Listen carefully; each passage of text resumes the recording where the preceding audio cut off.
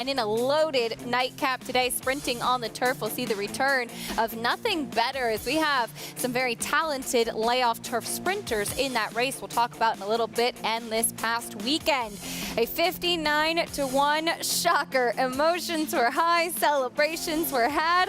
Lord Miles took the Wood Memorial in a thrilling photo finish. All that and more coming up on America's Day at the Races, brought to you by America's Best Racing.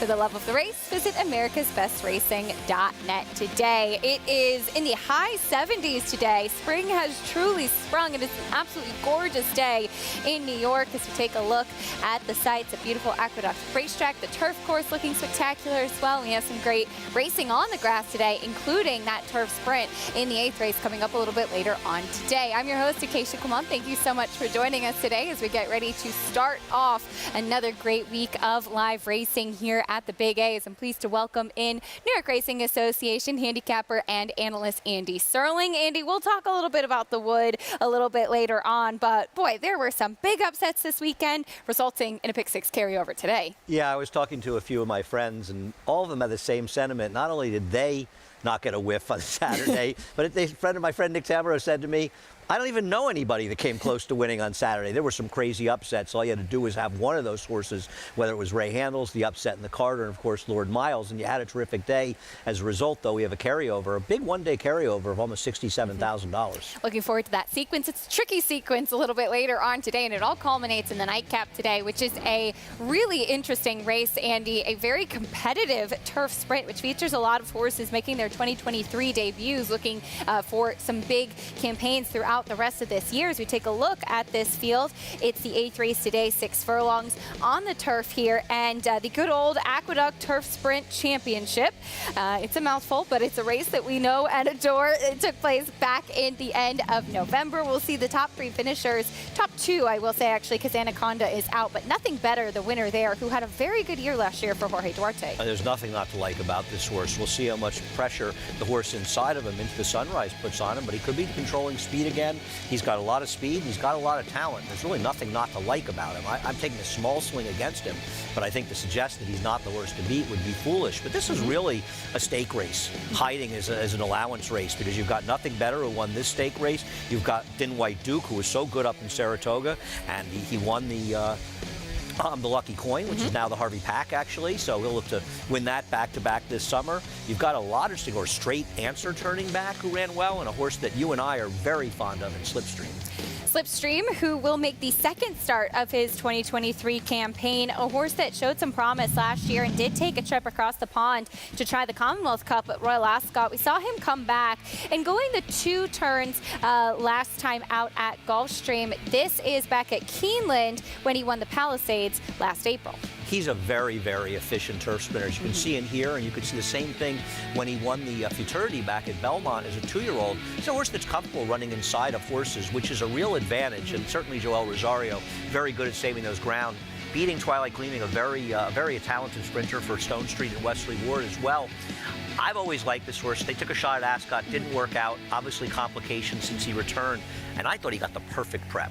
He's not really a 2-turn, 1-mile type horse, and make no mistake, 7.5 furlongs is more like a mile race. He's a much better horse sprinting. He was talented too.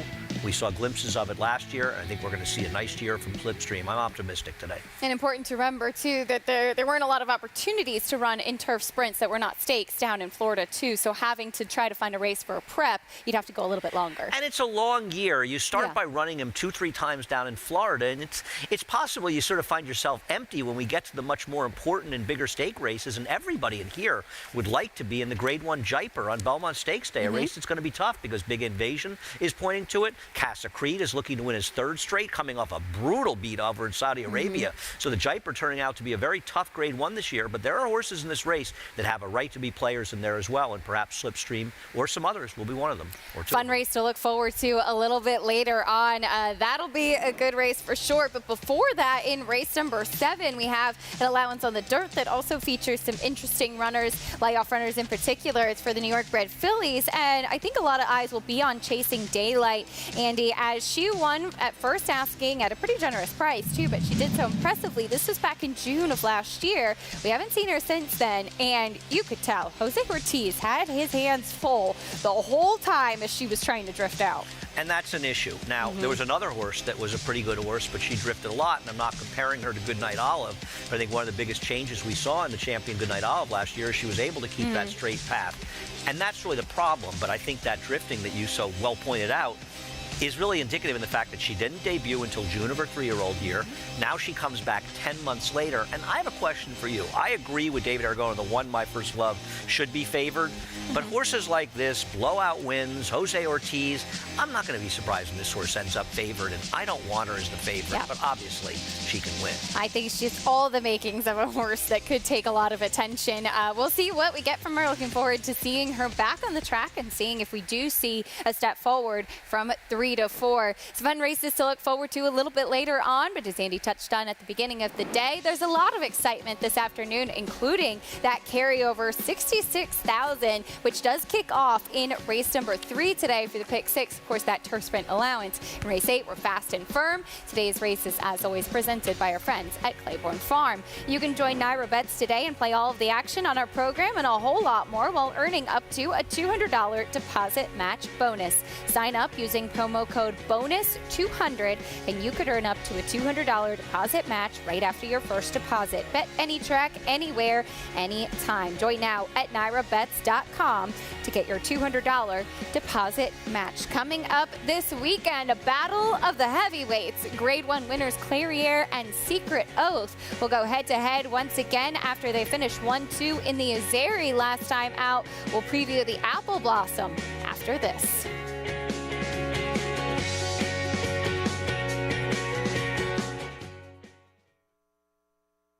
Karakontie has the potential to be a leading turf stallion in America. Karakontie proved with Spenderella that he can produce an international caliber horse that can run all over the world. Spenderella hanging tough with the advantage to win the Appalachian. I've been fortunate enough to train some top fillies and mares. Spenderella is right up there with the best of them. Spenderella turns it into a procession. I think Karakontie is a horse who has tremendous potential.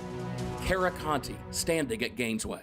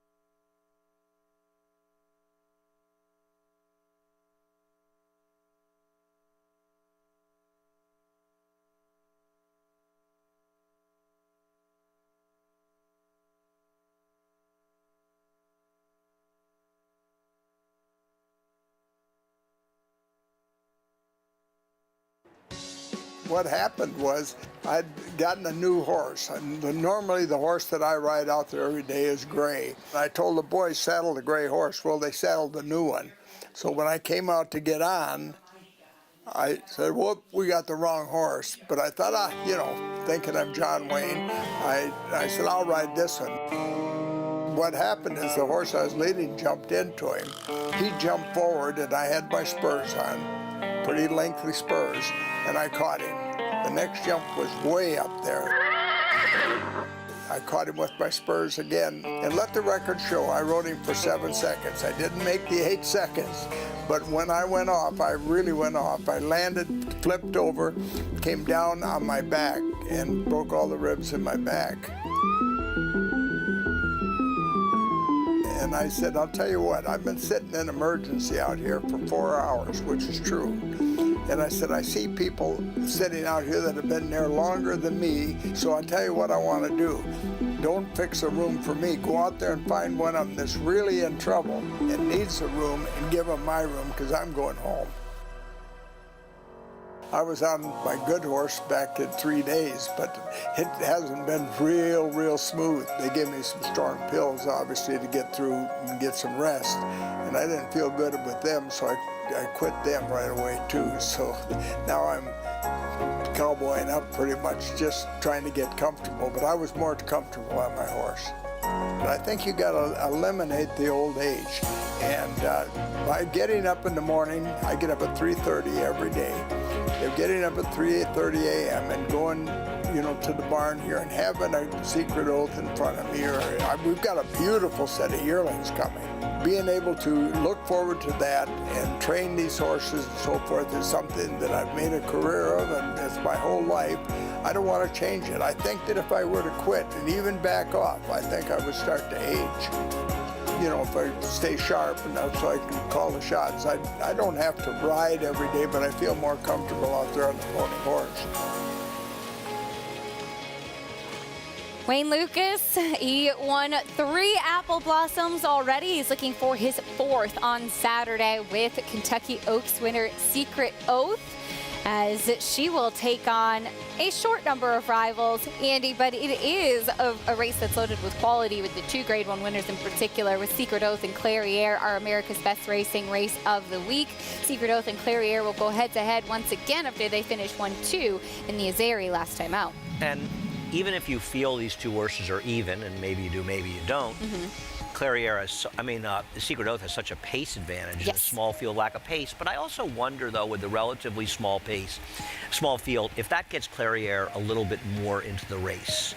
And to me, Secret Oath was really geared up to win this race off the debut. And while I'm sure the connections of Clairiere would like to have won last time, they have their eye on bigger prizes like this race and others down the road, like the Phipps and the Personal Ensign and the Breeders' Cup Distaff. So I think the Secret Oath may be the horse to beat in here, but I believe the Clairiere is going to run a much more competitive race on Saturday. Perhaps the one with the biggest pace advantage in the short field is Hot and Sultry, who is 3rd in that Azeri. She does seem to be overmatched as far as talent is concerned versus the fillies that she's facing, but she comes in for a hot barn and she does have speed. And at least their connections are taking a chance. This race obviously came a 4-horse field, and I feel the need is 100-1 to win this race. It's effectively a 3-horse field. You wonder where all the others are. I guess some are pointing towards the La Troyenne, and it's always been a division as the years go by. We've eliminated a lot of big races in New York. Horses' races have been downgraded. We've completely gotten rid of some of our races because they're just hard to fill. You try to move them around. In this division, you'll get some nice matchups, but you don't get a lot of big fields, even for big money. You do have the 2 Grade 1 winners with Secret Oath and Clairiere. They will be the headliners of the Apple Blossom coming up on Saturday at Oaklawn Park. Back to today, we get ready to kick off the live racing action from Aqueduct with the opener. It's a $10,000 claiming race, 6 furlongs on the main track for fillies and mares, 4-year-olds and upward. 2-1 favorite right now with the number 4, Twice Smitten. But we'll meet the entire field here, Andy, as we get ready to kick off the early pick 5. Looks like we're starting with the number 2, Exfiltration. Exfiltration in this field, a long shot, would have to improve immeasurably to be competitive. And there's the number 1, Gypsy Janie, first start since June. Hasn't run since June. She's a short price. All her recent forms were running at the bottom level at out-of-town racetracks. She wins, I lose. Shipping in from Pennsylvania. Here's the number 3, left-leaning Lucy cutting back. She's taking some money, actually, despite the low-profile connections that scored together at a big price, or at a second, I think, at a big price, and it's less far from impossible. Twice Smitten, your favorite? I guess she can win. You wonder if they're just defaulting a little to Rob Atras. She came off the layoff last time and was a dismal 3rd in a 4-horse field. Bells on Her Toes was behind Twice Smitten that day. Just feels too slow. Valorant, I know you love a turn back. She's my top choice in this race. She's been running against better horses. She's run fast enough races. I thought she was interesting. And we don't believe her. She's a horse that should be forwardly placed, and I always feel like these connections could be dangerous. I thought she was a player in here. You can follow along and get all of the stats on the horses, trainers, and jockeys in today's races with free Equibase past performances. Visit NYRA.com/TV schedule to download your free past performances on all the races on today's show. We welcome in the third member of our team, champion jockey Richard Migliori, here with us, getting a good look at these horses for the opener. Richie, what are you seeing? Okay, so before I start talking about specific horses, I just want to say it's really warm, beautiful breeze off the South Shore, Jamaica Bay. But it's about 84 degrees, and you want to see horses get a little bit of a sweat on today. When you see horses that are too dry on a warm day like this, particularly when the weather has been changing from, late spring, winter weather to this warmer weather, that's a problem. So the horses that kind of check in the boxes for me that, in a good way, getting a sweat on. The one, certainly Gypsy Janie. She's your favorite. Looks good from the inside. She's got a nice sweat on, nice warm up. The 4, Twice Smitten, made a really nice impression in the paddock. Another one, not too dry. You get Rob Atras. She's taking a lot of money. Your co-favorite. Actually, I think she just switched over to favoritism. The 6, Valorant. Boy, she looked dynamite in the paddock. Takes the blinkers off, turns back in distance. Talked with Carlos Martin, and he said, just trying to find a spot where she'll be competitive. He would have liked it to have been a little further, but he expects her to run really well today. And again, another one, a little bit of sweat, looks good in the warm-up. And the one that won me over after she galloped off, the outside horse, the 7, We Don't Believe Her. Another one, checking the boxes I look for physically. You get Jamie Torres, apprentice that has been very impressive to me. And she's the outside speed. There's a bit of speed down towards the inside, particularly the 2 horse. That's, a long shot, but I think you use those horses as kind of almost like a pacemaker, if you will, and set up shop just outside of him and get first run on everybody else. I think she might be able to trip out. The 7, We Don't Believe Her, but Valorant and her, those are the 2 that were vying for contention for me. Richie, thank you. And those are the 2 that Richie and Andy do prefer. Richie had some nice things to say about your top pick, Andy, in Valorant, who blinkers off, cuts back in distance. A few changes for her today. Yeah, I think if you take a sort of a more broad view of her, she fits very well. She's run faster figures. Now, she ran those races for Rob Atras, and I think if you want a negative, you'll say, well, she's declined since she left his barn. Maybe, maybe not. I don't think her first race off the claim from Rob Atras, and it came over a month later, so it's not running back on the training. She ran against horses that would just blow this field away. Mm-hmm. Any of Movie Moxie, Mia Be a Star, or My Sweet Wife would be heavily favored in here. And then last time out, she was down towards the inside, a day where the inside wasn't the best place to be, and she didn't run well, but maybe she didn't appreciate being down the deeper inside. I feel like she's dropping, and yes, is the drop a bit of a negative? They're always a bit of a negative. However, she's not a super short price, and I felt like with Jelen Samuel, she's not going to take as much money as she could because he's a lesser, lower profile rider, but I like him on a horse like this. He's going to be out there trying to win a race like this as hard as he can, so I'm perfectly happy with Jelen Samuel, especially at a better price. I agree with everything Richie said, though, about We Don't Believe Her. I think she could be in a very good stalking spot here, and this is a trainer that's sharp when he ships to New York. I thought she was an interesting player because Gypsy Janie at a short price was the other speed. She doesn't do a lot for me. To take a horse at a short price off a layoff from bottom-level races at Parks and Penn National, this is her win-to back, but I don't want this horse. Gypsy Jane taking a lot of money. We haven't seen her since June of last year. Her race is almost exclusively at Parks, and she will make her return to Aqueduct. She actually does boast 5 wins at the Big A, but that was a while ago. This 8-year-old mare, as you mentioned, taking a look at her win-to back. This was, again, though, May of over a year ago. And the question is how does she do off the layoff, and can she bring her show on the road? Yeah, when she won, it was a little while ago. And I'm just a little bit skeptical of her off the layoff. I don't want to take long layoffs at short prices, especially in these lower level races. And I don't know, can they not run a horse out of for a waiver if her last race was a starter? Did the last race have to be a claiming race to run for the waiver? Because she could run for the waiver, but obviously they're happy to get her claim for $10,000. I'm not 100% certain, I don't know either. I'm not going to comment on that. Yeah. Not 100%. A lot of times off layoffs, they like to run for the waiver to bring them back. Sure. She wins. I'm more than happy losing. I'm going to lose a lot of bets, and I'll let her beat me at a short price. The favorite, though, is the number 4, Twice Smitten, as this one, as you said, she was third. It was a 4-horse field, though. She just couldn't keep up with the top 2 in that race last time out.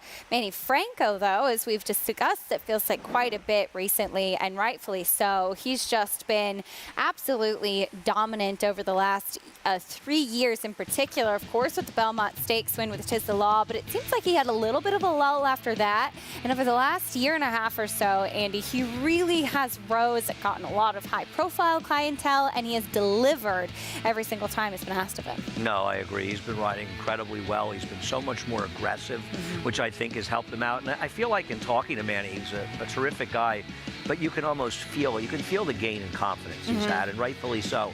He's always been a good rider. I think he just needed some sort of confidence boost to get him from where he was to where he is now, and I know that Richie agrees as well. Richie, you know better than anybody about taking that step up to the next level for a young jockey.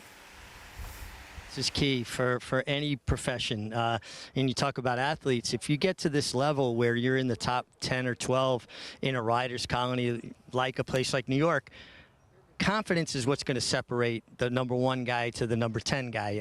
And when you start realizing, when you get the ammunition and you start riding for people like Chad Brown consistently, Todd Pletcher, higher profile trainers, you are going to see when you ask a horse, they're there, your confidence level, you're not going to second guess yourself, rises. And that's the only thing that separates. Physically, Manny has always been, to me, one of the most gifted riders in the room. I think he's really caught up because of confidence and just vision, seeing a race clearer and a bit slower. Richie, thank you. Loading in for race 1 at the Big A. We'll get ready to kick off today. Any final thoughts, Andy? I hope I win. I bet the 6 to win. I boxed 6-7. Chris Griffin standing by the call for race 1. Stepping. You know, you buy a lot of goodwill doing those things. No, I completely. Bell's on her toes. Now stepping in, 2 out. Valorand, and We Don't Believe Her to the outside.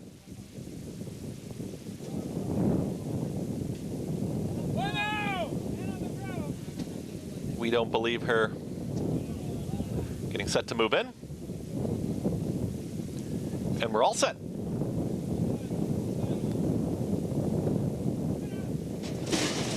And they're off. Maybe a step slow for Gypsy Janie. Left-leaning Lucy's got early speed. Hustle Along is going to be Twice Smitten up on the far outside. We Don't Believe Her as they line up. And now Twice Smitten and Manny Franco, they kick on. They're up by a full length. The gray is left-leaning Lucy, who's now back to second. Tight spot for Gypsy Janie, who has made up some ground.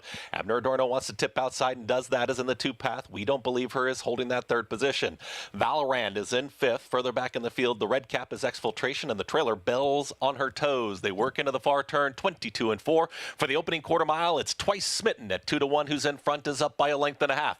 Left-leading Lucy is trying to re-engage up on the outside as Gypsy Janie has worked back over to the rail now with a ground-saving trip and a wide run from We Don't Believe Her. Far back to the rest, Bell's on her toes as 8 off the lead is trying to launch a rally to the outside of Valorand, and Exfiltration's a trailer.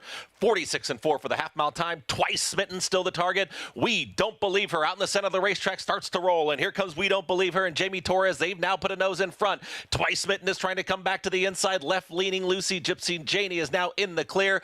Inside the final 16th, it's We Don't Believe Her who's up by a half length. Twice Smitten is not done. Getting tight here at the wire. It's going to be We Don't Believe Her who holds on. We Don't Believe Her over. Twice Smitten, then came Gypsy Janie and left-leaning Lucy in 1 minute 12.38 seconds in the opener.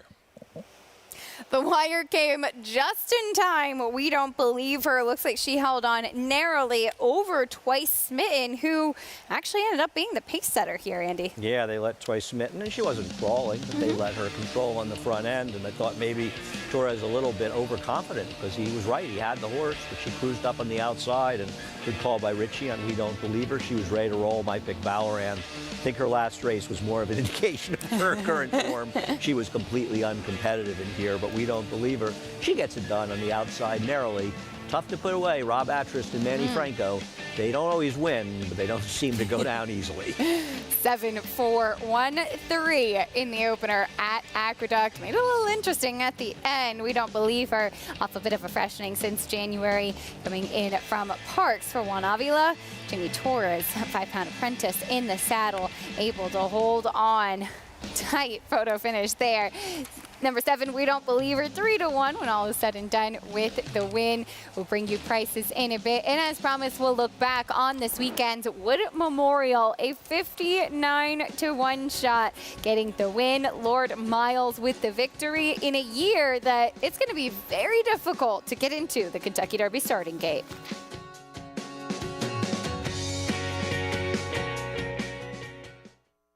Undefeated Grade 1 winner Mastery was a multiple graded stakes winner at 2, including this victory in the Grade 1 Los Alamitos Cash Call Futurity. On the track, his recent top runners include these star performers. Surprisingly down the outside, Scottish Star here, surprisingly surging on the outside, surprisingly. It's Midnight Memories who takes the lead. Midnight Memories, much the best in the Zenyatta. Mastery, standing at Claiborne Farm. The Cross Country Pick 5 combines the best racing from New York with top races from around the country in one bet. Find it in your track menu and play this weekend. Races and free PPs posted at NYRA.com/crosscountry. RaceLens is the most in-depth product in horse racing with unique features found nowhere else. True odds, predictive analysis, and pace projection. RaceLens. It will change the way you follow horse racing and take your game to the next level. Every hair, every muscle, every contour, every pulse. In the juvenile. Essential Quality F1. In the Belmont. Essential Quality has won the Belmont Stakes.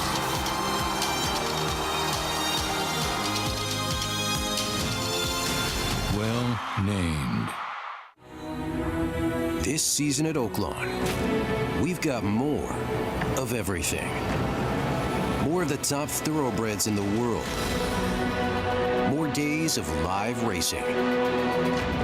And the largest purses in our history. All at a completely reimagined Oaklawn. Come be a part of this historic season at Arkansas's only casino resort. You're watching America's Day at the Races, brought to you in part by Claiborne Farm. 100 years of doing the usual, unusually well. In race number 1, it was the number 7, We Don't Believe Her, at Aqueduct, heading into the winner's circle. Very game with apprentice Jamie Torres in the saddle, and he's sitting by with Richie.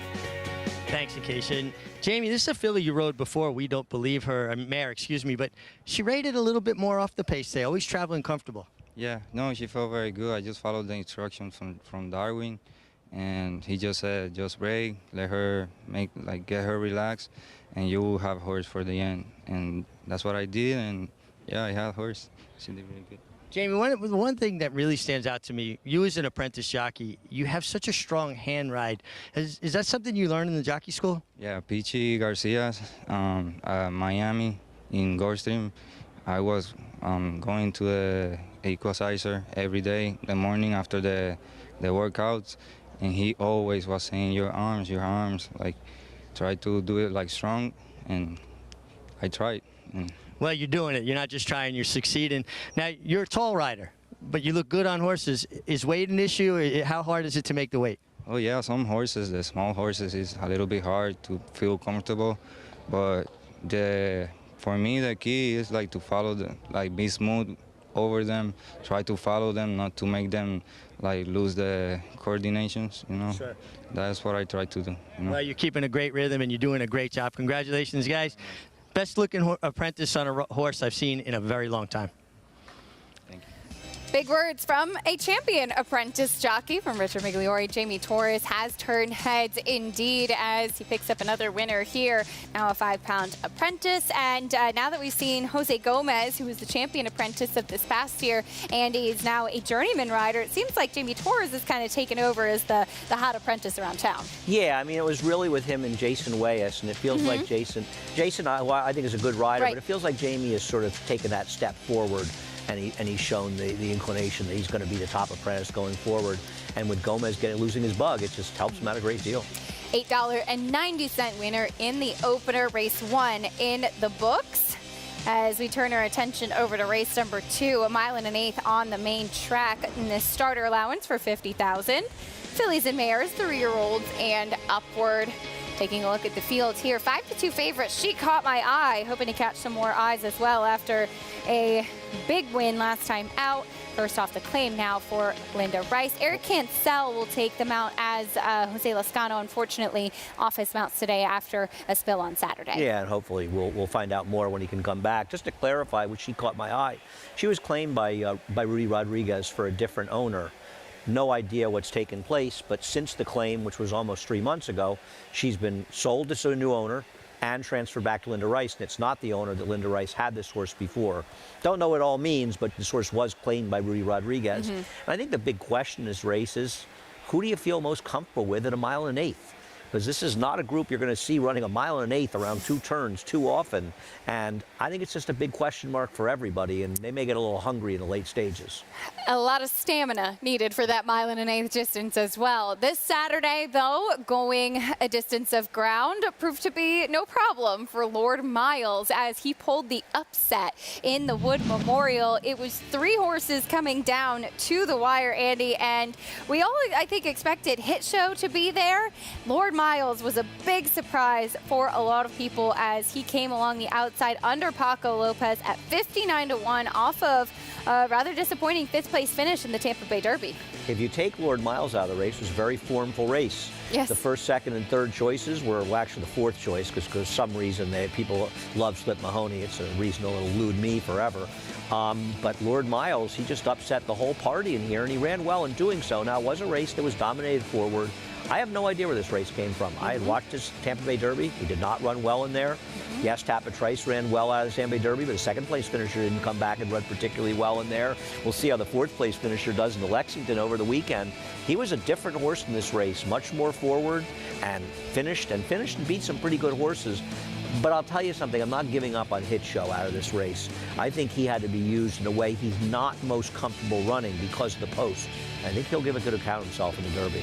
In a year where it looks like 45 points will be the cutoff for getting into the gate of the Kentucky Derby, there's been some chaos this year, and there was some more chaos after the race too. Richie, we saw an inquiry immediately following the Wood Memorial from a jockey's perspective, and I know you spoke to Manny Franco, who was aboard Hit Show. What did you see that happened in the stretch of the Wood? Well, I think everybody had a little bit of a part in it. Certainly Lord Miles was holding his line, maybe came in at not even a half a step, a quarter of a step. I thought Dreamlight kind of started the whole thing when he drifted out, and Hit Show was caught in between them. And there was contact, but I think it was incidental contact. And when we talk about race riding, I don't think anybody was trying to take anybody's ground. Now, I did talk to Manny right after the race, and Manny was adamant it was the outside, but Lord Miles, the outside horse, was the one that beat him. So if he wanted to see a horse come down, and he had a vested interest in his argument. But honestly, I think the stewards made the right call. Again, a little bit of the inside coming out, the outside maybe take a little bit of a step in, and at the same time, you're trying to hold your line. You know, we know Paco Lopez is an aggressive rider. I don't blame him for that. He's just trying to hold his line, and you can't let the favorite be too comfortable. A jockey's job is make his rivals as uncomfortable as possible within the boundaries of the rules. So I thought it was a surprising finish, but Hit Show, I'm with Andy. Had to be used from that post. No fault of Manny's. He had to play the hand dealt him. He did the best he could, and he ran well. I mean, a nose from losing. I thought it was a big effort. A big effort indeed, and we'll see what's in the future for Hit Show. Richie, thank you. Did look like a little bit of that accordion effect in the stretch there, as we saw, as you mentioned, Andy, the Bluegrass this past weekend too, with Tappet Trice, winner of the Tampa Bay Derby, and a horse that has had trouble getting out of the gate. He had the one post going into the Bluegrass as well, but I thought there was a marked improvement in the way that he ran in this race. No, I agree. He wasn't as sluggish coming out of the gate, and Luis Saez had to ride him hard, but he rode him, and then he got him towards the outside, so he got overall a good trip in that sense, but he made a premature wide move, running after the pace. Verifying had a pretty comfortable trip and well, though I think Verifying ran well. I doubt he's effective in the Derby at 10 furlongs.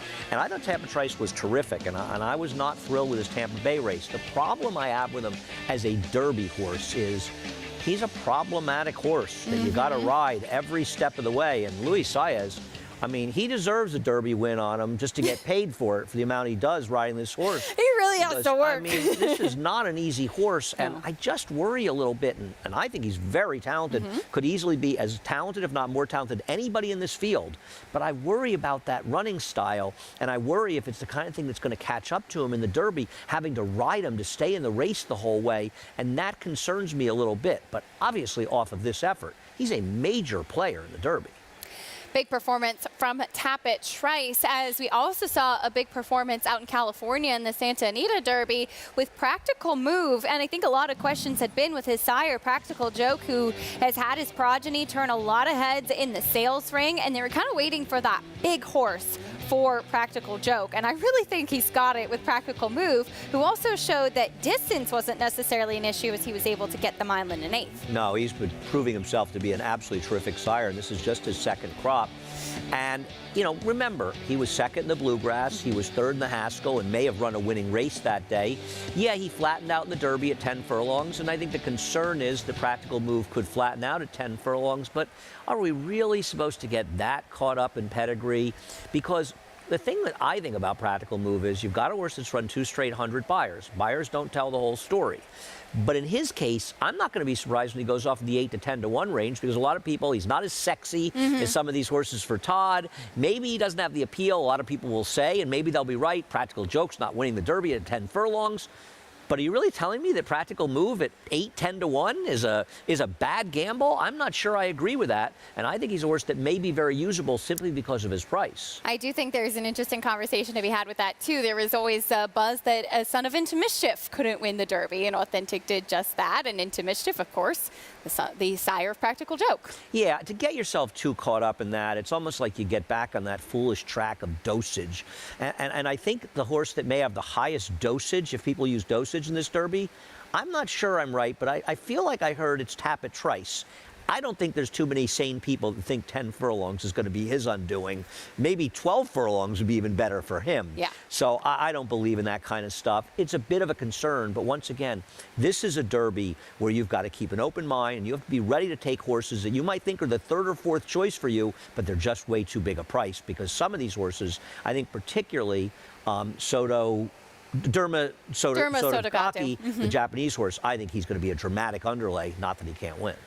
We'll take a look at the Kentucky Derby points leaderboard, and as mentioned before the break, it seems the cutoff will be 45 points to get into the gate. Right now, there are some horses that were kind of on the bubble and hoping that they could get in to the gate, and if everybody stays in as planned, will not be able to do so. We have not seen a lot of defections along the road. We've not seen horses being taken out of the consideration for the Kentucky Derby. This is going to be a tough year just to compete. Well, that's the thing. So many of these horses, fortunately, have stayed sound throughout the running. I mean, Arabian Night's really the only big player we lost. Yep. We'll see what happens with confidence game. It's hard to have a lot of confidence in him getting there, you know, whether he's going to run or not. And it's hard to love him in the Derby without having run since the Rebel, even though he ran very, very well in there. Couple of these horses are going to drop out. Horses will get in, but still, it's very competitive getting in there. And it's going to be the same thing for the Kentucky Oaks. There are some horses that don't have the points to get in, including last year's 2-year-old champion Wonder Wheel, as well as Julia Shining. And there are going to be some horses as well as Punch Bowl. So there's going to be a number of horses that people will think are major players, the Kentucky Oaks, that may very well not get into the race. Well, very interesting to see what happens in the marquee 3-year-old dirt races for the Colts and Fillies come the first Friday and Saturday in May.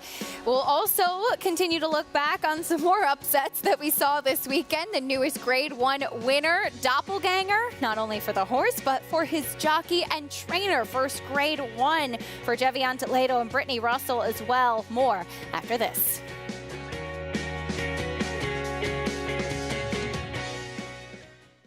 Daredevil, returning to stud on U.S. soil.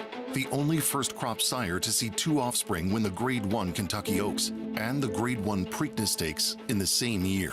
She dares the devil, taking the Kentucky Oaks and the Grade 2 Azeri Stakes, and champion Swiss Skydiver, winning the Preakness and the Grade 1 Beholder Mile Stakes. With more exciting prospects on the track and multiple 6-figure sales in the ring, Daredevil's career is just getting started, only at Lane's End.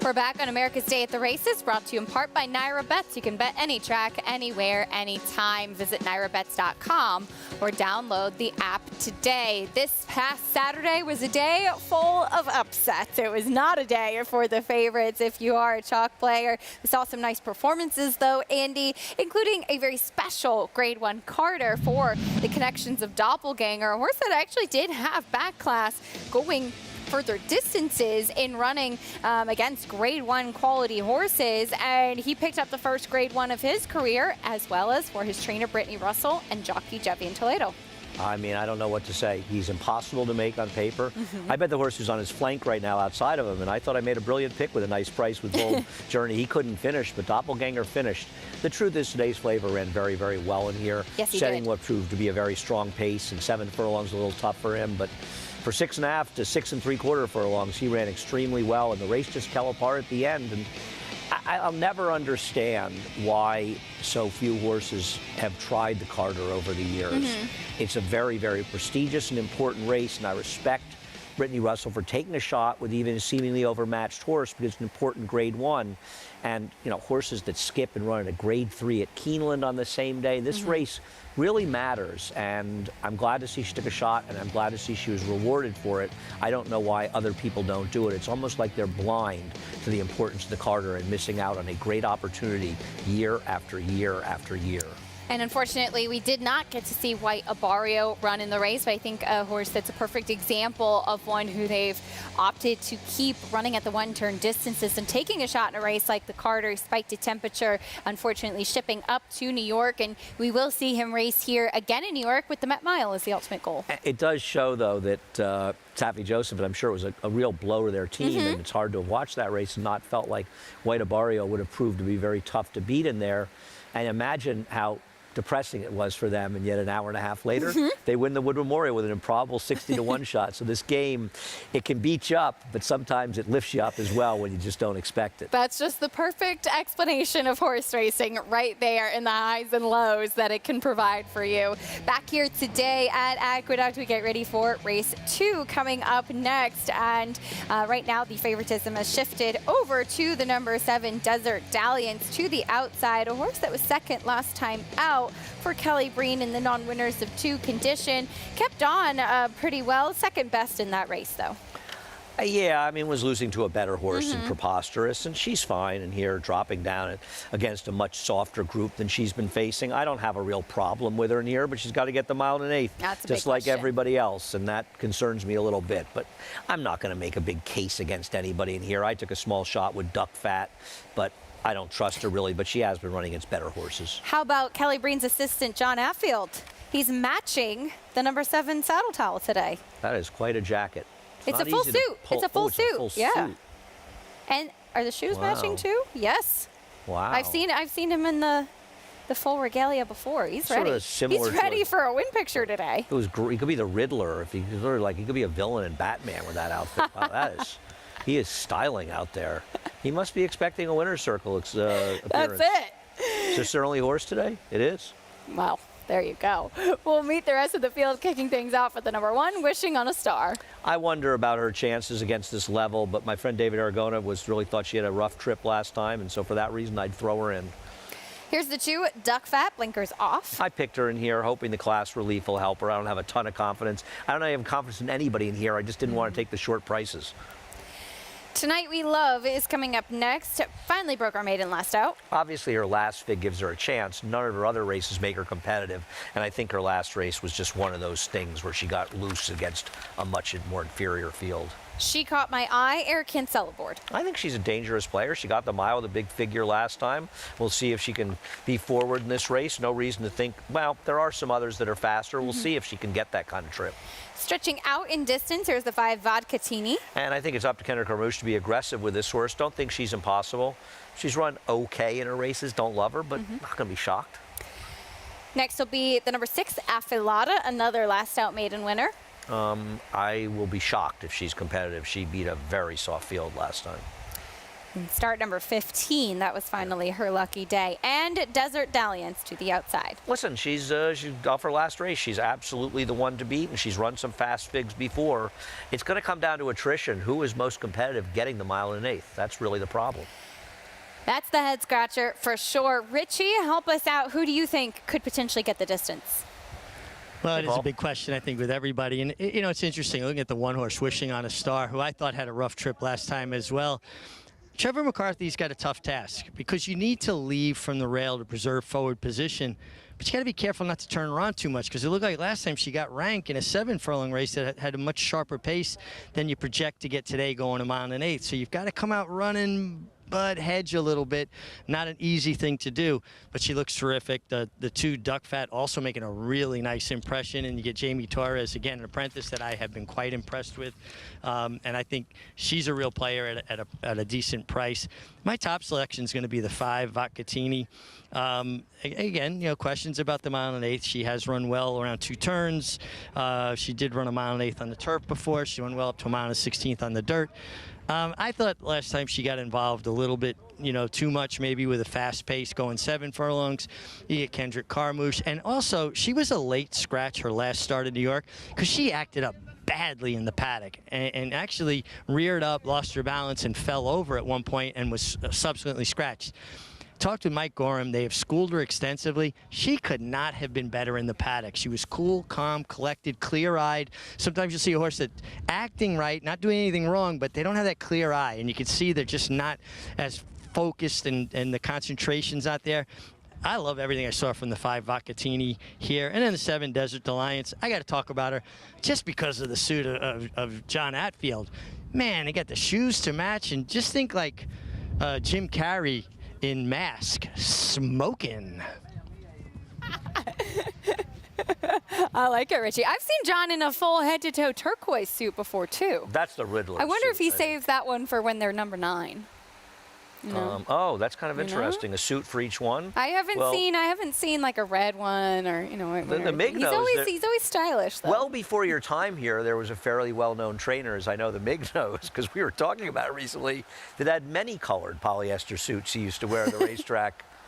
Yeah, well, you give the guy some credit for flair. Yeah.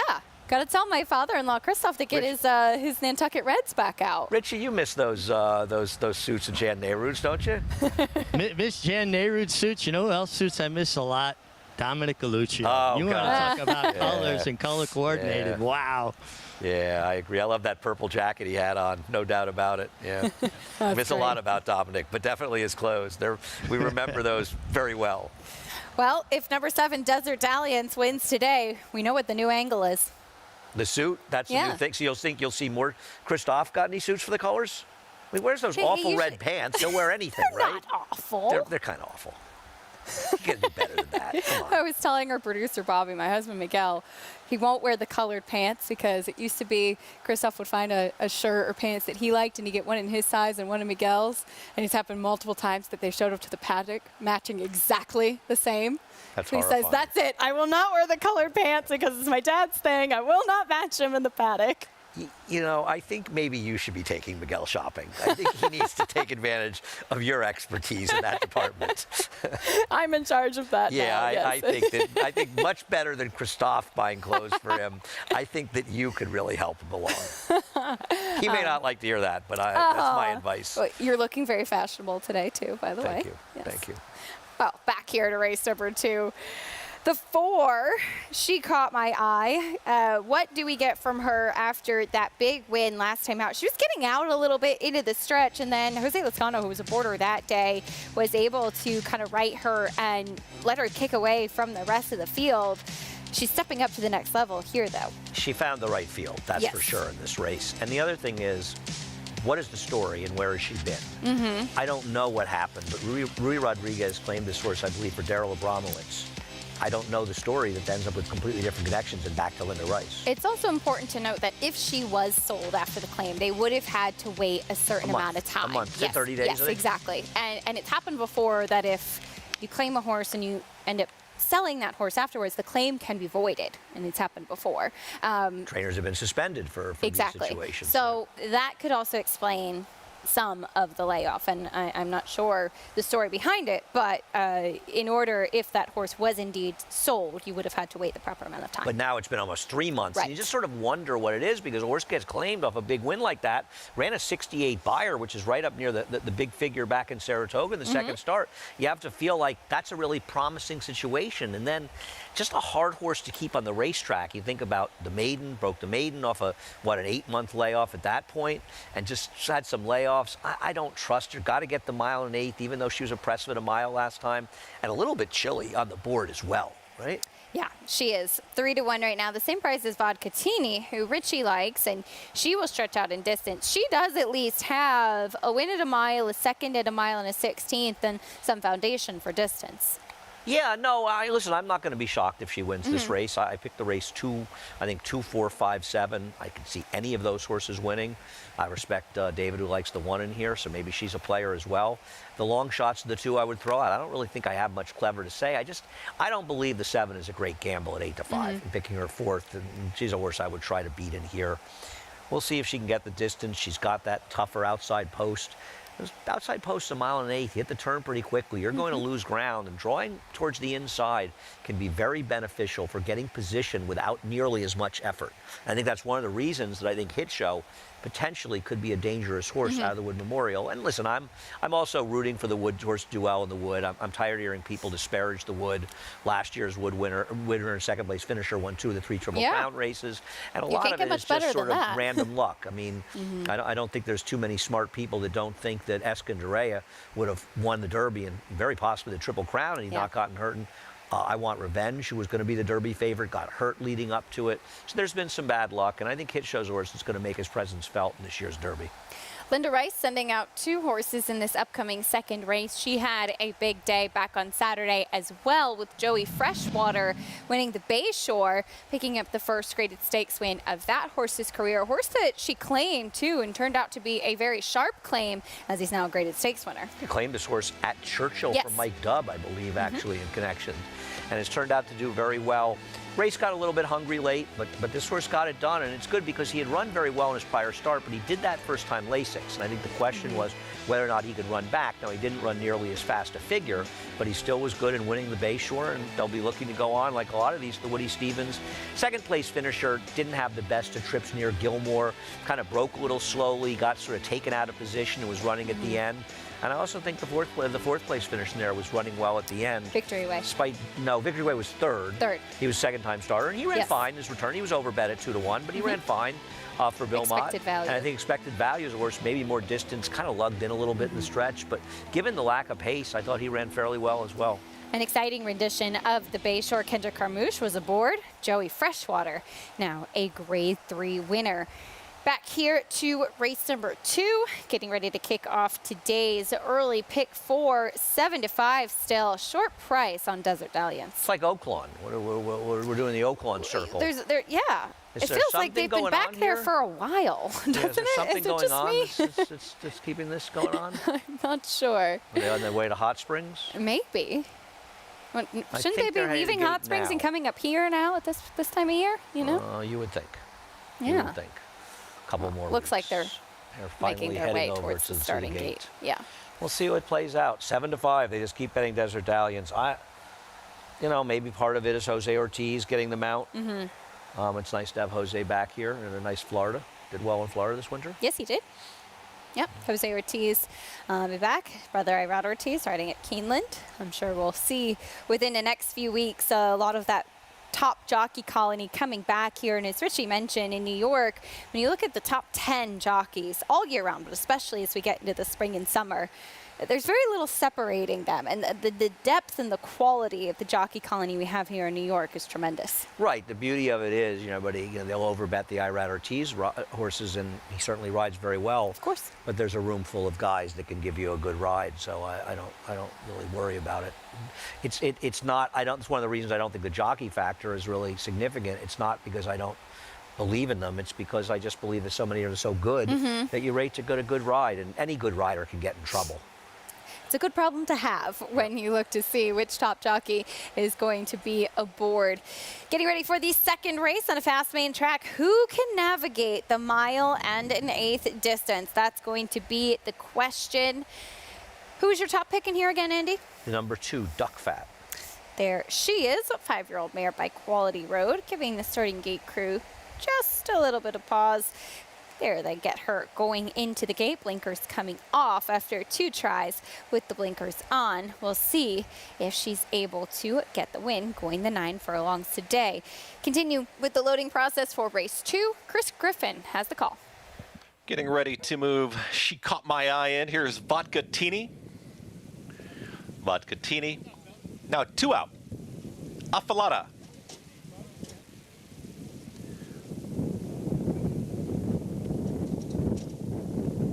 Affalata's in, and Desert Dalliance to the outside. Is in. All set.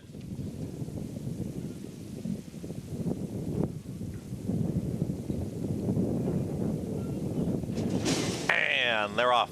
Slight stumbled to start there shortly after the break for Wishing on a Star, but does have early speed. She Caught My Eye, and Eric Cancel will take him into that first turn. Wishing on a Star. After the stumble, Trevor McCarthy is in behind this runner. A tough opening quarter is now reined back in there, is in behind. Vodka-Tini, who's taken second. Out wider is Desert Dalliance, who's going to secure third. Very hard to handle as Wishing on a Star is at the rail in fourth. In between horses comes Tonight We Love, is in the green cap, is in the 5th spot. Then out in the center of the racetrack is Affalata, and the trailer is Duck Fat. 3 across the racetrack as they work to the backstretch, and they went 25 seconds flat for that posted opening quarter mile here for She Caught My Eye under a tight hold is to the inside of Vodka Teeny, who's right there in second. Desert Dalliance is 6-5 on the board and is out in the 3 path, is right off of these pace setters, is now more settled as Wishing on a Star. Tonight, We Love is still in between horses, is in 5th. Affalata a touch wide. They went 49 and 2 for that half-mile time. And at the back, it's Duck Fat, who's 8 lengths the trailer. They get set to approach. A half-mile left to go. She Caught My Eye. Eric Cancel looking over his right shoulder and sees Desert Dalliance now looming up on the outside, and Jose Ortiz. And now Desert Dalliance is within ahead of that leader. She Caught My Eye's got company. Affalata has made up a lot of ground, is now taking third as Vodka Teeny starts to back out a bit. A run from Wishing on a Star. Far back to the rest, Desert Dalliance. Jose Ortiz has not moved and is up by 2. They went 1:14 flat for 3/4 mile. Desert Dalliance is out in the center of the racetrack, and she looks tough at the top of the stretch. It's Desert Dalliance who now just gets slight urging here from Jose Ortiz, is 5 lengths in front. Affalata is running on. Wishing on a Star on the grandstand side is making up some late ground. She Caught My Eye is now back to 4th, approaching the 16th pole. No doubt about your winner. Desert Dalliance is going to cruise home to victory here. Wishing on a Star has run a pretty big one here, is up on the outside. Will get second over She Caught My Eye, who came back for 3rd, and Affalata in 1 minute 53 flat. Desert Dalliance, much the best. Well, Andy, it's the angle, the suit. Yeah, a favorite I was trying to beat that I was dead wrong about. She absolutely smothered this field and won like a 6-5 shot should, and I guess it's the suit. John Hatfield, assistant trainer to Kelly Breen, knew they were going to get a picture taken today. Number 7, Desert Dalliance with the win. Jose Ortiz in the saddle. And the good news is, after he gets that picture taken, he can work as a human traffic cone. He doesn't even have to change. So if you see something moving out in the Belt Parkway, it might be John. It's okay. You're probably not driving that fast on the Belt Parkway anyway. There you have it. Desert Dalliance, Jose Ortiz in the saddle. She gets the win. Kelly Breen beat by Kyra Prince. She certainly answered the question as to whether she could handle the distance, too, pulling away from this field pretty handily as well. Yeah, she was much the best in here. She just absolutely blew by. She caught my eye like she was standing still, and Trevor picked up the pieces to get second with Wishing on a Star, who got a little rank early, but doesn't really matter. They were all also rans behind Desert Dahlia, and there it is. Orange shoes, orange pants, orange jacket. He needs an orange wig. I was just going to say he needs an orange top hat. Yeah, there you go. There you go. He was ready for the photo today. Quite an outfit. Ready for the photo. Desert Dalliance with the win. I want to point out, too, Wishing on a Star was very tough to handle. She ended up second, and she was giving Trevor McCarthy a really tough time early on in the race. She broke well in the inside in the 7 cut over, the 4 cut over. She kind of got ranked behind that one in the first turn, a little rank on the backstretch, but Trevor got her to settle down, and she was the winner of the battle of attrition for second. 7-1-4-6. No doubt about the winner, though. Desert Dalliance with the victory.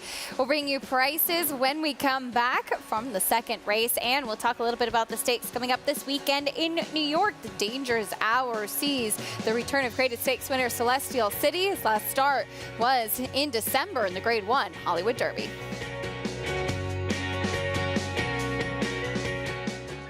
Good magic in a good-looking performance.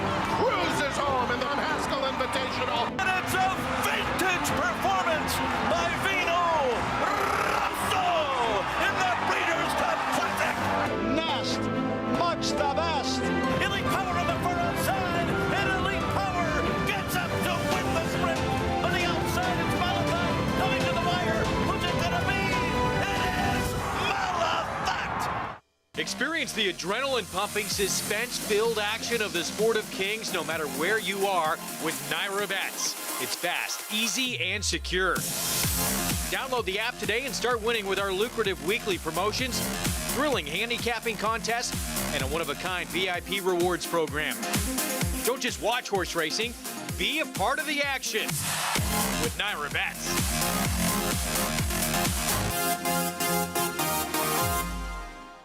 I'm very bullish on it. Tom's D'Etat's got a 4-length lead at the 16th pole. Tom's D'Etat has conquered the Clark. Your best horses of the last 10 or 15 years are not consistently as fast as this horse. It's total domination for Tom's D'Etat.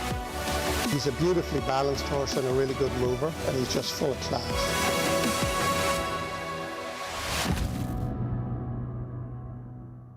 Racetrack Television Network brings you every race, from every track, on every screen, every day. With monthly packages starting as low as $5, RTN gives you great value and access to more live HD streaming and race replays than anyone. Visit RTN.tv today to sign up and watch on almost any device, including Roku and Amazon Fire. RTN has packages that start at $5 per month.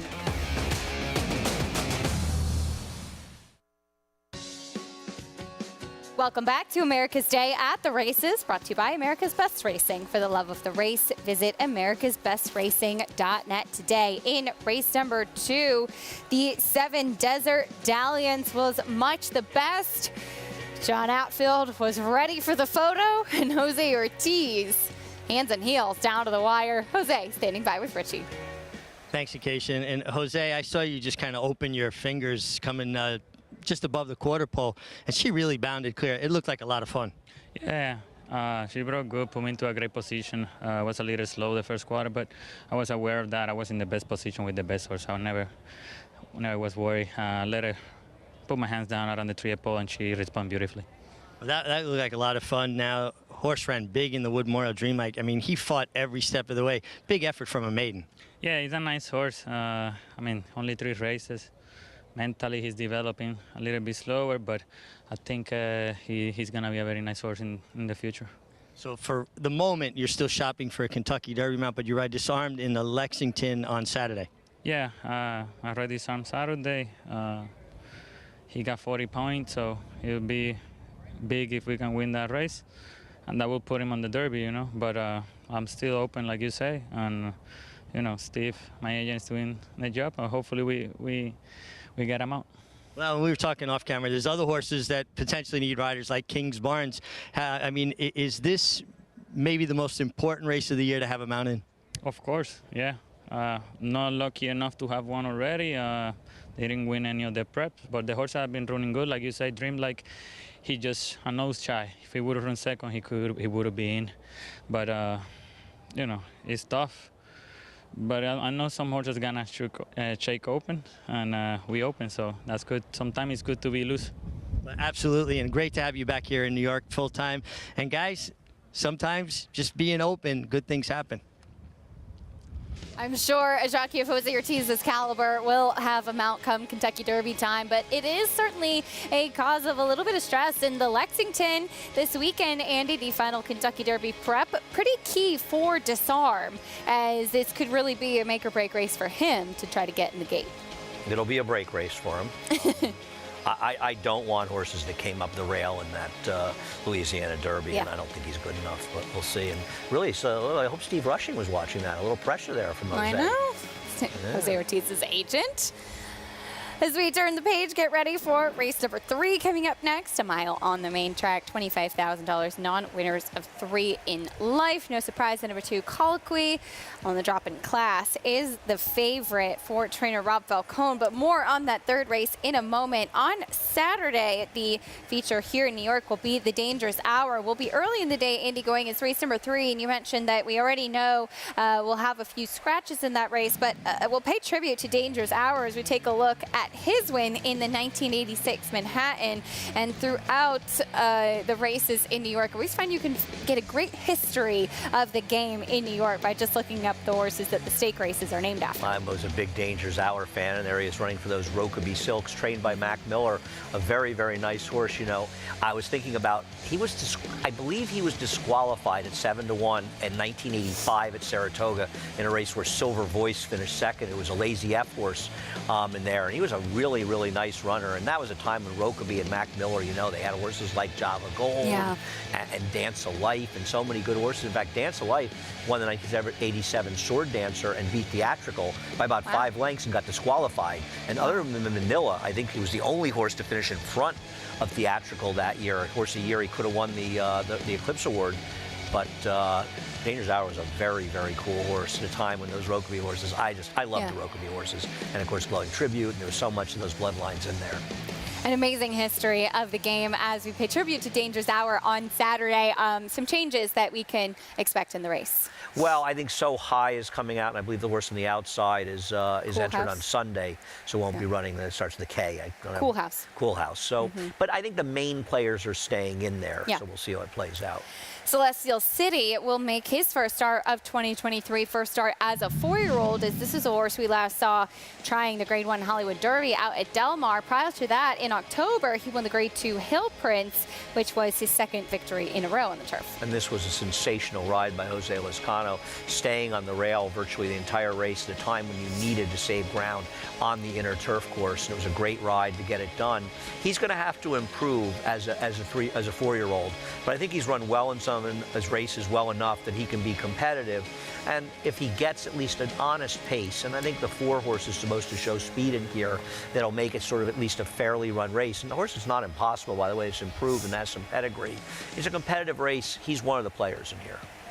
Celestial City, winner of the Grade 2 Hill Prince, will look to kick off his 2023 in style. But as far as the pace is concerned, Big Everest would be happy if the potential other pace setter, 11 Central, who's only had 1 turf race already, was not so forwardly praised. Big Everest was very fortunate in the Artie Schiller, given the fact that the other speed in the race did scratch out prior to that, but he was able to wire the field back-to-back wins before his winter break at the end of November. I don't know what to make of this horse, because obviously he had run some good figures and he had appeared to have gotten very good at the end of the year, but his trips were so incredibly favorable for him that I'm not sure that he had improved a little bit. He definitely improved, and he learned to settle down. I think they gelded him, right? I think that helped him settle down. Oh yeah, absolutely. Because he had been a horse that had been ranked, and he had run very, very well in his debut when he finished second to a Hard Love. Jonathan Thomas horse. Hard Love looked like a really good horse before he went the wrong way. But it took a while to get him straightened out. But he's also been extremely fortunate. And 11 Central is supposed to be aggressive. In fact, I'd look to go to the lead if I were them with him. We'll see. Can Big Everest be as effective if he doesn't get everything his own way? And Anaconda's in the race is also dangerous. He scratched out of today's race, but he's run well going long before. So I thought it was an interesting race. It'll be a small field, but everyone in the race is competitive. Milan, the inner turf on Saturday will be race number 3, the Dangerous Hour, as we are just also a few days away from a sure sign that summer is coming. The Oklahoma training track in Saratoga will open for the season on Monday. Really excited about that. It's like home for me. My husband Miguel will be up there with the Christophe Colomb horses the first week of May, so a few weeks after the training track opens, but really excited to have the opportunity to be back there training. Plenty of guys that keep horses there for about 6 months too and call it home training, and throughout the season in New York.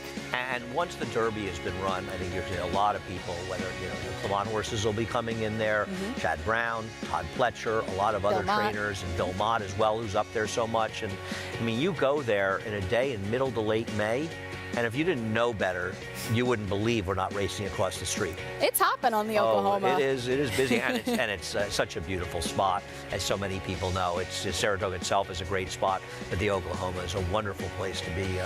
It's a little early for me to get there in the morning, but occasionally I make it. Anything before 10 is too early for me. See some key dates of the 2023 Saratoga meet. Opening day, July 13th. It'll be here before we know it. Do you know the movie they filmed in Saratoga, Paint, came out last week with Owen Wilson? Oh, that's right. I think Peter Brandt's one of the producers of that movie. Peter Brandt, very good friends with Owen, I believe. Yeah, and I think that movie opened up on Friday. It's playing in Saratoga. I may have to go with my mom when I go up there this weekend. But yeah, I thought that was kind of interesting. And they filmed that, I think, was it last summer, last fall, spring? Last spring, I believe. Yeah. Yes, yeah, last spring, because Miguel was trying to figure out how he could meet Owen Wilson. Yeah, it may have been 2 years ago now that I think about it. Because I remember he came to the Oklahoma one morning. But it's such a special place. Oh, it really is a great, great spot.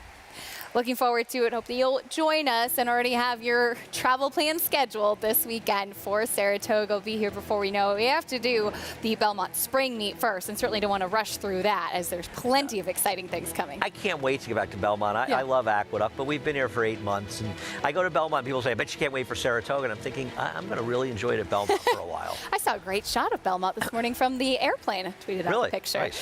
When you come back, we'll give you an inside look through the starting gate with Richard Migliori.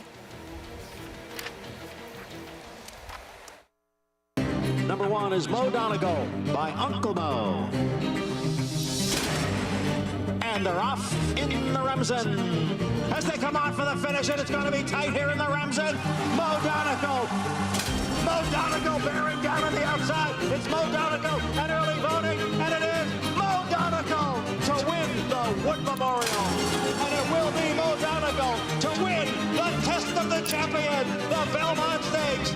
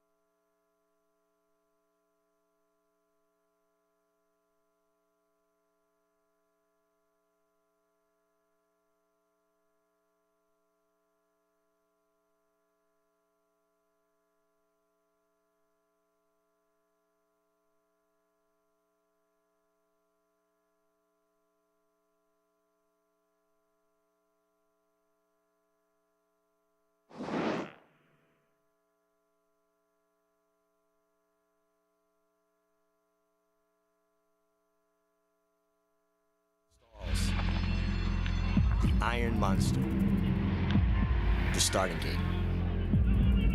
There's so many key and important times in a race where jockeys have to make quick decisions, when to move, when to sit, wait behind horses. But to me, one of the most critical times in a race is leaving the starting gate. If you don't break cleanly, you can get shuffled back, taken out of position, and it's hard to get a horse in a good rhythm. Starts are so important. I want you to know what goes on inside the starting gate. Come on with me. What are we doing? Hey, wait for the truck. All right, yeah. Key to breaking sharp from the gate is having your horse warmed up, alert, but settled. You want them relaxed. We've got a great gate crew here in New York, and they know all the horses, their habits, what to expect. Put them in the gate, get them square, looking down the track, and be ready to go. Try to get as relaxed as I can on my horse before we go in the gate, and once I get in there, I want to let him walk in and take a deep breath and make sure the gate guy get up, because I want to make sure he starts setting his feet correctly. And you know the ones that's going to sit in there and be still, but I just want to keep it as relaxed as I can going into the gate with the horse, where the horse can feel like he's going to do his job. I'm going to just stay out of his way. You get one that cuts right to the gate, sometimes they'll balk. It's a kind of a closed space. Some horses are a little claustrophobic. Important to pick up your feet so you don't get your legs caught on the side of the gate. You could feel their energy. Sometimes you'll feel their heartbeat beating on your leg. Again, want to keep them relaxed, settled, get them square. The assistant starters are so good at getting the horse nice and balanced. Sometimes you get one that's leaning a little too far, you'll take your leg, push off the petition, get them where you want them to be. Looking down the racetrack, all four legs square on the ground. Last horse gets ready to go in, you're going to take your half cross, take a piece of mane, one hand, other hand free in case horse breaks left or right, you can correct them, and you're going to be leaving here in a hurry. Well, a lot of people wait on the guys to say one out to get all set and ready. You know, I'm not, you know, you can hear the guy say one out, but I'm mostly paying attention to the guy with the button. That's how I break so fast out the gate, you know. I'm a button guy, you know. Or I listen to the last door sound and the button. And after that, early position wins the race most of the time. So many moving parts that make a horse break well or break poorly. It's important to have great communication between the rider and the assistant starters as well as the official starter, and working with the trainers to make sure that if a horse is a little bit nervous, they school them, they get them where they're relaxed around the gate. It's not always the horse that's the most keyed up that breaks the best. It's the horse that's alert and settled and balanced in the gate. Then you can leave the gate in a hurry.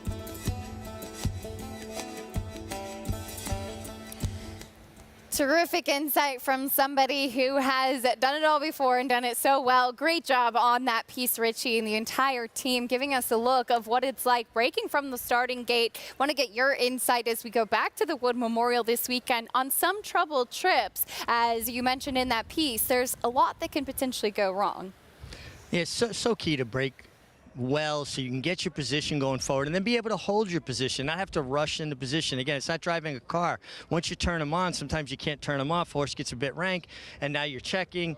And we saw some, checking into the first turn, more of a factor of horses coming over from the outside. Now, Slip Mahoney took the worst of it. I don't know how much ultimately it cost him because he really didn't do a lot of running after that, but it's hard to quantify how much that affected him the first part, but he did have to check, and in turn it made horses kind of check and lose position behind them. The horse that finished third, Classic Catch, fifth, excuse me, Classic Catch, he kind of had it kind of steady because he thought something was going to happen in front of him and lose position, and then he came running where maybe if he didn't have to, he would have been in a better spot. And then, of course, Hit Show, just a bad post. I thought he broke clean enough, but he had to be hustled into that position and being caught 3 or 4 wide as best he could do considering the post position. Not an easy thing for any horse to overcome. I mean, years ago we saw Foolish Pleasure start from post 15, win the Wood Memorial, go on to win the Kentucky Derby, but that's a rare occurrence. I still think he showed up and showed he has a lot of ability. And I've got to laugh, listening to that piece over. Kendrick Carmouche says, he's more of a guy that looks for the starter, looks at the button guy. Where I grew up, button guy was a lot different thing. Richie, thank you. Appreciate all of your great insight as always. You ever breaking from the starting gate? You kidding me? I'm scared looking at it. It's not an easy thing to do. Our producer, Bobby Klotz, said he was in tears, I think, when they were filming that near the gate. Well, we just knew that we had to, for Richie's wife, Carmela, it was ask forgiveness, not permission, that he was getting on a horse to get into the gate, even though it was a pony. Yeah. She's not happy if he's getting on a horse, I can guarantee that. He wants to break from the gate and go all the way around. But we wants to ride the 4th race today, you kidding me? Oh, yeah, absolutely. Race 3 coming up next, a mile on the main track, $25,000 claiming race down winners of 3 in life. And Andy, this is where the pick 6 does start. We have that carryover, $66,000. Plus, it's not an easy sequence. Yeah, I mean, you're going to see Colloquy go down to probably about 4 to 5 or even money by post time, and it's the one to beat in here. I'm going to use the 7 on the outside. It was the second or third choice, Midnight Worker. Maybe the 3 Skylander, a little bit interesting if you want to go deeper, if you want to go through these races kind of quickly here. For it. In the 4th race, I would use mostly the 2 Quality Stones and the 7 Diva Banker. I prefer Diva Banker. Maybe a C would be the 8 Chase and Bryn. All this depends on how much money you can spend. Race number 5 is a tricky race. I would probably focus on the number 5 Citizen K, use a little 2 Liar's Poker and the 3 Mr. Kringle as well. The 6th race, the 1 Equal Protection, the number 8 Fast Boat to Sky, and the 9 Warren Award would have to be on the ticket for me. Race number 7, I would focus on the 1 My First Love and the 4 Juliana's Rose. Trying to beat the 6 Chasing Daylight, maybe she'd be a C. And the 8th race, I mean, you want to use as many as you can. You want to use the 1 entry. I think both the 1 and 1A can win. They're not a great gamble entries, but you don't want them to beat you in the pick 6. Nothing better, the 4, who's the horse to beat. And the 9 Slipstream will be the main ones for me. I don't think the 8 Comedy Town's impossible, and I definitely don't think the 6 Straight Answer is impossible as well. It all comes down to trying to get them on your tickets, and for me, that's why multiple tickets is the best way to go. A tricky sequence and finishing with a very competitive race, that turf sprint. And the final race today. Horses in the paddock for this third race, 3-year-olds and upward in Colloquy, the favorite. Do you feel like, though, Andy, for a horse that they claim for $40,000, when he won the non-winners of 2 condition, it's a little bit of a big drop right away after facing much tougher? I couldn't agree more. I think it's very, very questionable, especially with a short price, because he didn't run well off the claim for Falcone. He ran okay, but he didn't run particularly well, and Robbie's barn's been going very, very well lately. His race 2 back would make him tough in here. I have no problem with that. And even if you look at the numbers, $37,000, so you make a little over $20,000, you lose the horse, you make $5,000, but you had to pay for the horse, you got to pay the jockey. This is not a big win for them, and it feels like they're giving up awfully quick because he's likely to be claimed. We'll meet the rest of the field, kicking off with the price Centavo. He's been in decent form for Centavo. It just may not be decent enough for him to be competitive here. Comes out of a starter allowance try. Here's your favorite, Colloquy. Listen, his merits are obvious. He seems like a reasonable horse. And I think you'll see Manny get him competitively forward here early. Skylander goes back down to the level at which he was claimed. He had no shot last time out, and he does have races fast enough, and maybe a little bit of a break since his last start will get him back to his better races. Gets a bit of a cutback in distance as well. Here's the 4, Salute to America. Got it done against a much weaker field, not only a lower level claiming race, but a lower claiming level and non-winners of 2 lifetime. Higher Quality moves to the Linda Rice barn. He was okay when he first started for Chad Brown, but his form has kind of fallen apart. We'll see if Linda can get him back into form. A very quirky horse, particularly at the gate. Here is the number 6, Valiero, big price. I wonder if they're running in the quarter race. They don't want to claim. They want to get him back on the turf, which is his preferred surface. 19-1 right now, and to the outside Midnight Worker, who stretches back out. I picked him as the alternative. I thought he ran very, very well 2 races back. Took no money last time. It was a complete and total no-show, but he ran extremely well 2 back. If he can run back to that race, he can win. I'd like to see Jason Wayas get back to his aggressive running style, because this horse should be the controlling speed. You can join Naira Bets today and play all of the action on our program and a whole lot more while earning up to a $200 deposit match bonus. Sign up using promo code BONUS200 and you could earn up to a $200 deposit match right after your first deposit. Bet any track, anywhere, anytime. Join now at NairaBets.com to earn your $200 deposit match. You'll want that, as we have the pick 6 carryover here. The pool already up to just shy of $190,000. The number 2, Colloquy, did get the win 2 starts back, and we'll take a look at that race from February as he gets a big warm-up under Manny Franco. Was just able to hold on, dug in gamely over Mandatory, who he actually then faced in that next race in starter allowance race too. Yeah, I thought Mandatory ran the better race this day, and he sort of stood up to it in his last start. But he had a little bit of trouble early, but overall he worked out a very good trip under Manny Franco. But I think it's important to note, okay, assume I'm right and Mandatory ran a little better than him. He didn't run 5 lengths better than him, and in fact he came back and ran almost 6 lengths ahead of him the next time. So something went kind of wrong for Mandatory last time out. He didn't run that bad a figure that he's not a player in here, but when you look at short-priced favorites for Colloquy, yeah, you don't ask yourself why they can win. You ask yourself why you might want to be against them. And I think his last performance and the drop down are both question marks for an even money shot. It is undeniably the horse to beat. And I think if you look through the sequence, he might be the horse that gets singled the most by people. There's no other horse in the sequence that I believe will be this short a price. 6-5 right now on the board. Let's check in trackside with Richie. Yeah, guys, it's kind of an interesting race, and looking at horses physically this time of year, sometimes it's a little difficult because they still got long winter coats. It's warmer days, so they're just not maybe showing their best from a physical perspective. I can't say that with the favorite, Colloquy. I will say Rob Falcone's horses continually look good. He got a nice warm-up under Manny Franco. And I understand what Andy's saying, and there are some question marks. I really can't see past him. I mean, I think he makes a lot of sense on paper with the drop, and he makes, a lot of sense from what I see from a physical perspective. Flip side of that is the 3 Skylander, who I just would have liked to see get a little bit of a sweat on. He's just a little too dry for my taste on a day like this. I don't like to see horses that are too dry. I just think unless he changes by the time he gets to the gate, it's not a good sign. You need to see a horse sweat. It tells you that their natural coolant system is working properly. And the 7 Midnight Worker is your most likely upsetter because he should be the main and controlling speed from the outside. He comes out of much faster pace races the last couple. When he stretched to the mile before, he's been forward on the pace in a race that looks fairly devoid of early speed. The key to it, though, and we just watched the starting gate piece, is braking sharply and making your intentions clear. Don't encourage anybody to take you on, or that you might be hedging and say, well, he's not going, I'll go. That's how you get hooked up in speed duels. Take control of the race in the first eighth of the mile and then set the tempo. And then it's not about going as slow as you possibly can go. It's about using your horse judiciously and taking everybody else out of their game. Don't let the closers gallop up to you and think you're going to outkick them. I mean, years ago, there was a great runner, Dave Waddle. I don't think a lot of guys were waiting to Dave Waddle to get next to them and then try to finish with him. Don't try to outkick the kickers. Use your speed and put some separation at some point.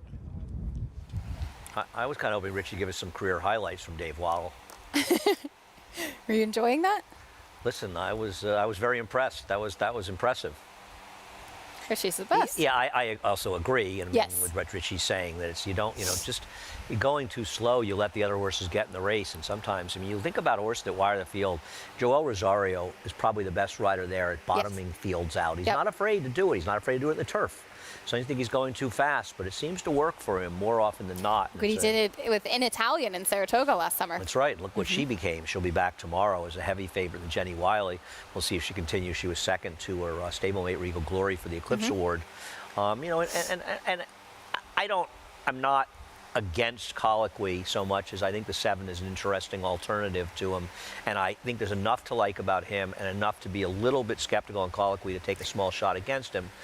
But in a pick 6, I would be very much focusing on just the 2 and 7. The 3 would be a C for me. And every decision you make in a pick 6 is affected by other decisions you make. You know, when somebody says, I missed pick 6 and my other horse won the second leg, but you had another horse in every race. Sure. And if you added all those horses, suddenly these tickets get big very, very quickly. Years ago, we did a thing on Steve Bick's message board, Derby Trail, where we took an imaginary $5,000 bankroll, and this is when the pick 6 was $2. And for all the people that said, oh, I could have hit that if I had a bankroll, try to hit some of these pick 6s and put together tickets. And I think it's an instructional way to realize how quickly these tickets get in the thousands. Yeah. And it's far from as easy as I think some people think. And hitting pick 6s is about avoiding potholes, is about positioning yourself to win when you're wrong. And that's why I like Steve Christ's ABC method, where you could be really smart in 5 races and not like the winner of another race, but you threw him in as a C, where you had a lot of horses covered. And the caveman tickets don't do that. And I know there's different philosophies out there. And listen, if you find a philosophy that works for you, that's fine. Sure. You shouldn't tell other people this is the only way to play, because there are multiple ways to play, and there are successful players.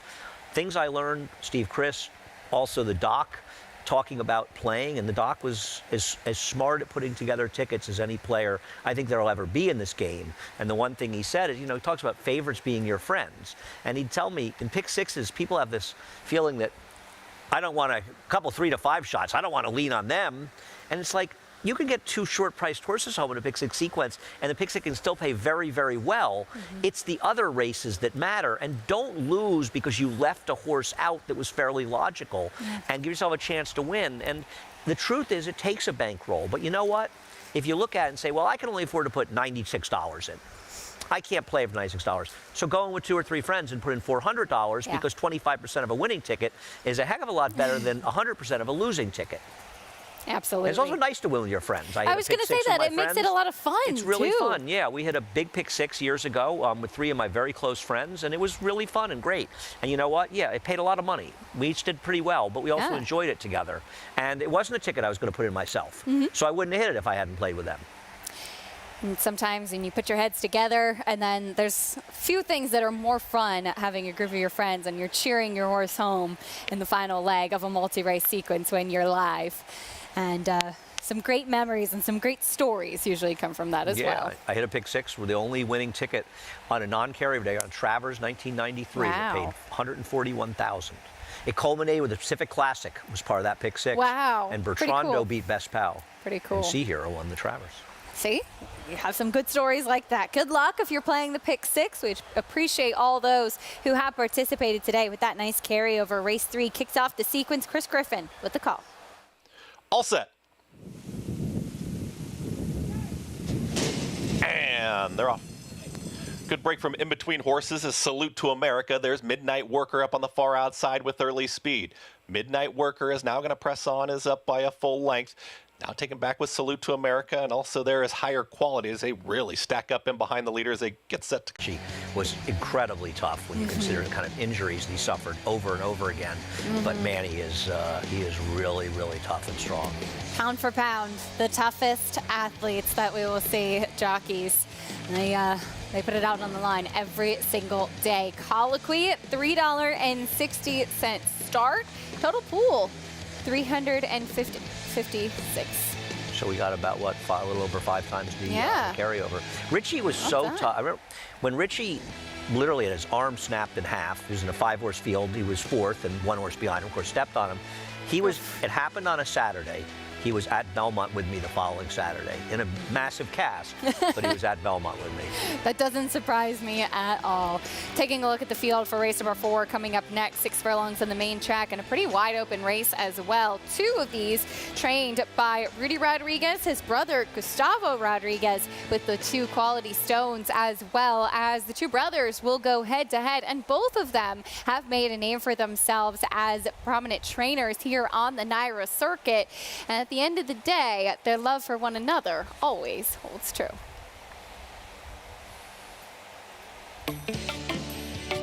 Trainers Rudy and Gustavo Rodriguez come from a family of 10 brothers, 5 of which have worked in the thoroughbred industry. But training wasn't their first job. I was a jockey for almost close to 17 years. And here's the wire, and Frost Giant, a huge upset. I broke a lot of bones. So that was easy for me to change, I guess.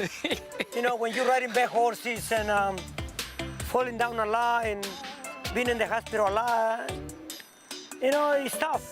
I had 2 jobs. I was working for Rick Dotro as an exercise rider, and I used to park cars, for NYRA. Over here in the back, it was in the preferred parking. Yeah, over here. I did it for like a few years, So maybe more than 10 this years. little spot is still close. Yeah. Parking cars aside, the brothers decided to work together. Rudy would get his trainer's license, and Gustavo would come work for him. But that took some encouragement. He didn't really want to do it, but I kind of like was pushing him, you know, to do it because he knew a lot of owners, and I thought maybe through him we wanted like to do our own thing, but he didn't really want to do it. And I was. I want to keep falling out in the horses still. I want to keep riding. And little by little, he made it. Vijack to win the Kelso Handicap. Dad's Caps has won the Carter. Condo Commando was splash-tastic. Everything seemed to be going well. Well, most of the time. Was okay. Couple of days, you know, like everything else, you know, some days good, some days bad, but no, for like we keep moving along. For like most of the time, good, you know, we used to argue and this and that. 2 minutes go by, we everything good. This continued until a partnership with Andrew Gurdon developed with Gustavo, and he decided to go out on his own.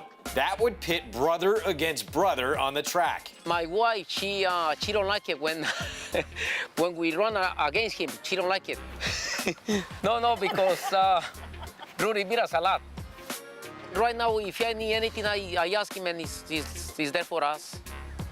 And if he needs something, I'm there for him. We try to put it together, you know. Even we fight sometimes, but we right there. You gotta fight sometimes to make it work, no? Well, brothers will be brothers, but through it all, there is still a lot of respect between them. He's very unique, and it's tough to be like him. He's more laid back. Rudy's like I just go with the flow. He don't stop. He don't stop. Rudy, he just keep going. I'm good. I gotta go take a shower and come back. Rudy Rodriguez, Gustavo Rodriguez. You'll never see them without a smile either. And usually you'll find Rudy with his AirPods in too and maybe missing one. Or on the phone while he's doing an interview after the race with you or Maggie, or really anything's possible with Rudy. Anything's possible with Rudy. There's one of Rudy's runners. He has Diva Banker and Chasen Bryn in this upcoming race. And there is his brothers. Gus has Quality Stones in here as the Rodriguez family has this race 4 surrounded. Yeah, I thought that the 7 was the horse to beat, Diva Banker in here. He was running against better horses and had some excuses in those races, wide trips and good railed races. I think Quality Stone's a little bit dangerous, though, to wire the field, but I prefer the 7, Diva Banker. She's been running against some nice horses, She really has been running against better horses. A little chilly on the board right now. I should probably look at the doubles and see how much they differ from the current odds, and let's take a look at some of the will pays. Let's look. Yeah, the 8's actually a heavy favorite. Wow, she's going to be favored over Diva Banker and Quality Stones, the second and third choices with Beautiful Karen, the fourth choice. Interesting. There is Diva Banker getting saddled for this 4th race. We'll talk a little bit more about her chances and the rest of the field. After this, we'll also touch on some European invaders who are coming back to try and take some big graded stakes races in the U.S. Once again, you've got 2-time Breeders' Cup winner Modern Games returning, as well as With the Moonlight, the Saratoga Oaks winner of last year.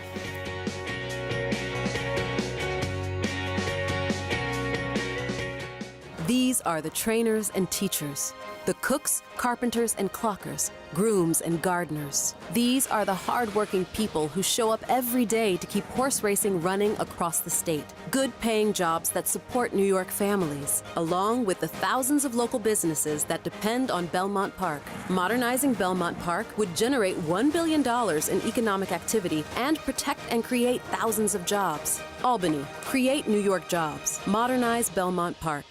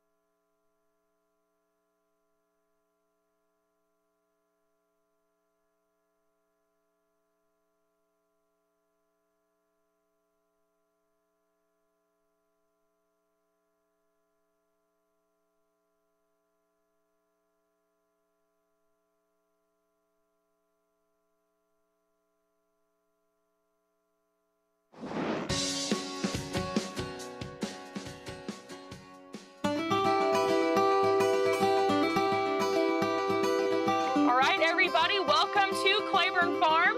Claiborne Farm has been around since 1910. The tour is a backstage look at how we operate as a large-scale breeding farm.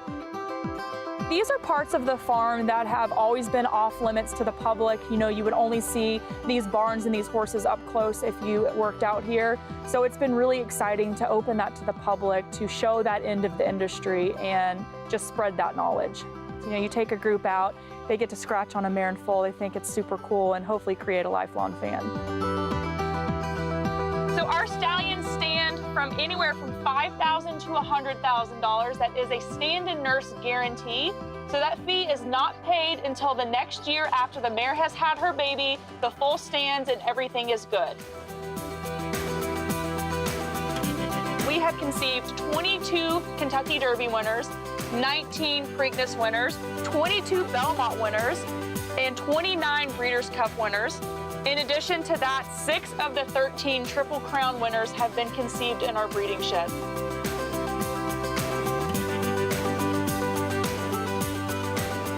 So I'm always excited to, spread the knowledge that I've had, share this passion for the breeding industry that I've had basically my entire life, and just spread the wealth. Basically, all of our tours are sold out. That's just absolutely fantastic. Sometimes we'll try to sneak in 1 or 2 extra people onto the trolley. It's a yearling colt field. Actually, this field is home of 2013 Kentucky Derby winner Orb, as well as Breeders' Cup Classic winner Flame. The cemetery is extremely popular. It's on both types of tours that we offer, so the trolley tour and the walking tour. People travel from all over the world to see Secretariat's grave. So it's really exciting to see people's reaction to seeing that. Secretariat, the 1973 Triple Crown winner. I just want to thank everybody for coming on this tour. This is a tour that we've been really excited about. We're really excited to open up this side of the operation to the public.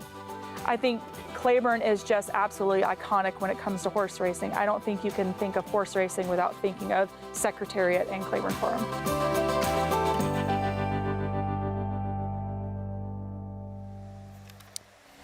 If you've not yet had the opportunity to take a tour at Claiborne Farm, could not recommend it enough. Of course, our program, America's Day at the Race, is brought to you, as always, by Claiborne Farm. 100 years of doing the usual, unusually well. It's the first farm I went to when I first went to Keeneland in '94, and I went there, and I got a great tour from a gentleman who worked there and stuff. And I mean, there were so many horses, like Believe It was still there, who I had seen beat Alidar in the Remsen at Aqueduct.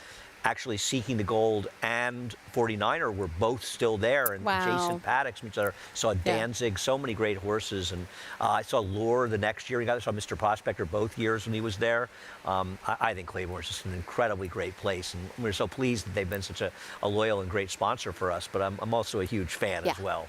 And a wonderful opportunity. They're so welcoming if you want to come for a visit there too. So if you find yourself in Kentucky, make sure to take advantage of that. We're going to take a look at a couple of the big races coming up at Keeneland on Friday and Saturday. The Maker's Mark Mile, Grade 1, as always, came up a competitive race, and we're going to see some familiar faces in there coming in from Europe, including Modern Games, who we last saw winning the Breeders' Cup Mile. He hasn't raced since then. It seems Charlie Appleby and Godolphin have really liked the feeling of winning all these Grade 1s here in the United States, and brings Modern Games back 3-5 on the morning line. The Godolphin horses that Charlie Appleby has brought to America seem like they have a little extra oomph when they run their races over here, and they have obviously been exceptional. I was talking to my friend Nick Tamaro, who makes the line at Keeneland, and I said, he said, what was I supposed to, how short could I make him? And he made him 3-5 in the line. I said, well, he was under 7-5 in the Breeders' Cup Mile at Keeneland, so how can he not be an odds-on favorite here? And he's run so well in his races. But, Todd Pletcher has a couple that are sort of up-and-comers. We'll see if they can improve on their forward farm from Florida, Emmanuel and Up to the Mark, and Dr. Zempf, who was okay in Europe. I thought he was very impressive in winning his stateside debut. But Modern Games, make no mistake, he is way the worst to beat.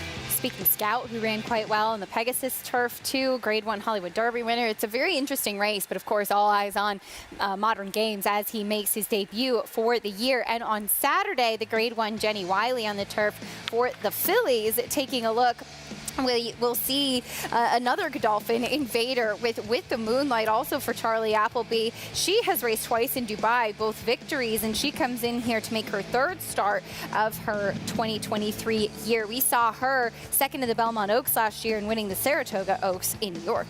Yeah, and she's running just 50 days or approximately 7 weeks after running over Dubai, and she used a couple of their preps for the Dubai World Cup to prep for coming over here, and she obviously made sort of mincemeat of the fields over there. Hard to know who she was running against. I thought this is her winning the Saratoga Oaks. I thought she ran very well in the Lake Placid, went second.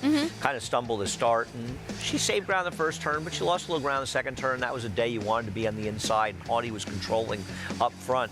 We'll see. She's going to have to step forward. All of them are going to have to step forward. If the In Italia that we saw in the Diana First Lady and Breeders' Cup Turf ran, they're all running for second. But we'll see if she can improve off her solid 3-year-old form. In Italian won the Diana in such dominating style, and that really really kind of stamped her as such a big player. She came back in the First Lady. This is her Diana win that we had actually touched on with the way Joelle Rosario nursed her along on the front end, and she just seemed to keep getting faster in the way that she was doing it. Nearly won the Breeders' Cup Filly and Mare Turf behind Tuesday. Yeah, there's technical analysis running her heart out, and she just couldn't get to this filly. She ran a tremendous race in second, but in Italia, who finished second to Regal Glory for the Eclipse Award in a very, very tight race last year, she was exceptional, and I thought her race in the Breeders' Cup Turf was excellent.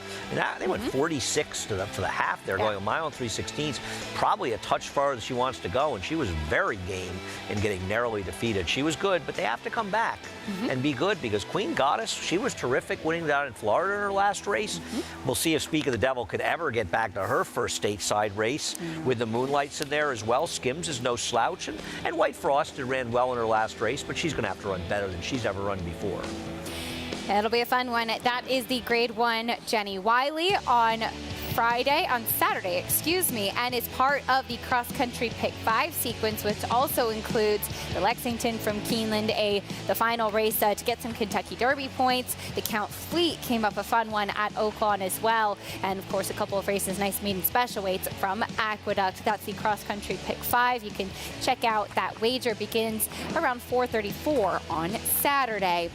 Taking a look at the field for race 4 back here today at Aqueduct. We're sprinting on the main track. It's a $25,000 claiming race for fillies and mares. Meeting the field, Andy, kicking things off with Shasta Star. She's more of a turf horse. I'm surprised they're staying in the dirt. She's second off the layoff and has some back races good enough. I just didn't think she was good enough to win here. For Gustavo Rodriguez, blinkers back on Quality Stones. I think Quality Stones is a major threat to wire the field in this race. Here's Reigning Chick cutting back. I just didn't think she was good enough. Wow, she's taking a lot of money. I'm not sure why. She's actually close in price to Quality Stones right now. Very strange. Here's Tara's Talent. Yeah, Tara's Talent's got some out-of-town form, and she comes to New York, but this is a horse that just seems to not run as well here. Beautiful Karen, your tepid favorite. I'm not sure why she's favored in this race. I don't think she can get the lead from the two, and I just didn't think she was quite good enough. Number 6 is a big price, Triple P. Yes, this would blow out everybody to pick 6. We'd be looking at a possible carryover. Here's Diva Banker, 1 of 2 for Rudy Rodriguez. I prefer this one, but if you're looking at doubles, this is one that won't be favored. She's been running against better, and she's had excuses. Faced the very informed Granny's Connection last time out. And here's the other for the barn, Chase and Bryn. Yeah, she ran well last time, and Rudy has very good numbers. Off a win, off the claim, and their second start off a claim coming back. So maybe she can improve on that effort. That's the field for race 4. Let's check in with Richie. Watching horses warm up, we look for positives and negatives. The 2-horse, to me, Quality Stones, was a negative. I just thought she didn't show a great deal of energy level warming up. Dylan Davis left the pony, was trying to get her going, and to me, she just wasn't really picking up the bridle and showing that fluidity that I like to see in a warm-up. The 4-horse Tara's Talent was the flip side of that. Gosh, what an extended trot. I mean, she's a big price, but boy, she caught my eye, and it's actually a horse that I'm definitely going to use in my exotics. The 5, Beautiful Karen, from a physical perspective, I could see why she's taking money. Dappled out, looks fantastic. Her trainer, John Toscano, trained his first winner in 1970 at Bowie. He's been training winners a long time. And my top selection will be the 7. She checked all the boxes from a physical perspective as well as on paper. The 7, Diva Banker, you get Jamie Torres, and I think it's a right trip just off the pace with a race that looks like there's plenty of pace in here. Could be the case. Richie, thank you. Diva Banker, I can't get over the fact that she is the price that she is compared to her stablemate, Andy. Yeah, I don't understand this at all. I think that I think it's a mistake. Maybe the board's telling me something, or maybe it's telling me I should be betting on the number 7 in this race. Diva Banker, you start looking at races. She ran against Granny's Connection last time. It was a Tom Morley horse who looked stakes bound. It's a very, very promising horse, and she chased outside. The rail was the place to be that day. The rail was the place to be the time before that. She was out in the middle of the racetrack while the winner screwed up the rail. I think she's been running against better horses. This race fits her very well, and in my opinion, she is the horse to beat in an overlay right now. Tepid 3-1 favorite on Jason Bryn to the outside. Also for Rudy Rodriguez, this one does have Manny Franco aboard. Do you think that has anything to do with it? Maybe. That's a possibility. It's coming off a win. People like horses off wins. I don't like horses off wins. Most of the time, you win races because the situation creates it, not more than the horse itself, and this is a tougher spot. And when you win a race, you have to step up and face tougher the next time. 100%. We'll see how Chasen Bryn fares in here. We're going to take a quick pause to welcome in our regional network. Stay with us as we're about to have race 4 from Aqueduct.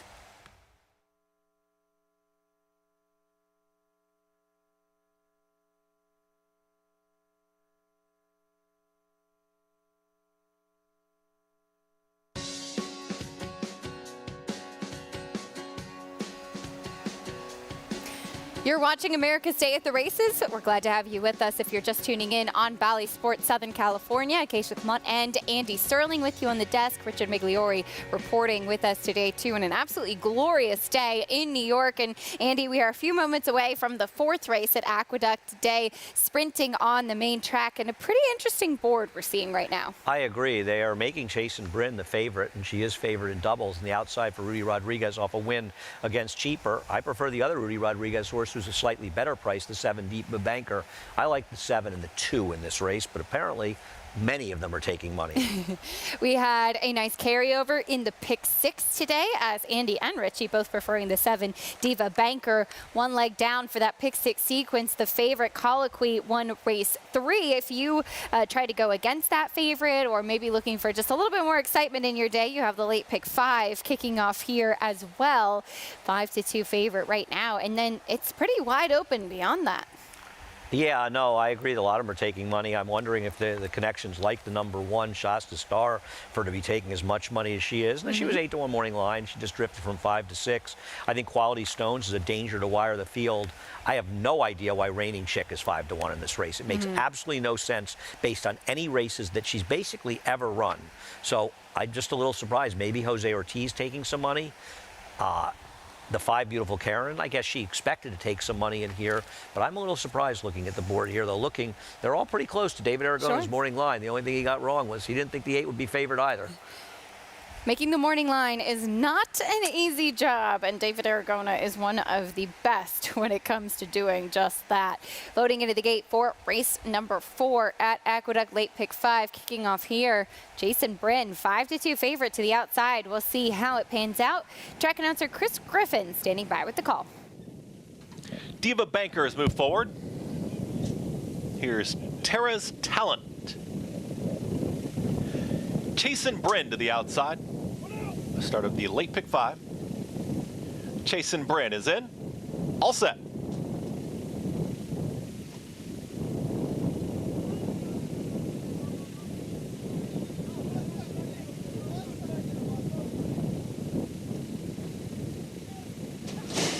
And they're off. Good speed from Quality Stones right out to the front. Out in the center of the racetrack, Beautiful Karen is going to now put a nose in front. It's Beautiful Karen and Quality Stones, 1-2. Triple P is just off of them, as in 3rd. Hustled along as Terrace Talent, who's now in 5th, being passed by Chasen Bryn out in the center of the racetrack, who secures 4th. Diva Banker's in the red cap, and at the rail, Shasta Star, and the early trailer is Reigning Chick.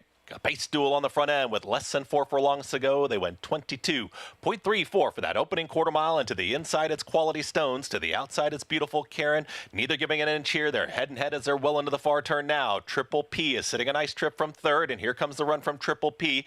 Chasen Bryn is trying to follow that move. Diva Banker, Jamie Torres, they're progressing as well. They're within 4 of the lead. It's Terrace Talent at the rail and Reigning Chick from the back of the pack as they reach the top of the stretch. Quality Stones is still there. It's Quality Stones to the inside, Beautiful Karen, and now Triple P, who was stalking those pace setters. Triple P is kicked on. Chasen Bryn, Diva Banker, Reigning Chick on the grandstand side. Now 4 of them across the racetrack here, closest to us. Reigning Chick with the momentum. Diva Banker in between horses. Triple P has been passed. It's going to be Reigning Chick. Jose Ortiz, last to first. They get the score. It's Reigning Chick over Diva Banker. Then a photo.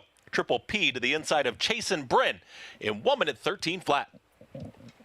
Well, now we know why Reigning Chick was taking money. A last to first run under Jose Ortiz. But Andy, looked for a minute there like 67 to 1 shot Triple P was going to get the money. Triple P, Chris Griffin was right. She was getting the perfect trip. And tell you what, she ran very well. Yes, they she were did. flying up front. She was the first one to come calling in a race that completely collapsed.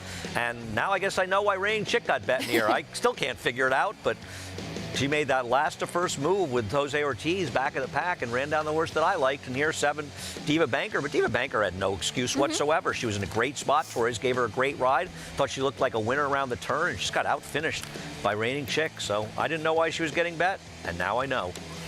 Jose Ortiz aboard Reigning Chick to get the win. She ended up going off at 6 to 1, 3-7, 6-8 in race number 4. Late run from Reigning Chick to get the victory. 67 to 1 shot Triple P actually held on for 3rd at a huge price underneath. She made it a bit interesting there for a few moments. But Reigning Chick, the win, will bring you prices in a bit. That will be the second leg of the Pick 6 in the books so far. A lot more to come after this on America's Day at the Races.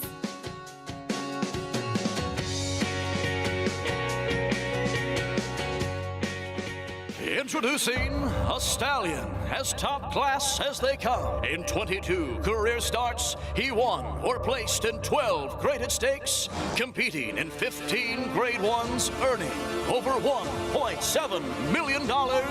His undisputed speed is evidenced by 7 100-plus buyer speed figures, a 3-time grade 1 winner, Raging Bull. Would you believe that champions weren't measured by rings, but by a crown? That the history books were written on dirt? That the greatest of all time was a horse? He is moving like a tremendous machine. Experience the magic at this year's Belmont Stakes as we honor the 50th anniversary of Secretariat's legendary Triple Crown Triumph. Join the celebration at Belmont Park on Saturday, June 10th. Tickets on sale now at BelmontStakes.com.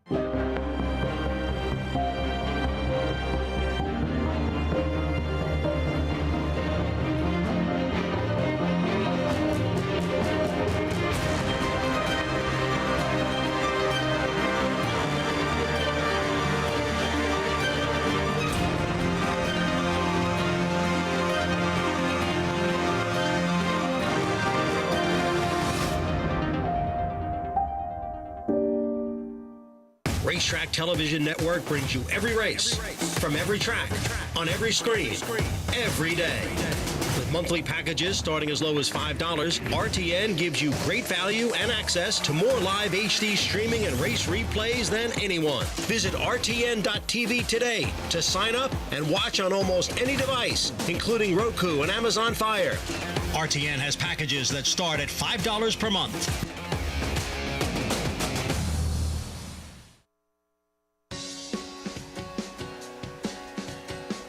America's Day at the Races continues, brought to you by America's Best Racing. For the love of the race, visit americasbestracing.net today.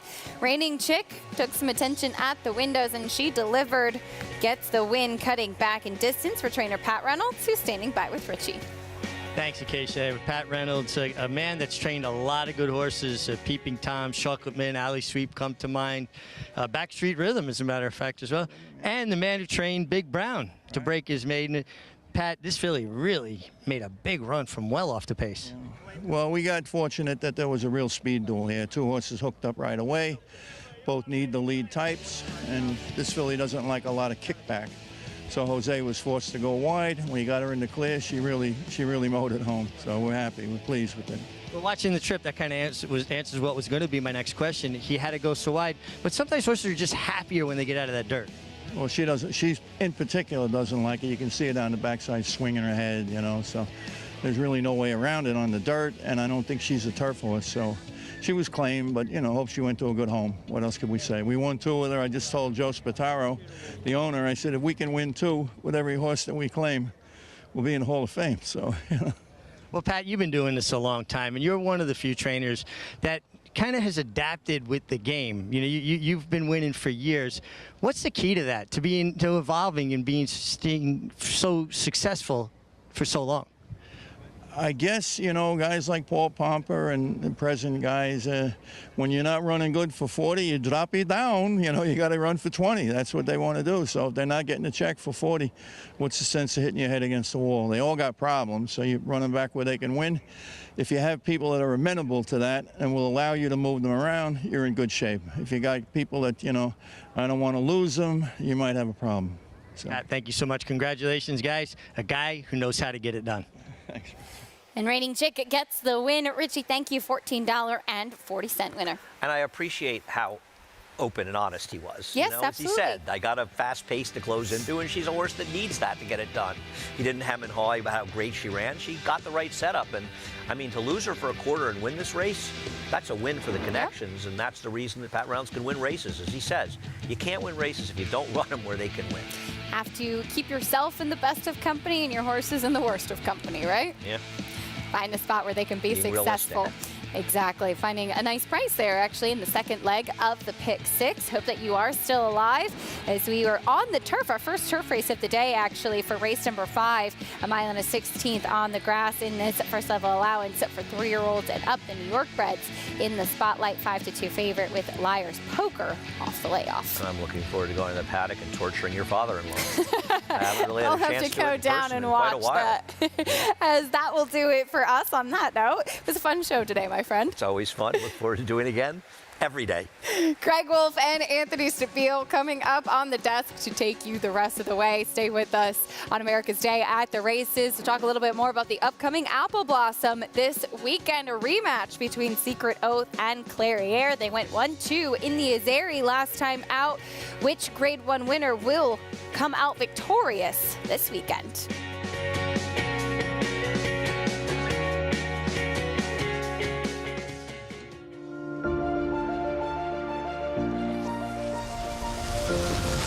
Want me to tell you more about good magic? I can do that. $1,950,000, hit $1,950,000, and never gonna $50,000,950, hit $1,950,000, and never gonna $50,000, and never gonna $50,000. We're $1,950,000, and $1,950,000, $2 million quickly, $2 million, $2 million one, $2 million one, $2 million. Hold on, $2 million, $2 million 50, all through, and I have boom. Thank you both. $2 million Rogers way. Good luck.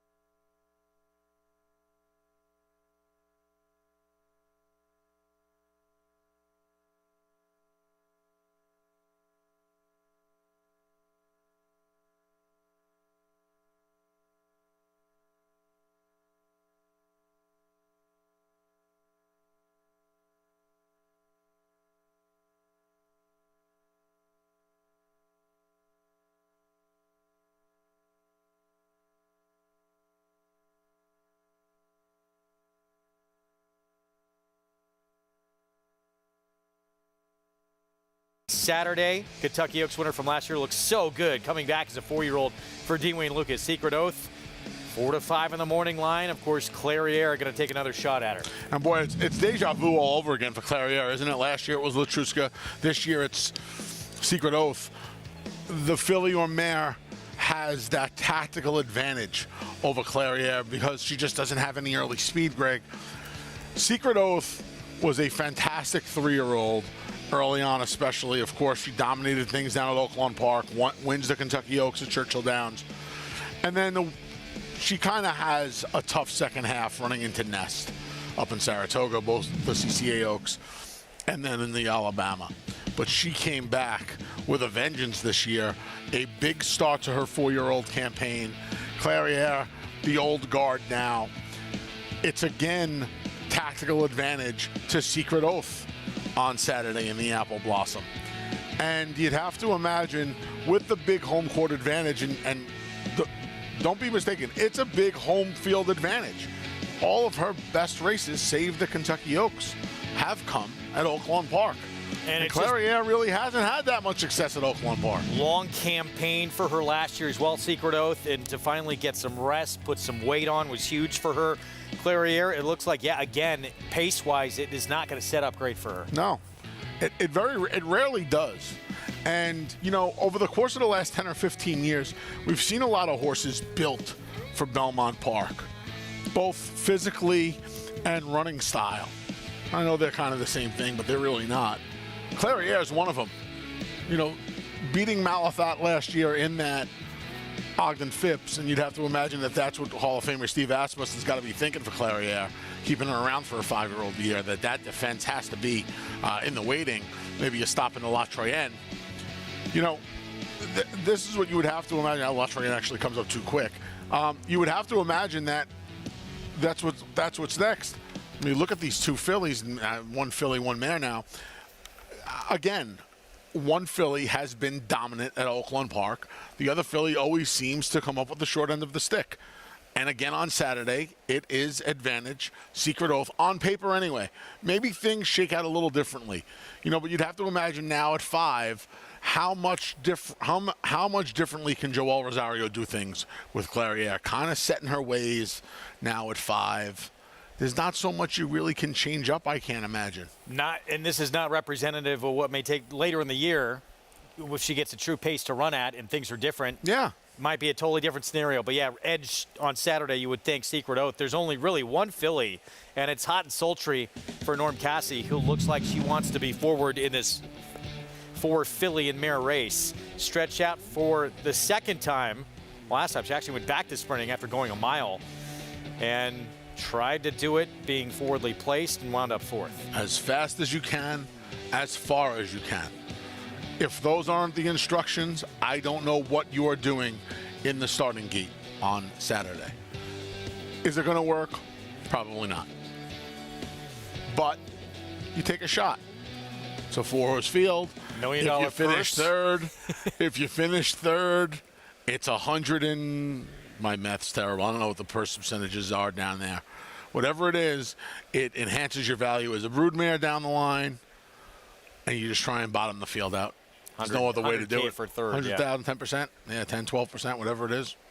I mean, it's the broodmare value later on. Yeah. When you wrap the career up as well. Grade 1 place would do a lot. Find those two monsters. And it'll make it interesting, too, because that is going to be the game plan on Sunday for Hot and Sultry. I can't see anything else. We, again, will have it for you live. It's our ABR Race of the Week. Historically, very important race in that Distaff division. Back here in New York, we have a late scratch. The 2 Liars Poker coming out was a major contender for Christophe Clement. Was to be making his 3-year-old debut. We'll have more from Mig on that in just a moment. This starts the Pick 4, mile 16th Outer Turf, New York breds. In this first allowance condition, said downstairs to Mig. Thanks, Greg. Yeah, in the midst of being saddled as they tightened the girth, Liars Poker reared up, lost his balance, and fell over. He got up, he's fine, but protocols in New York, out of an abundance of caution for the horses, is an automatic scratch when a horse loses their balance and falls over. He looks like he's fine. He walked off under his own power, and there will be another day, but Liars Poker will not compete today. The horses that are remaining will start with the 5 Citizen K, coming off a layoff, homebred for Barry Schwartz's Stonefall Farm. Horatio DePaz does good work. This horse won off the bench last year. That was going 6 furlongs, but I'm seeing a pretty fit individual here. Came into the paddock with cotton in his ears just to mute the noise a little bit. A lot of horses react more to noise than they do anything visual. He's making a nice appearance here, the 5 Citizen K, as is the 6 Noble Huntsman. Horse showed a lot of promise early on as a 2-year-old. Ran some big races against tougher company, and he came back fit for trainer Mitch Friedman from what I see here in the paddock. Like what I'm seeing from him and like the progression from 2 to 3. And the 7-horse Starquist, a horse that has shown so much promise for John Kimball. And now they're trying the turf for the first time. And I'm not seeing an overwhelming turf pedigree here, but I do know John had him on the turf course last summer at Oklahoma, liked what he saw there. And I will say from a physical perspective, the 7 Starquist has that longer, slacker patterns that, Maggie talks about often, that wider, flatter foot, definitely the appearance physically of a turf horse. And he's a horse also that reacts very negatively to kickback, dirt thrown back in his face. Not going to have to deal with that on the turf. I'm liking what I'm seeing from the 7 Starquist here in the paddock, guys. All right, Mig, thank you. 8-1. First full race for the dam. The second dam minor stakes placed on the grass over at Bay Meadows, did win on the turf. As we take a look at the favorite, Citizen K. Comeback race, Anthony, for this 5-year-old now. Hasn't raced in September. If he runs this race that we're watching right here, Greg, in all likelihood, he's going to win today. He overcame a couple of tough posts in Saratoga. Post 11 behind multiple winner Shutters. Frontline Dancer came back to win. Then he comes back in this race. Big race. Frank Sart came back to win out of this race. He has to deal with the September layoff. He dealt with a November to April layoff and got the job done, albeit it was a sprint last year. He got the job done. His 2 distance races are better than any of his sprints. I know he ran a couple of Buyers. The Buyers are kind of interchangeable. I thought his 2 sprints were better than any of. I thought his 2 distance races were better than any of his sprints. He does have to deal with that layoff, and I think that brings us to the point of: do you want to deal with the layoff horses, or do you want to deal with the recency? Now, I was a fan of Liar's Poker. I liked Liar's Poker a lot today, so this race lost a little bit of its luster. But you have a couple of recencies in here. You have Mr. Kringle. And you have Fatima's Blessing, the 3 and the 4 respectively, shipping up from Tampa Bay Downs. Or you have the favorite, Citizen K, coming off the layoff. One of them's 2-1. The other 2 horses, as you can see, are 8-1 and 3-1. So do you want to take the layoff horse, or do you want to take the horse that has the horses that have the recency? And then Richie brought up Starquist, and you talked about Starquist too. What does he do first time grass? And he has that recency as well. Just turned 3 in January. Does he handle the turf? I think my bigger problem with him isn't the grass, it's the distance. I'm not so sold he wants to go this far. I think he might be more of a sprinter. See, for me, I'm looking at him maybe next time on the grass going short, maybe sprinting him on the grass, because I do think he has some turf pedigree, and I think his future may be on the lawn, but it might be sprinting on the lawn. So I'm watching this. So for a race that lost some of its gambling power for me with Liar's Poker coming out, I'm going to look at this race going forward and make some notes. What does Citizen K do off the layoff? How do Mr. Kringle and Fatima's Blessing come back from Tampa? What's Starquist do on the grass first time? Even a horse like Noble Huntsman, who broke his maiden in a special weight race against State Breds, and then trainer Mitch Friedman decided to just give him a steady diet of open company turf stakes. Interesting race. Post parade coming up. That's your favorite. 2-1 Citizen K. 5-year-old return to the track. Haven't seen him since closing day Saratoga last summer. And here's the one open till midnight. Rider change. Jorge Vargas Jr. for the injured Jose Lezcano. Yeah, Jose broke a bone in his hand. Wish him a speedy recovery. This horse tried the dirt first off the claim for Jimmy Ryerson. He's had some success on the grass in the past. Again, some recency from a June layoff. January, rather. Mr. Kringle has one of his best numbers equals the best of Citizen K. He's 4-1. Yeah, 3 for 31. That came on Christmas Eve down at Tampa, where he got a rare win out from those 31 starts. I mean, coming from well off the pace. Here's Fatima's Blessing. Jose Ortiz looking for number 3 today. Yeah, he's kind of turned the corner. His last 5 races, all low to mid-80s buyer speed figures, would all put him right in the winner's circle this afternoon. He just doesn't win. The comebacker here, son of Miz and Mass, 5-year-old. For Horatio De Paz, Citizen K. 9-hole, 11-hole on the turf courses at Saratoga. Those are tough rows to hoe. He ran well in both of his distance races on the grass. We'll see if he can come back at 2-1. Had a lot of tests against stakes companies. A 2-year-old, 3-year-old debut coming up for Noble Huntsman. Yeah, going to take on older horses for the first time. He ran pretty well in some of those 2-year-old turf stakes races, back in with allowance horses for the first time. First time on the grass, as mentioned, Starquist. There is some turf pedigree as well. Turf pedigree. I'm not sure he wants to go this far. We'll see how he does first time on the lawn for Kimmel and Romero Mirage. And this horse I thought interesting on the outside and taking money. There are a few scratches, though, too. Timbuktu, Trevor McCarthy. Name we don't see too often on the circuit. Mark Schumann going to take over from Michelle Nevin. This horse hasn't seen the grass since November. Last time he was on the lawn, it was for Brad Cox, and he was getting out of the 2 lifetime claiming condition. Yeah, that was a win as a favorite. Had a next out winner behind him in that race in Fieldstone. 4 minutes away from the race that's going to kick off this Pick 4 wager on our Thursday card. You can play that, all of it, by getting signed up with Naira Bets. Promo code to use, you see right there, bonus 200 at NairaBets.com, and bet any track, anywhere, anytime. Get that $200 deposit match sign-up bonus in your account just for playing. Great to have turf racing back. We've already seen earlier on in the card, you get upsets, things can happen. You need to find and work out a trip. Such a big part of how it plays out in the end. And here's a man who knows certainly how to do that. Jose Ortiz on Fatima's Blessing for Chad Summers. Yeah, he has been, for a horse that was always a mid-70s kind of horse, he added Lasix, Greg. And this was weird. He's only had 17 starts and he's 6. They didn't add the Lasix until September of last year at Monmouth Park. And that's kind of when things turned around. He has run the best speed figures of his career with the addition of the Lasix. And that was off the claim. Mike didn't claim the horse. And then Chad had him for one start. And then Mike took him to Tampa. And then Chad takes the horses back over when they come up here. And you see, he had a win down at Tampa for Mike, a second, a couple of seconds, a third. And now he's back in with State Brits for the first time. He didn't really run a lot against State Brits because this horse has been doing the Monmouth Tampa thing. I think he's a major player in here, and I think that's a square price on a horse who has that recency that I talked about earlier. 2 minutes to post. Late pick 4 coming up. Let's go back to Mig. Yeah, thanks, guys. And listen, I'll go back to those same horses I talked about in the paddock, the 5 Citizen K. Liked him in the paddock, like him on the racetrack. Obviously, he's taking most of the money. The 6 Noble Huntsman, I like the way he progressed from 2 to 3. Looks like he's matured for Mitch Friedman, a horse that ran against a bunch of stakes company last year and comported himself pretty well. And my top selection will be the 7 Starquist. Starquist, big price here at 10-1. This horse trained over the Oklahoma turf course last summer. Really liked what I saw from him on the turf there. Has flashed ability, and I just think getting to the turf is going to be key. He's got those longer, slacker pasterns, that wider, flatter foot. And you never know who you're going to run into at Aqueduct, guys. And somebody who knows a little bit about turf racing. My good friend Jose Santos, Hall of Famer Jose Santos, is here at Aqueduct, and you're working for Enviroequine. And what does the company do, Jose? The company will sell supplements for horses. I always say they're not going to make it run faster, but they're going to look good.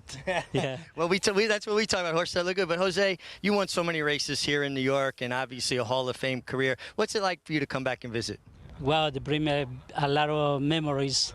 And, it's good to see a lot of the old-timers, and I see a lot of new faces, too.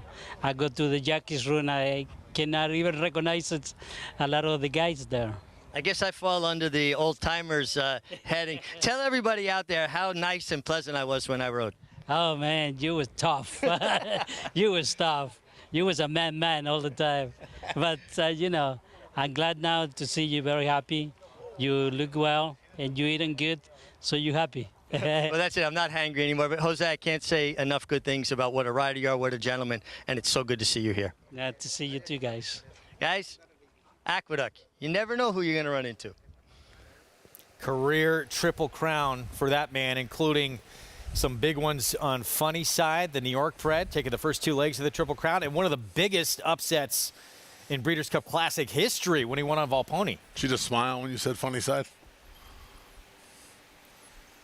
That was one of the I don't care how bad of a day I'm having. You put that race on, and you see the Kool-Aid smile from ear to ear, my man. Luke Krybosch or the Durkin call, by the way. The late, great Luke Krybosch. Or the Tom Durkin call. The gutsy gelding. And that was some ride he gave that horse that day. Saved that ground, tipped. Empire Maker, Peace Rules. Hall of Famer Bobby Frankel coming at him from both sides. He was a special one. He was. And Jose said, as Mig said, I mean, you look at his bio, he won just about every race out there. So many big wins in his career. Good to see him on hand. So we take a look at the favorite here, Citizen K, Manny Franco, Horatio de Paz. Mig loves the way this horse has looked. Looks sensational. I thought the 9 made a nice appearance, too. Timbuktu. His price starting to come down to 7-2. You know, I didn't know what to do with him. He was a little bit of a question mark. The scratches help him as he moves into post 7 now. His turf form, though, I feel like the races in Saratoga and last summer at Belmont, he faced a little bit lesser than some of the other horses in here. There's not much. We haven't talked a whole lot about it. There's not much in the way of pace in this race. Is Citizen K and Manny, especially being fresh with the 5, going to try and take advantage? Yeah, with Lord Flincher coming out, even to a lesser extent, Liar's Poker coming out. Liar's Poker came out of a quick enough race last time. Yeah, I mean, what do you do if you're open until midnight, too? You know, open until midnight's the one that we didn't really talk about in here. He's a big price. He has that one race off the layoff. He comes in off dirt form. Now, they didn't go very fast 2 starts back, but he was forward. He was on the lead last time in a contentious early pace. Dirt speed. He's never really shown up early on. He used to have tactical turf sprint speed, but it doesn't really seem to have it anymore. Well, he's going long now, and he's drawn inside. Very curious. Citizen K would make the most sense because this is the best draw he's ever had in a turf route. And Manny would be smart to put him forward. I just don't know if he'll be on the front end. If you made me bet on who'd be on the lead, I would say open till midnight. We'll see. He's been long in the grass. He was nowhere near the front. But we'll see if Jorge Vargas Jr. tries to take advantage of that post position. 5th from Aqueduct.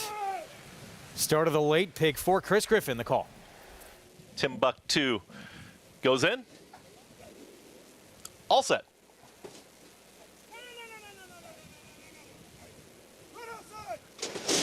And they're off. To the inside, it's Open Till Midnight, who flashes early speed. There's Citizen K, who's going to cross over, and also Starquist wants to be in that early mix, is now going to tuck in right behind the leader. It's Citizen K who will take him into that first turn. A touch wide, this Starquist, who's now stalking from second. Taking off the pace now is Open Till Midnight, who broke on top and is back to third. In behind that is Mr. Kringle, who's in fourth, tightly at the rail. That's Fatima's Blessing. At the back, that's Timbuktu with the trailer. Noble Huntsman, they work to the backstretch, and Citizen K and Manny Franco, they've got the lead. They're up by a length and a half. Tight hold on Starquist, who's stalking from second. At the rail is Open Till Midnight. Progressing forward is Mr. Kringle and Torres. They are now challenging and taking that third spot. Timbuktu is going to be wide as in fifth. And behind them, second to last, Fatima's Blessing and the trailer. Noble Huntsman, 24.47 for that opening quarter mile, and they went 48.4 for a half-mile time. Citizen K, the favorite, has got the lead and takes him into the far turn. Open Till Midnight, still tracking to the inside here with Starquist, who's holding that second position. And up on the outside, here comes the run from Mr. Kringle, who was progressing. Mr. Kringle is 3 wide in fourth. Timbuktu is called upon. Fatima's Blessing. Noble Huntsman has trailed. It's 1 minute 11.75, and Citizen K is in hand. It's Citizen K who's going to hug the rail and now kick for home. Open Till Midnight with every shot. Starquist the same thing, but Citizen K is now opening up on the field. Now 3 widening lengths in front. Citizen K for a final furlong is up by 4-5 lengths. Slowed things down up front, and it was over. Citizen K is going to canter home here in today's fifth. It's all Citizen K to win easily. Up for second was Fatima's Blessing from the back. Open Till Midnight, and Starquist in 1 minute 40.43 seconds. Not supposed to win by that kind of margin on the grass, especially coming off the bench when you've been in this condition a few times before without success. This was easy returning for Citizen K. He got a very, very good trip today. And by that, I mean, when you get to be 3 in front, loose on the front end, that's a very easy trip. Manny just put him on the front end, 24-2, 48-4, almost identical opening quarters. He picked it up a little bit, and that's what you're supposed to do. Press the gas a little bit, get a little separation. He got a lot of separation. That was all over. Home Jerome finishes up nicely. Fatima's Blessing, only horse who really moved in the race. I want to bet Starquist Turf Sprinting next time. Open Till Midnight ran well. Nobody really moved in here except Fatima's Blessing. Only horse to make up any ground. They left the race 5. They left the gate 5-1-7. They hit the wire 5-4-1-7. 9-5 over 2-1, logical exacta, then 20-1 shot, 12-1 shot, third and fourth. But your post-time favorite, as easy as could be to start off this late pick for Manny Franco, Horatio de Paz, and familiar silks on this circuit, Barry Schwartz. Second win for Citizen K. We're going to take a timeout. When we return, few, if any, expected it outside of the connections. Lord Miles, 59-1 in the wood. It is on to the first Saturday in May and the first Derby runner ever for owner Peter Vegzo.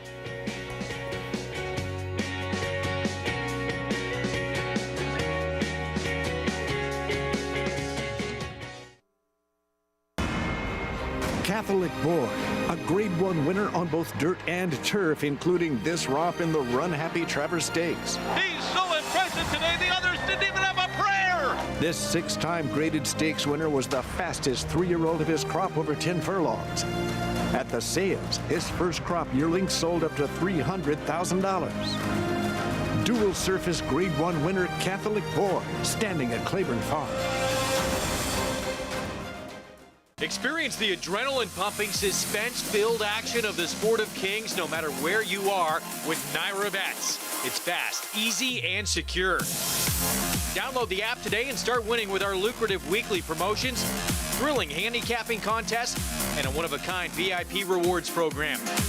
Don't just watch horse racing, be a part of the action with Naira Bets.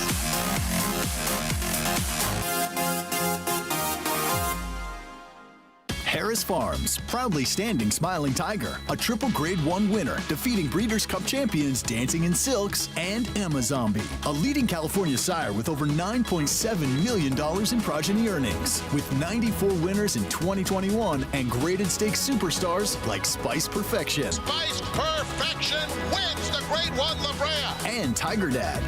Smiling Tiger, a leading California sire, standing at Harris Farms. It pays to be Cal bred. This season at Oaklawn, we've got more of everything. More of the top thoroughbreds in the world. More days of live racing. And the largest purses in our history. All at a completely reimagined Oaklawn. Come be a part of this historic season at Arkansas's only casino resort.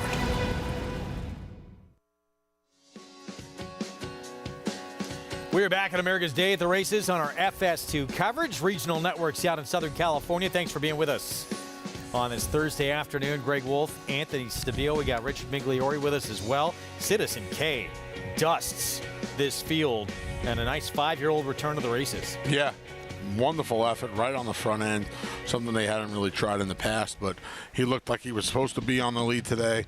Manny Franco put him on the lead today.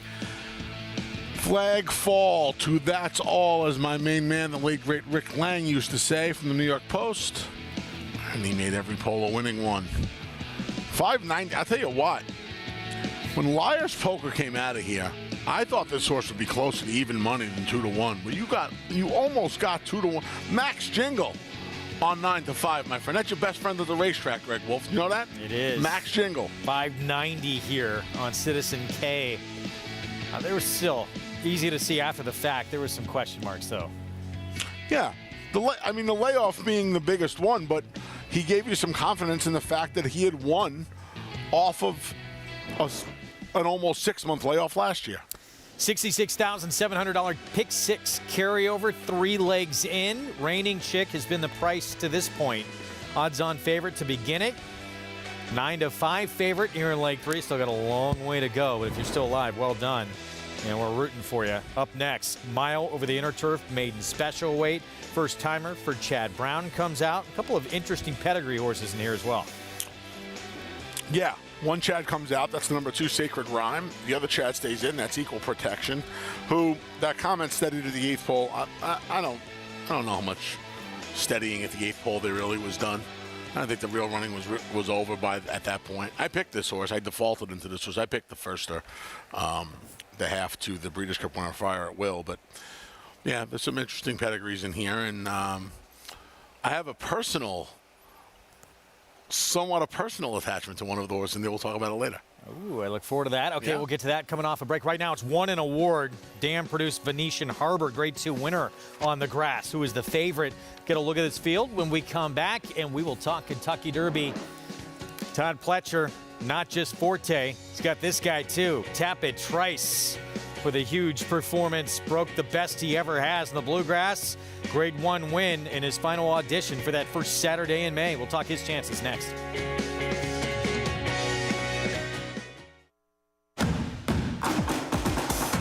Global Campaign by 2, and Global Campaign will win the Grade 1 Woodward. It is Global Campaign holding on to the lead. Global Campaign won the Peter Pan.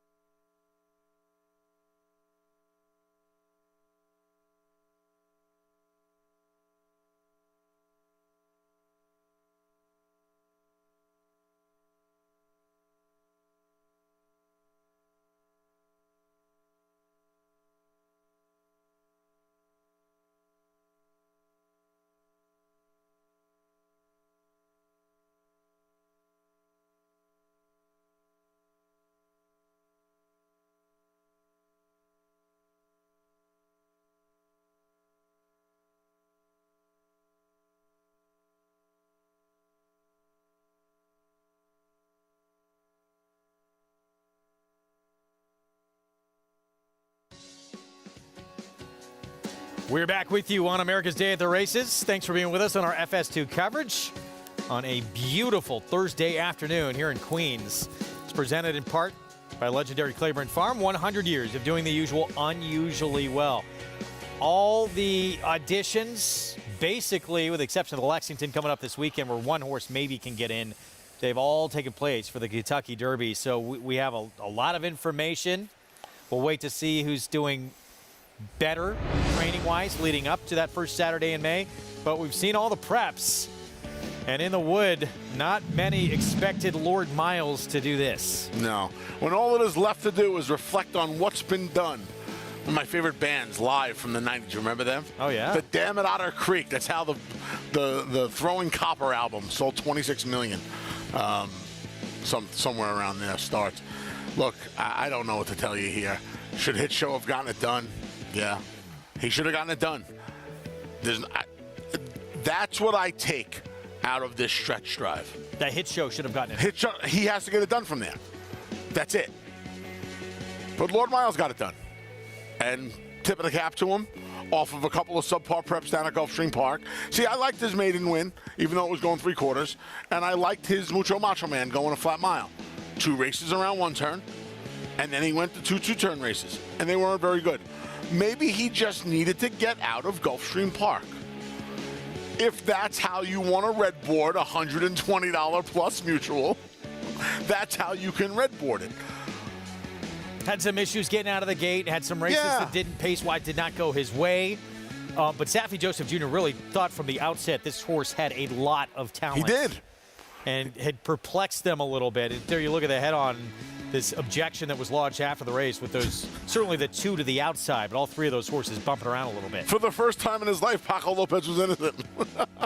I mean, I didn't understand this horse blinking whatsoever. But they took a look. You know, I thought kind of Hit Show maybe caused most, if not all, of this. Hit Show has to get it done from there. That's what I take out of that stretch drive. Sorry. And what about Lord Miles as a Derby contender going forward? It's kind of hard to make him as a Derby contender, isn't it, Greg? Isn't it really? Isn't it tough? Right? If you think the favorite, if you think the horse between, and listen, that's the one caveat to my statement. The worst place to be is between those 2 horses. The Pletcher Maiden's the name is escaping my brain right now for some reason. So you don't want to be between horses, but he still got to get it done. You're 8-5. The horse outside you is 60-1. I'll say this: you have to get past that horse. We all have to rethink if horses can get it done on Derby Day after what we saw last year with the Rich Strike. Obviously, anyone can get it done.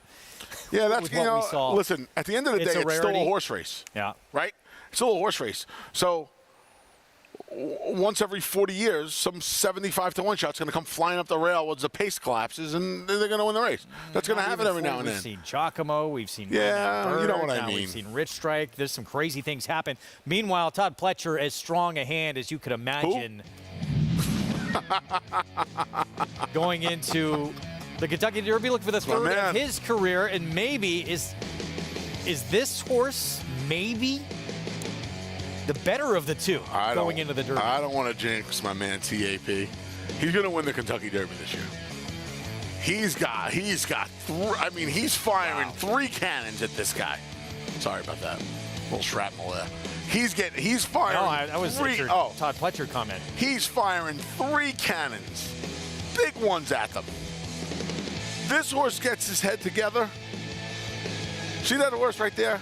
That great horse. Break too in his 5 career starts. That's a Triple Crown contender right there.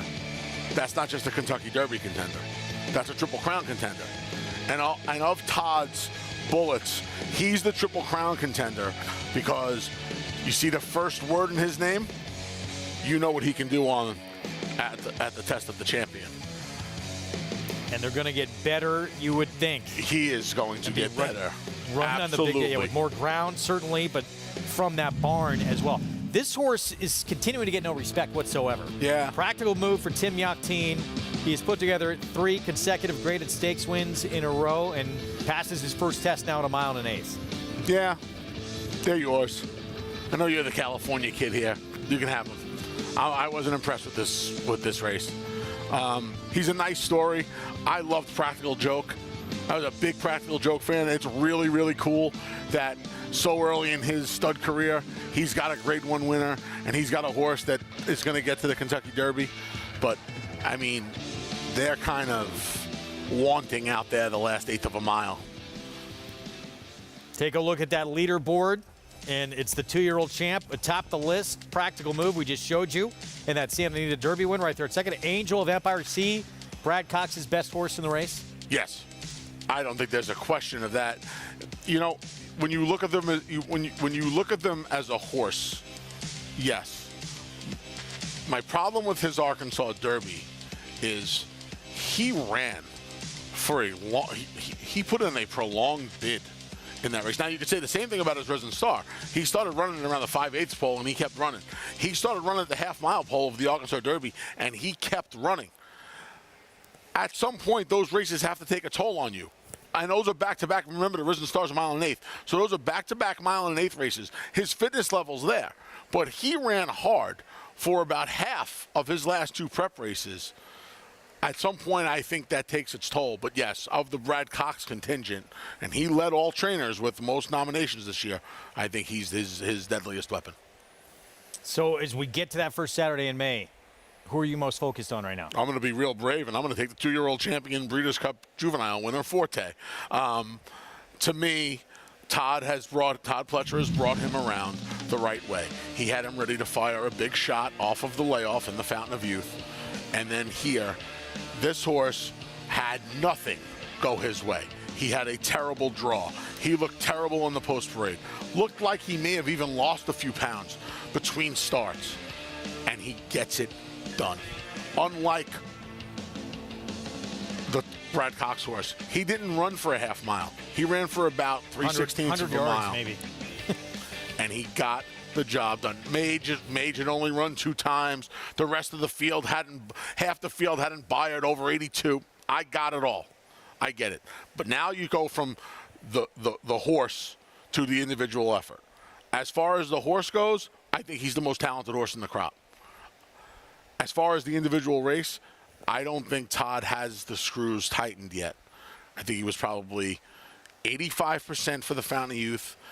I even think he may have backed off a little bit for the Florida Derby because he didn't need to have him 100% for that group of horses. He knows what he needs to do for the first Saturday of May. He'll do it. I have a lot of confidence that he'll do it.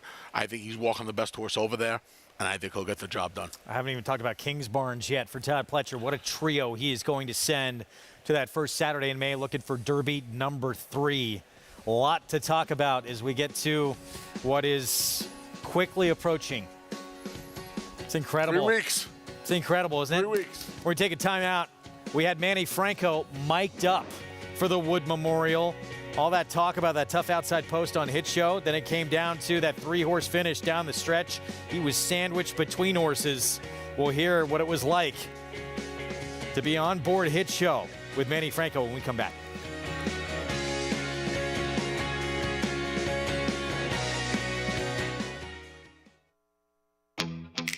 Yes, there's family. If we say La Troyenne, you'll get the picture. And of course, form. G1 this. A breathtaking run. G1 that. Dig down deep to win it. But take a long, steady look, and the word that most likely springs to mind is fantastic. Maxfield. Family. Form. Physique. Fantastic. Would you believe that champions weren't measured by rings, but by a crown? That the history books were written on dirt?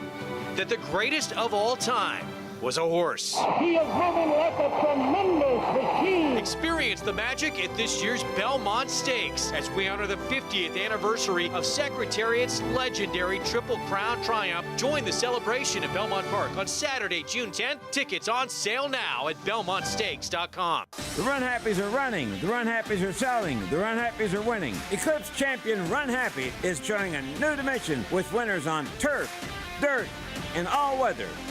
A record-breaking sprint champion, Run Happy is also siring winners at all distances, burning up the tracks. A sire whose runners can carry his speed over all distances and all surfaces. Run Happy, price for value, and standing strong at Claiborne Farm. Racetrack Television Network brings you every race, from every track, on every screen, every day. With monthly packages starting as low as $5, RTN gives you great value and access to more live HD streaming and race replays than anyone. Visit RTN.tv today to sign up and watch on almost any device, including Roku and Amazon Fire. RTN has packages that start at $5 per month.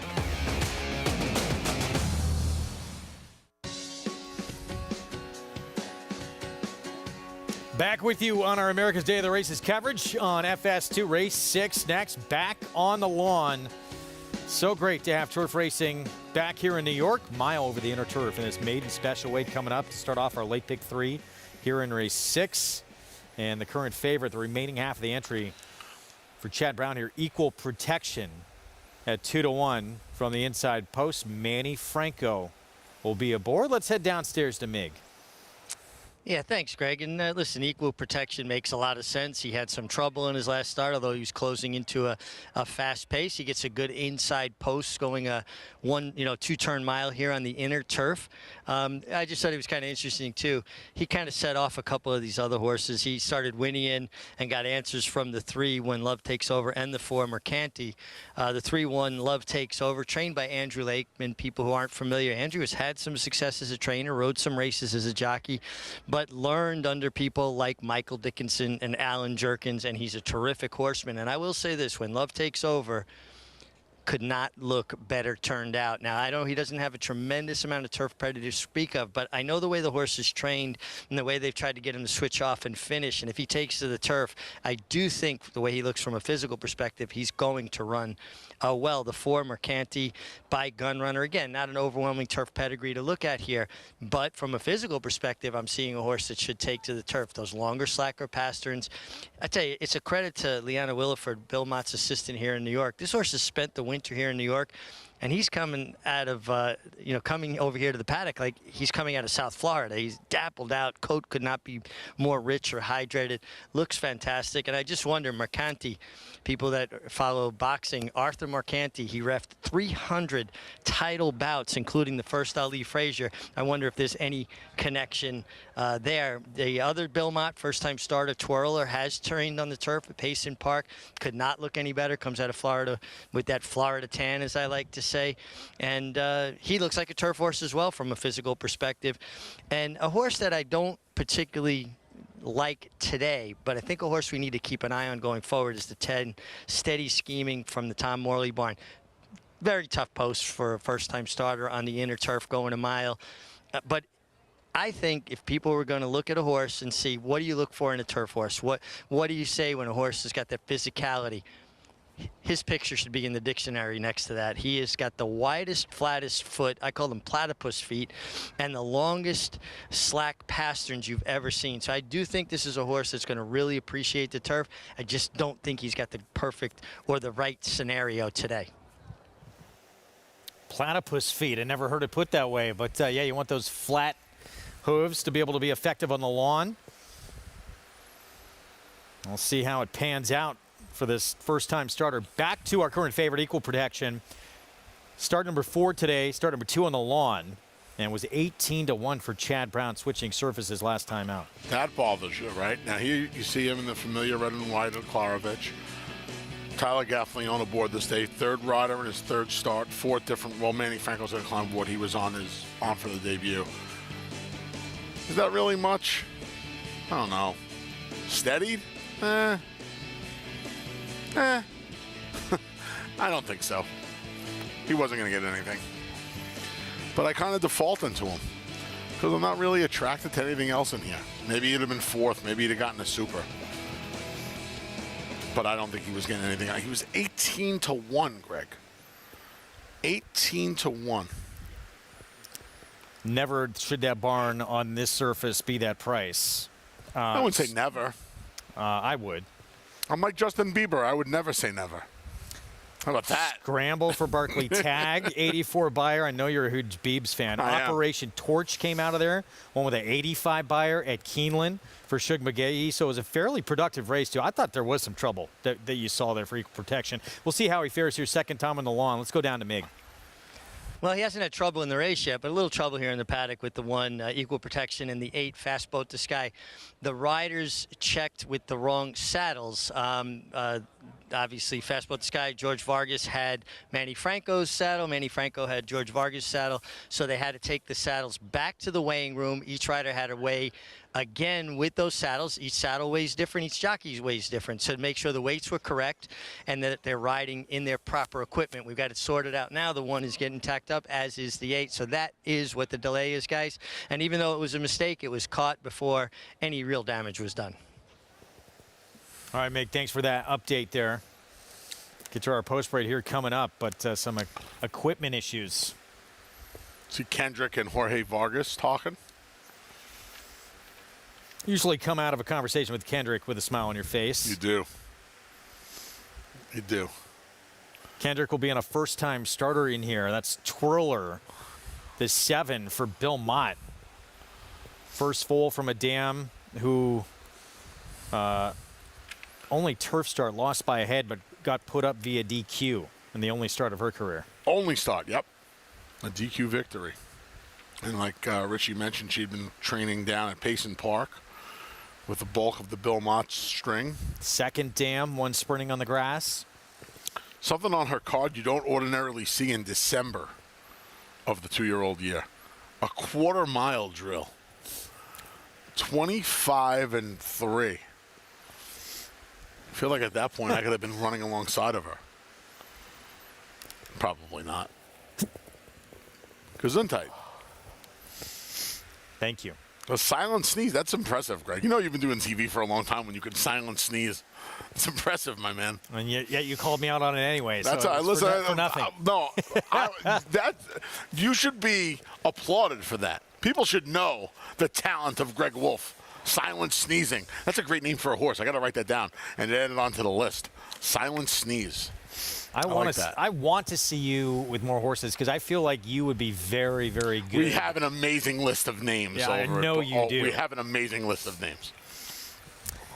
Going to start with equal protection. So 2-1, Chad Brown, Manny Franco, Klarovich. Second time on the grass. I don't know how much trouble there was last time. This horse jumped big time on the buyer scale from 46 to 75.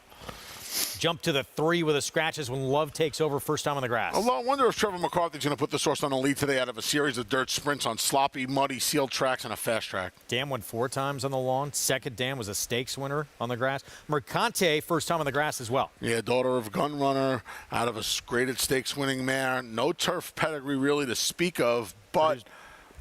There's West Coast, Travers winner. West Coast, yeah. Plenty of good horses in the pedigree, though. There's good rapport, 17-1. Started off on the turf, moved to the dirt. I don't know what this colt's identity is. A big price, though, at 18-1 for Rudy. Another one get on the grass for the first time. This is Shug McGahee's Ohana Honor. Yeah. Half the space launch, who's okay. More dirt pedigree. Dam was 2 for 4 on the grass.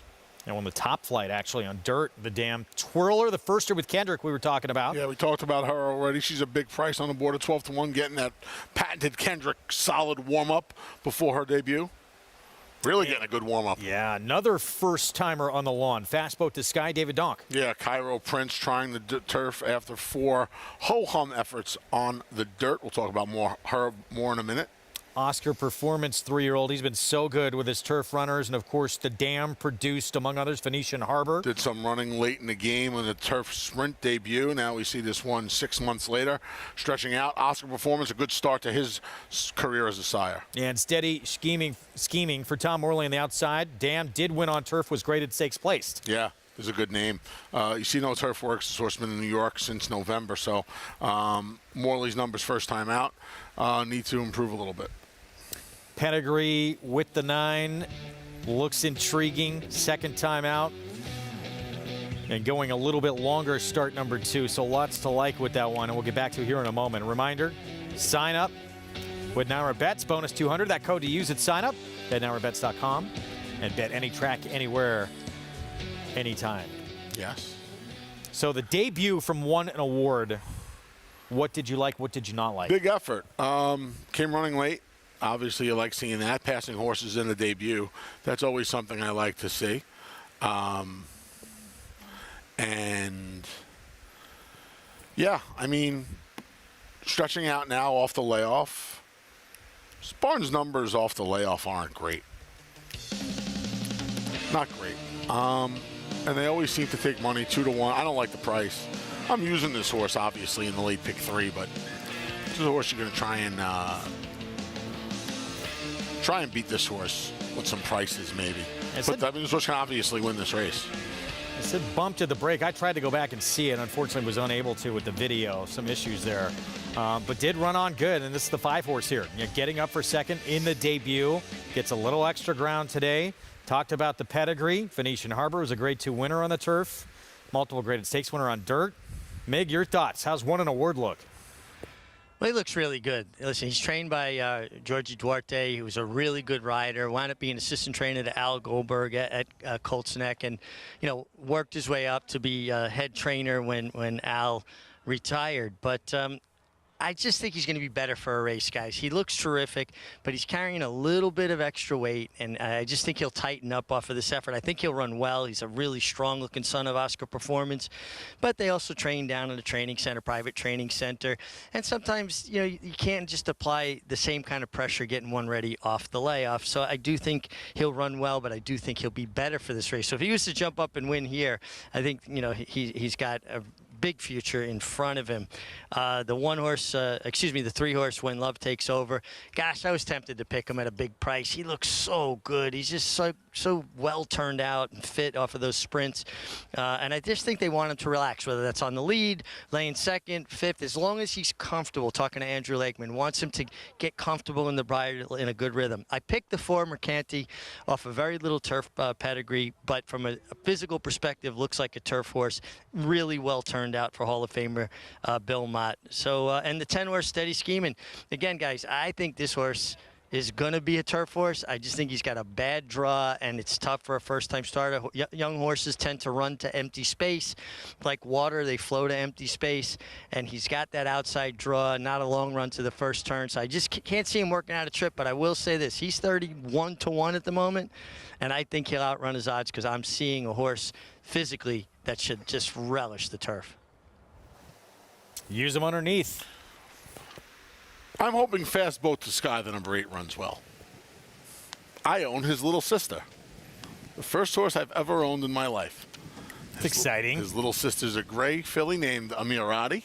Who we're going to see win. We're going to see her hopefully at the beginning of Belmont. I'm sorry, cut you off. Named after who? Named after her trainer, Amira Shashakli, my partner in the filly. And hopefully we see her the first week or so at Belmont Park. Very exciting. Here we go. 6th from Aqueduct Mile over the inner turf. Chris Griffin, the call. And they're off. Good speed to the inside. Hustle Along is Equal Protection. Also, When Love Takes Over is in the early mix with Good Rapport. 3 across the course. And there's Fast Boat to Sky. Fast Boat to Sky will apply some pressure. Now it's 3 up front as When Love Takes Over. And Trevor McCarthy, they'll hold that rail position. Good Rapport is in the 2-path. Fast Boat to Sky.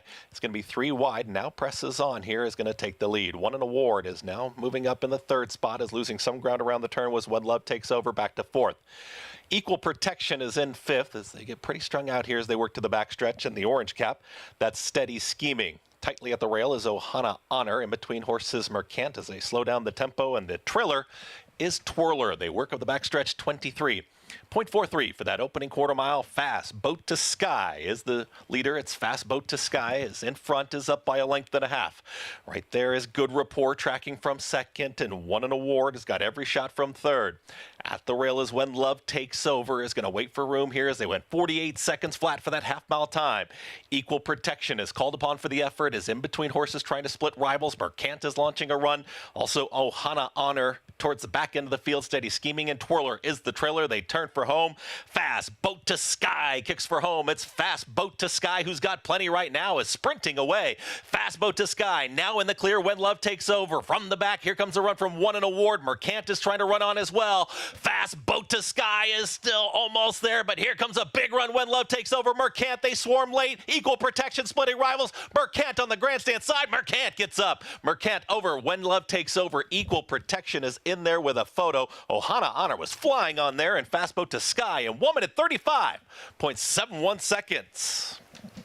Several first-timers on the lawn running big efforts in here. Mercant, including your winner, at, 10-1. Yeah, a lot of prices fired good shots in here. Fast Boat to Sky led them almost every step of the way. You see when Love takes over, fired a big shot as well between horses. And the last shot, Mercant, far outside, getting up in the last, 10 jumps to get the job done. Going to trigger a bunch of nice mutuals in here. 10-1 over what? 30. The When Love Takes Over was 33-1. Wow. Don't tell me gun runners can start doing grass now as well. Are you kidding me? They do everything, my friend. Wow. They do it all. 10-1 upset here. Jose Ortiz, win number 3 on this Thursday card for him. Teams up with Bill Mott, Carl Pollard. And yeah, gun runner on the grass. That has not been the sire's forte to this point. 4-3, 1-8 finish. Yeah, you talked about all the there were some nice horses, namely 2017 3-year-old champion West Coast on the bottom part of this pedigree. Damn, it produced some nice dirt runners. And now Mercant gets onto the lawn for the first time. Big effort, big turnaround. 10-1 over 33-1 for your exacta. The old 4-3, Greg. It's like when people say that to you, the old 4-3. It's today's date in a box, by the way. Try box 413. How about that? Yeah. Hey, listen, in the age of 50-cent try box, $3. I know plenty of people that could have hit that for $3 today. What are you laughing at me for? You start to do that every race, you're gonna run out of money real quick. I know a guy that did it every race. For $1. As soon as he didn't come to the track unless he could afford to play his birthday, every race for $1. $1 box. $54 a day. 4-3-1-6. 10-1 over 33-1 here in the 6th at Aqueduct. Let's see, Ortiz with a 3-win afternoon going with more work to come. We're going to take a timeout. We'll be back when we return. Look ahead to the weekend in the Dangers Hour. 8 turf wins between these two rivals, Celestial City and Big Everest. Very different running styles. Big Everest wants to be forward for Christophe Clement. Celestial City going to come from off the pace. Both making their seasonal debuts this weekend.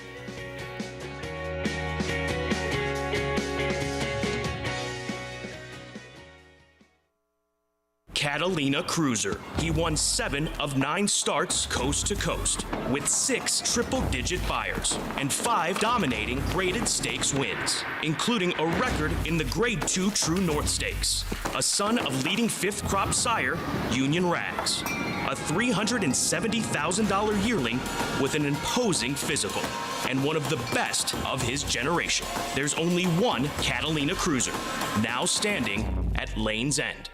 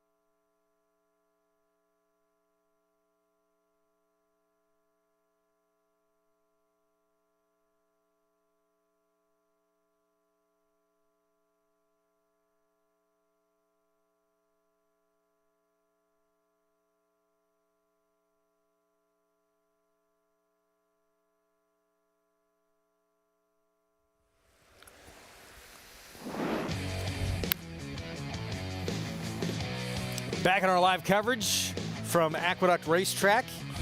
It's presented by Niner Bets, where you can play it all. Go to NinerBets.com. Bet any track, anywhere, anytime. 6th in the books. 10-1 over 33-1. 2 runners getting their first effort over the grass. Run 1-2. 3-win day for that man right there, Jose Ortiz, who's standing by with Mig downstairs. Yeah, holding a hot hand here. And Jose, riding a horse for the first time, getting on the turf. Did he give you a feel early on that he was really handling it? Not really. He's big horse, kind of lazy a little bit. And I felt like going to the first turn, he wasn't, like I didn't have it, he wasn't comfortable at all. And then in the backside, he switched to the right lead, and then he got himself into the packet. And then he started getting a lot more comfortable during the backside. And then from the 3/8 pole, I just followed Dylan. I thought he was very live, and my horse gave me a great run in the stretch. Now, to get up late like that, did you feel fairly confident you would get there, or not quite sure till the end? I saw Manny got some room in the inside, and he went there. So I knew I got the other horse beat in front of me, but I was a little worried he exploded in the inside. He got he gets some room, and his horse was kind of responding very well. I think he did, but I mean, my horse ran very good. I think the turf improving big time. Now, Jose, you really kind of made your mark. You got started here in New York, where you really made your name. How much fun is it to come back now after winter in Florida and get off to this good a start? It's great. I love New York. Been here for the last 11 years or so, and I love it here. And people love me here, dude. I feel like I'm home, you know. Every time I go in the backside, everybody's happy to see me, and just nice to be back. Florida is great. I did good there. I appreciate the opportunity they gave me, all the Florida horsemen. But, you know, New York is my home, and I like to be here. Congratulations, guys. There's no place like home. We knew that was coming from Mig. This is his official home away from home. Actually, might be his official home, winningest rider of all time here. It's got to be Mercante, by the way, as well. Gunrunner, the horse who's official definition, someone who's an old-fashioned merchant, well-named horse, gets the win here. And grass is definitely this horse's home now. Yes, the turf. He's found his home on the lawn, on the turf, and I can't imagine he's going to be seeing the main track for quite a long time, if ever again. Maybe an off-the-turfer. His race on his muddy track race was his best. He'd faced some good ones. Tappet Trice, Lip Mahoney. Yeah. That was the only race he really lifted his hooves, though, on the main track. All right, we'll have, waiting for this, by the way, still to go official, so we'll have those prices coming up for you shortly. Going to look ahead to this weekend coming up. Saturday coverage includes stakes race early on, the Danger's Hour, mile over the inner turf. Talked about 2 horses going to break as well. Big Everest, the speedster for Christophe Clement, Celestial City. The closer for Shug McGahee, both making their seasonal debuts coming up. And Big Everest has won 4 of his last 5, and he does it on the front end. Yeah, he's made his hay on the Bill Daly, as they like to say. And Manny Franco is going to replace Joel Rosario, who's going to ride Clairiere down in the Apple Blossom. And Manny's instructions from Christophe Clement they're not going to be plentiful. They're going to be pretty quick. Go. Just go to the lead. That's what this horse needs to do, Big Everest. And he was a little bit of a head case early on in his career. And now you get it out of them, Greg. You don't put any horses in front of them. You give them daylight. And that's what he's done with Big Everest. And they've had a lot of success being on the front end. And with this short field, Anaconda scratched from our finale today. He doesn't really have a lot of speed, so I don't think he'll have to worry about that. Became a stakes winner, too, in his last start. That Artie Schiller that we showed you was the favorite in that spot. Will be a short price on Saturday with likely his pace edge as well. 11 Central has a little bit of speed, but it's more dirt speed, which doesn't always translate to grass speed. And when a guy like Manny Franco goes to the lead, he'll be a dedicated front runner. He's going to the front end, as opposed to Celestial City. Now, this day, I thought Celestial City would be on the front end in here, and he broke very slowly.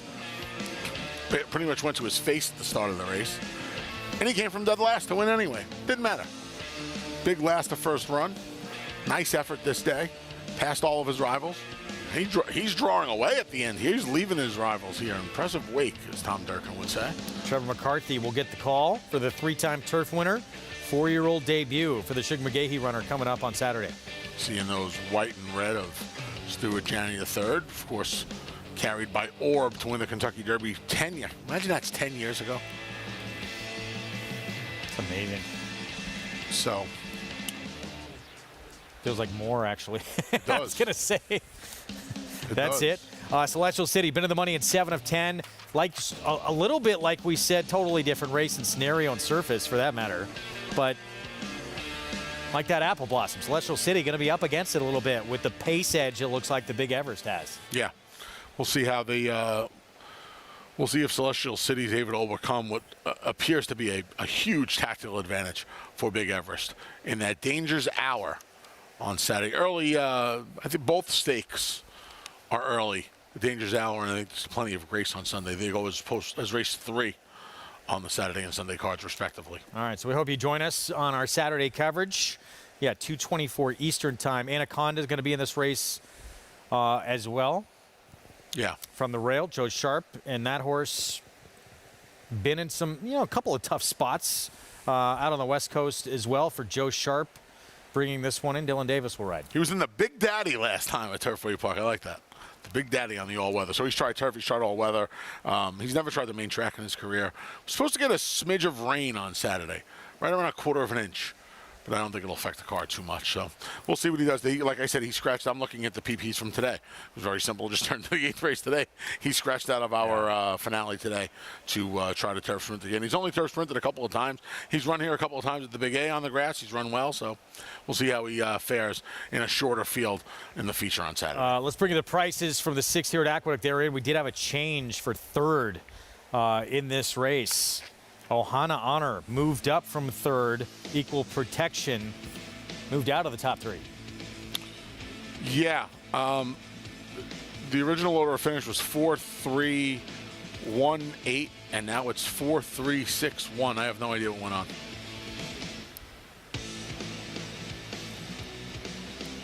All right, so it's official.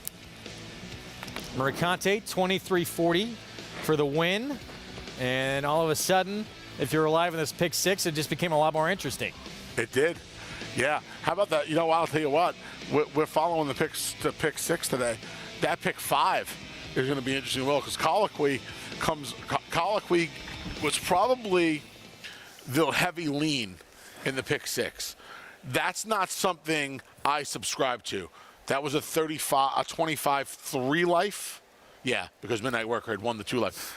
A 3 life. But he was the lean. He was the shortest price, I believe, on the morning line. He was the lean. He got home over Midnight Worker, and now it got a little interesting. It'll help with Liar's Poker being scratched in the paddock.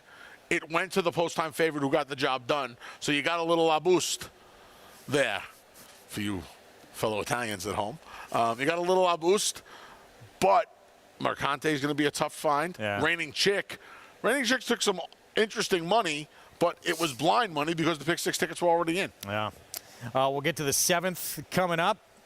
State bred A other than 1 turn mile on the dirt. Love these races. And 9-5 favorite right now. My First Love from that inside slot. Chasing Daylight, obviously extremely interesting. The only time we saw her run last June at Belmont, she went gate to wire for a win. Were you a fan of the Hollywood Park shoot? Yeah, well, first of all, I'm a fan of everything at Hollywood Park. But Love yeah, Hollywood Park. Love the shoot. I love the lighting at Hollywood Park, even though I only saw it on TV. Friday nights were terrific. Hit my first pick 5 at Hollywood. Players pick 5. Hit my first pick 5 at Hollywood Park. Paid big, too, like $8,800 or something. Really? I put in like a $48 ticket. I know the Horsemen didn't love No. Friday night racing, but for the fans, it was tremendous. This fan liked it one Friday night, I can tell you that. And then you had music after the races. Some good bands. I saw a lot of them out there in my day. We're going to take a timeout. We'll be back. More coming up in just a little bit. We've got a big date to announce as well. It's announced earlier on the show. Things happening in upstate New York. That'll be fun.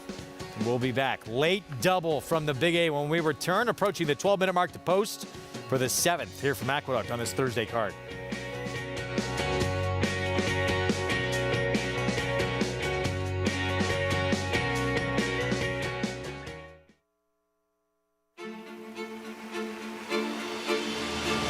And they're off in the Curlin, Florida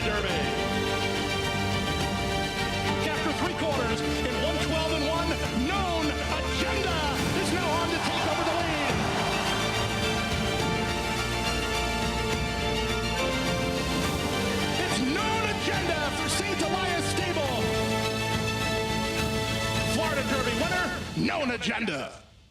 The Cross Country Pick 5 combines the best racing from New York with top races from around the country in one bet. Find it in your track menu and play this weekend. Races and free PPs posted at NYRA.com/crosscountry. RaceLens is the most in-depth product in horse racing with unique features found nowhere else. True odds, predictive analysis, and pace projection. RaceLens. It will change the way you follow horse racing and take your game to the next level. Good magic in a good-looking performance. Cruises home in the Haskell Invitational. And it's a vintage performance by Vino Rosso in the Breeders' Cup Classic. Nest, much the best. Elite Power on the far outside, and Elite Power gets up to win the sprint. On the outside, it's Malafat coming to the wire. Who's it gonna be? It is Malafat.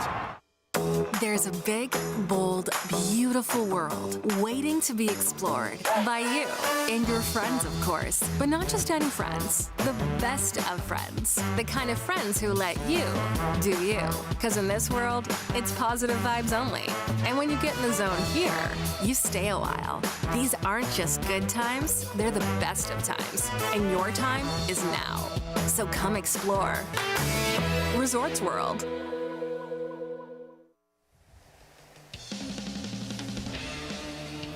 Watching live coverage from Aqueduct on America's Day at the Races on our FS2 coverage, brought to you in part by Hillendale at Alapa.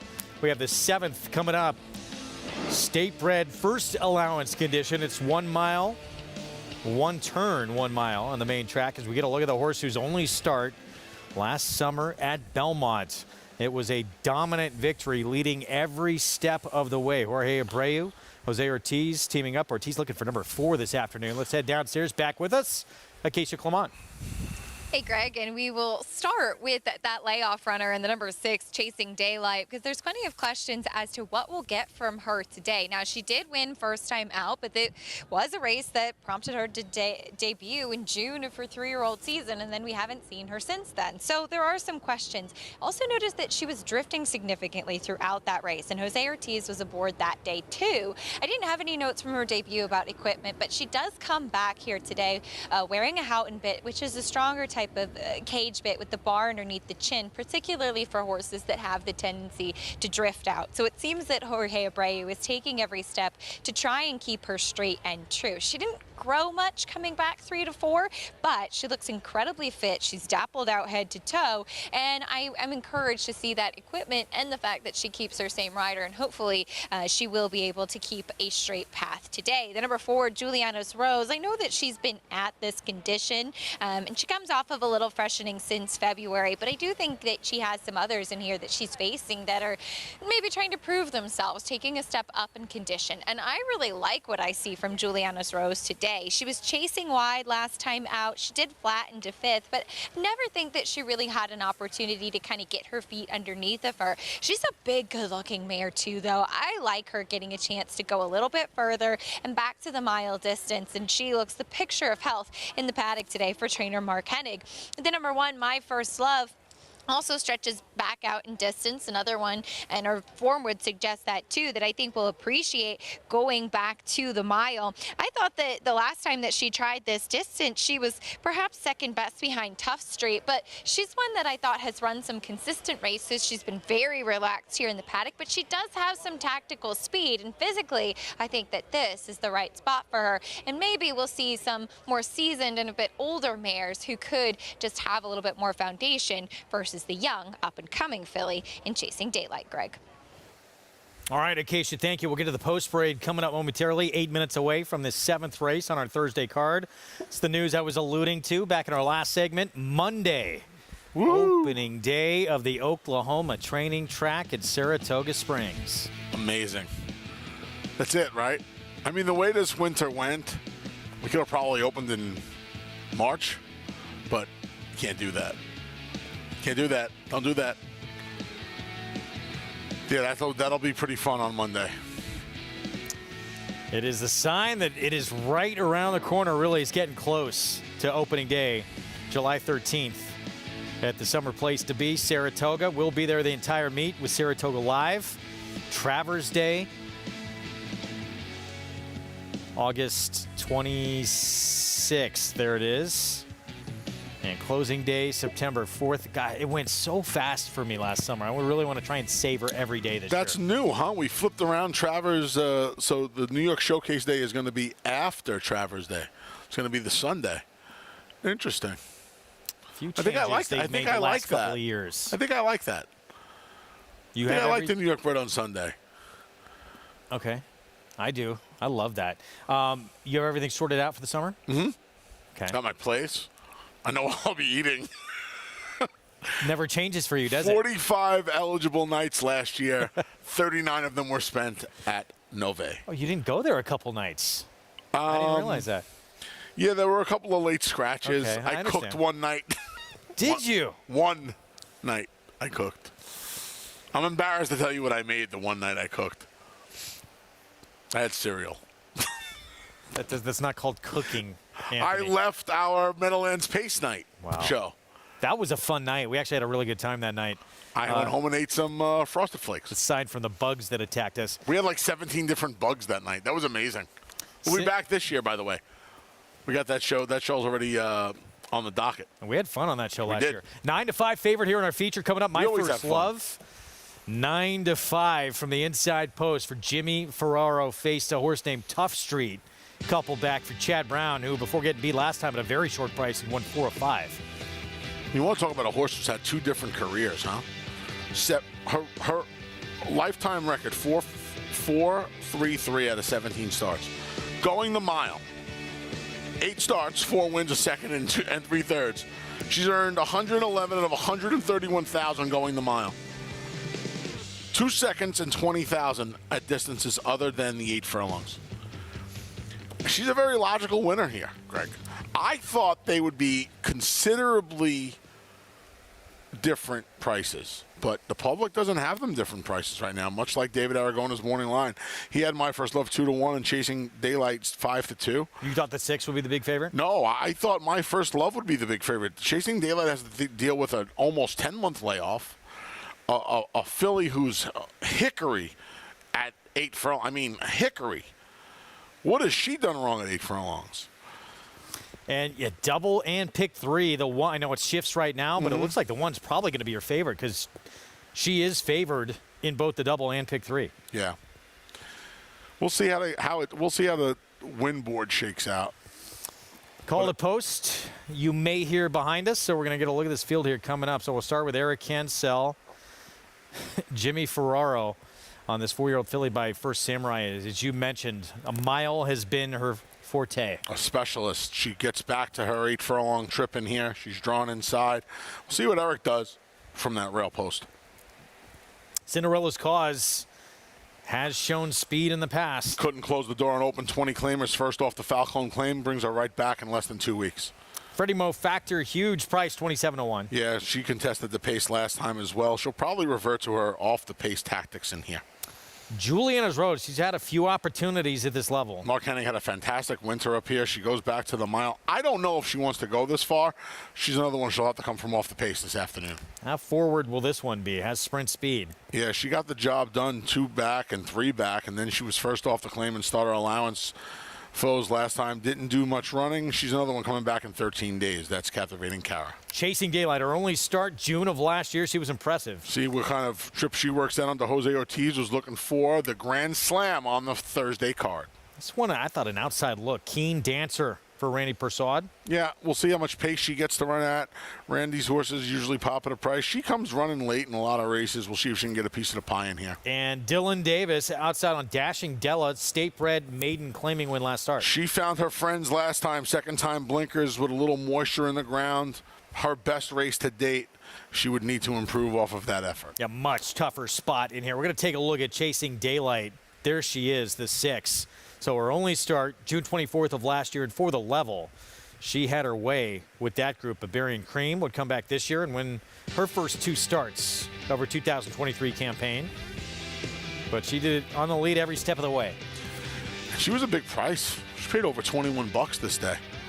And, you know, Bavarian Cream wasn't the Bavarian cream she's grown into now, but she still beat her pretty handily. And obviously, you're worried about where she's been. They didn't pay a lot of money for her as a weanling.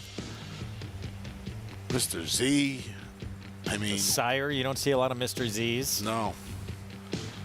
She hasn't been that flashy.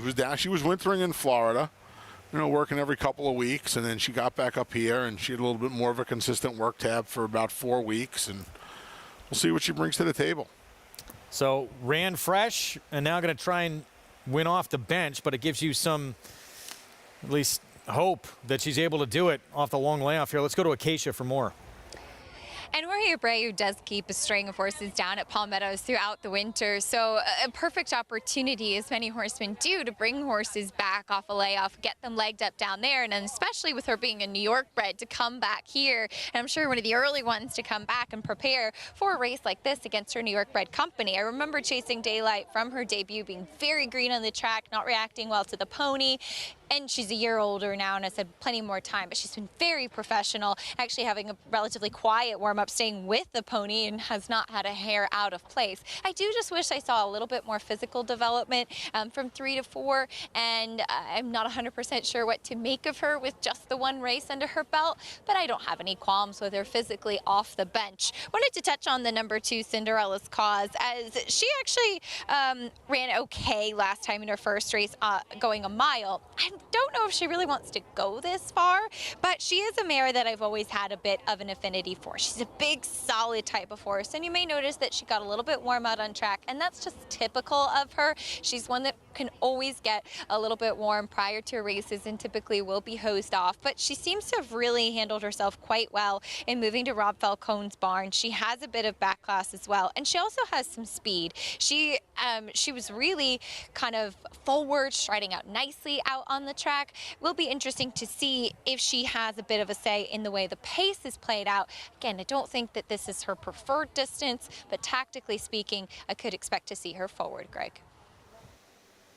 All right, Acacia, thank you. Cinderella's Cause certainly expected to be forward at 8-1 on the board. Yeah, I mean, I would imagine that that's the plan for Jamie Torres, to just be aggressive with her. There are a couple of horses in here that are forward types, but she could very well be considered the speed of the speed. And that poses a problem for the 6, Chasing Daylight. Well, yes and no. She's outside of Cinderella's Cause. And, boy, she looks good. She looks really good on the racetrack, Chasing Daylight. She could, I know she's only run once, but she was alternate, she wasn't alone on the lead in her debut. She had company every step of the way. She just kind of swatted the company away and just ran off. Now, you have to worry, and I'm a sucker for a chestnut, by the way. She can just do the same thing to Cinderella's Cause. Just sit outside of her and just do what she has to do. We'll see. And we have no idea. Look, she may have just been better than that group. Maybe that's not even her preferred running style. We'll see. But this one figures to press. So does the 5. Big long shot. Has sprint speed. Certainly those, along with the 6, the 3, want to go after each other. Yeah, I can't imagine Jose is going to be foolish enough, for lack of a better term, to go after a filly who has been running for 16 and 20 with a horse that, could have a little bit of a future ahead of her, who hasn't run in 10 months. Imagine he would just let her go and kind of let her roll early. Did you see this as the public does somewhat? I mean, the 4's getting a little money, but basically it looks like a 2-horse race. Yeah, it was hard for me to make It was hard for me to make anybody else. And I really liked Chasing Daylight's debut. I do like My First Love getting back to the mile, but I like Chasing Daylight's debut a lot. A whole lot. Again, though, that was June. Obviously an issue. Went to the bench for a long while. Now comes the return for Jorge Abreu. Jose Ortiz looking for number 4 this afternoon on our Thursday card. We'll see what kind of trip he can work out with this filly. A couple of speedsters drawn to his inside. It's the 7th, the feature on our Thursday card is his 5 acting up a little bit. Captivating Kara. Chris Griffin with the call. Captivating Kara stepping forward.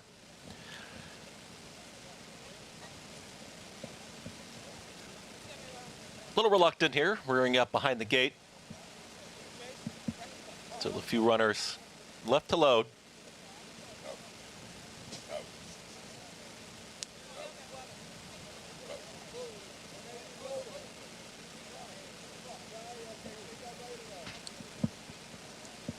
Captivating Kara still behind the gate here.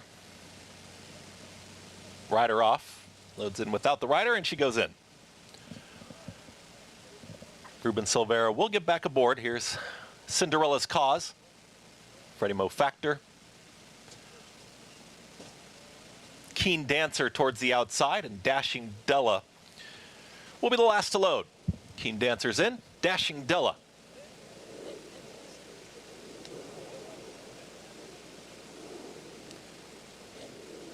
Dashing Della moving forward, and still waiting on Juliana's Rose as well.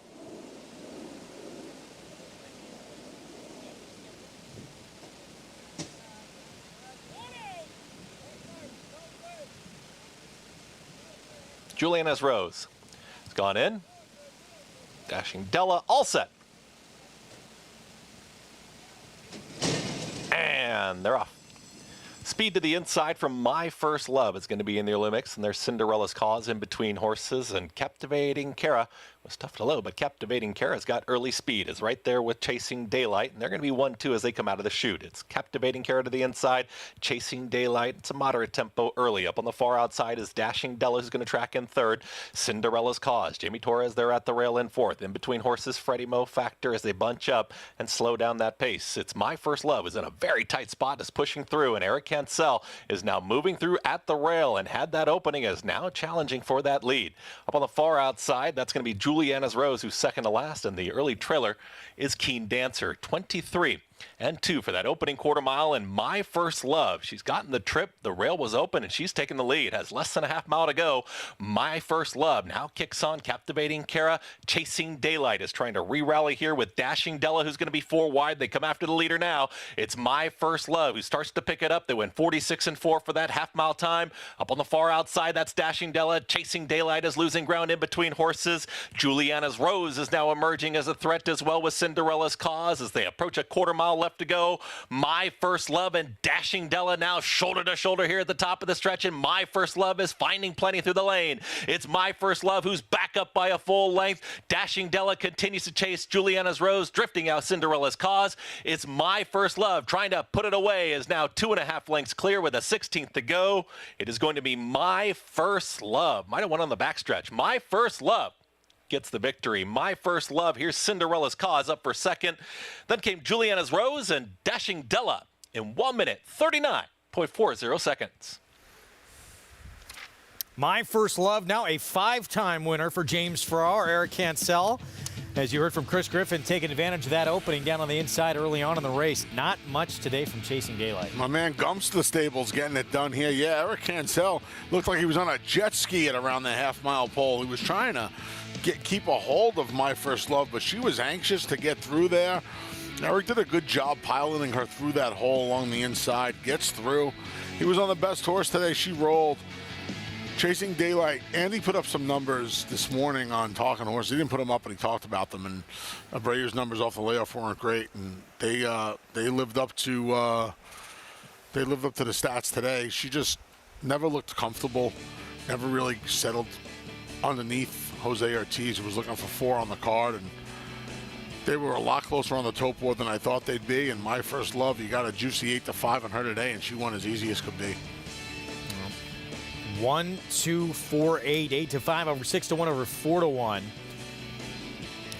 I don't know who decided the last 5 starts. I don't know who decided the tactics on Cinderella's Cause, if that was Rob Falcone or it was Jamie Torres, but they were smart today.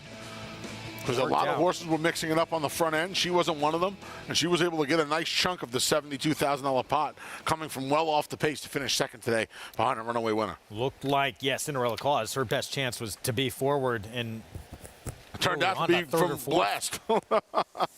1, 2, 4, 8 in the 7th. We still have the Nightcap coming up. It's going to be a competitive turf sprint to close things out on our Thursday card. 8 to 5, My First Love on a pick 6 carryover day. Final leg coming up.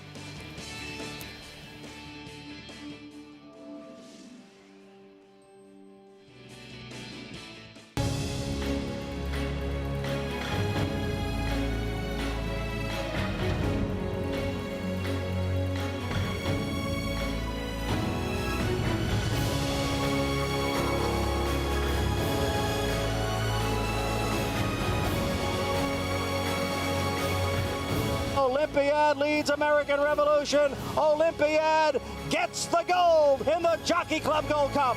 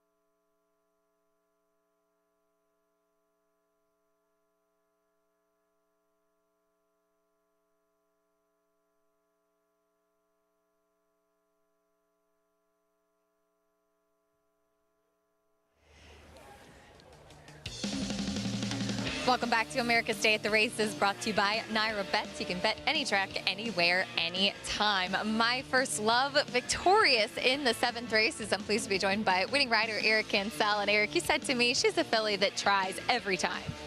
Yeah, I mean, she's a very nice filly. She's very classy, you know. She already knows how to get the job done, so you just got to have a good trip with her, and that's it. And you had a good trip today, and it seemed like she really flourished getting back to the mile distance. Yeah, I mean, we've had a few victories, you know, in this distance. She like I said, she knows how to get it done. She was really comfortable where she was today, and I was very surprised because usually she runs on the outside. But, you know, everything set up great, and we got the job done. Spring has definitely sprung, and you were telling me it's an adjustment physically too. You know, we always think about with the horses and as the weather gets warmer all of a sudden, but for you guys as well as athletes, can you tell me a little bit about adapting to the warmer weather as the temperatures change? Yeah, I mean, sometimes it's a little bit hard, you know. I mean, going from 50s and 40s, you know, straight to 80s. It's a really big jump, you know.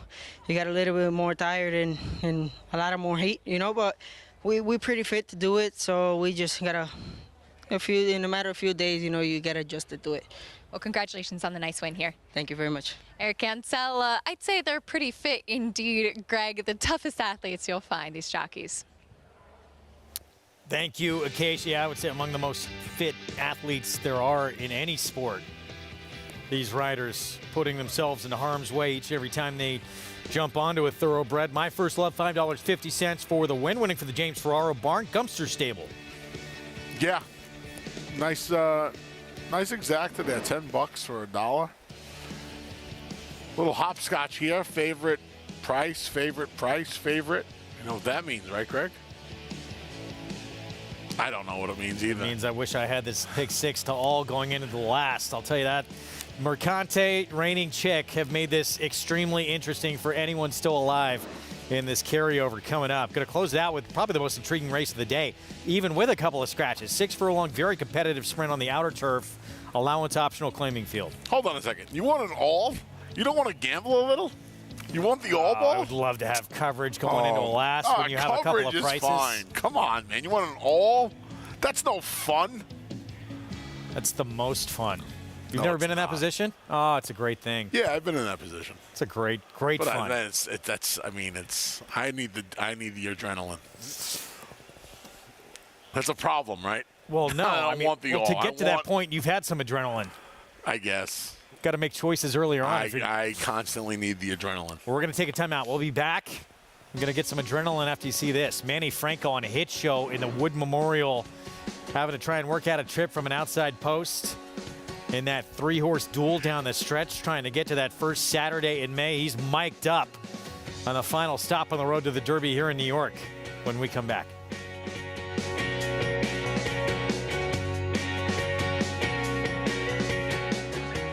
A Grade 1 winner of nearly $2 million, Silver State hails from the sire line of legendary Claiborne stallion Danzig. And his second dam is full sister to Kentucky Derby winner Monarchos. After winning the Oaklawn Handicap, Silver State defeated Knicks Go in the Grade 1 Metropolitan Handicap. Now his first foals have arrived. Grade 1 winner Silver State, standing at Claiborne Farm. Experience the adrenaline-pumping, suspense-filled action of the Sport of Kings no matter where you are with Naira Bets. It's fast, easy, and secure. Download the app today and start winning with our lucrative weekly promotions, thrilling handicapping contests, and a one-of-a-kind VIP rewards program. Don't just watch horse racing, be a part of the action with Naira Bets.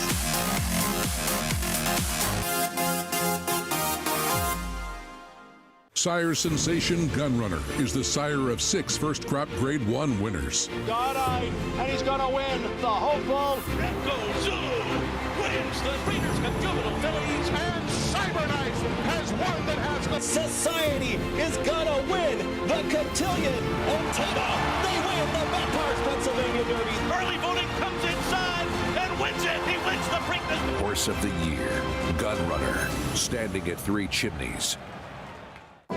Tampa Bay Downs has a rich thoroughbred horse racing history in Florida dating back to 1926. Celebrities such as Babe Ruth, Jack Dempsey, and John Ringling all attended opening day. In 1981, Hall of Fame jockey Julie Crone won her first career race here, and in 2007, we saw Street Sense win the Tampa Bay Derby and go on later that year to win the Kentucky Derby. Featuring full fields, great turf racing, and a 15% takeout on our Pick 5, Tampa Bay Downs is live racing every Wednesday, Friday, Saturday, and Sunday.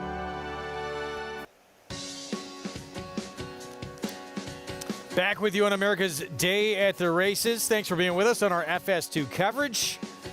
It was a big Saturday, final major prep race on the road to this year's Kentucky Derby here in New York in the Wood Memorial.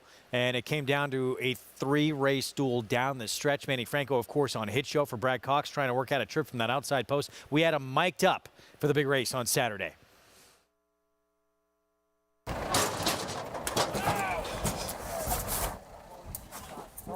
No, go here, no. And they're off. Green light breaks very well from the inside, and there is Perfect Arrogance who wants the front. Perfect Arrogance will take it into the first turn and stakes some momentum behind. Green light is about to take command. It's Green light who's ready to challenge. A very game Arctic Arrogance who's gutting it out towards the inside. So Arctic Arrogance is there. Green light. Kid Show is up on the outside. And Lord Miles. A huge number is trying to pull up a shocker far across the racetrack in the wood. Kid Show is in front. Green light is still there. Lord Miles up on the outside. They're coming down to the finish. Kid Show. Lord Miles. Kid Show. Lord Miles. Claiming foul, man. Bumpy, man. Yeah, for sure. Yeah, it was really out there. For both ways, you know. Yeah. Inside and outside. We have some drama here, and we'll take a look at the head-on here. It looks like a little back and forth with bumps exchange. What the stewards are looking at, and all these jockeys, they will talk to the stewards, and they'll try and make their case as best they can for themselves. It's money. Bro, the guys outside, man, he's bumping me since I say 516 pole. He know I'm there between him, and he's pushing me in. Hit my horse, and my horse hit the horse inside too when he hit me. And my horse just get beat by a nose. Man, he touching my horse the entire stretch with the loose rein and looking everywhere. Look, and I'm a pinball ball in the middle there. As I leave it. Ladies and gentlemen, there will be no change to the order of finish.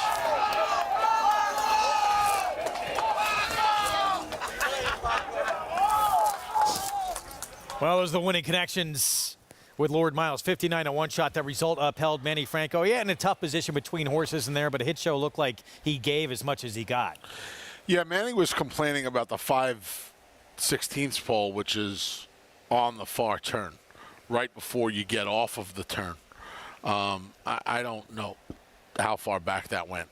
But in the stretch, I don't think Lord Miles did anything wrong.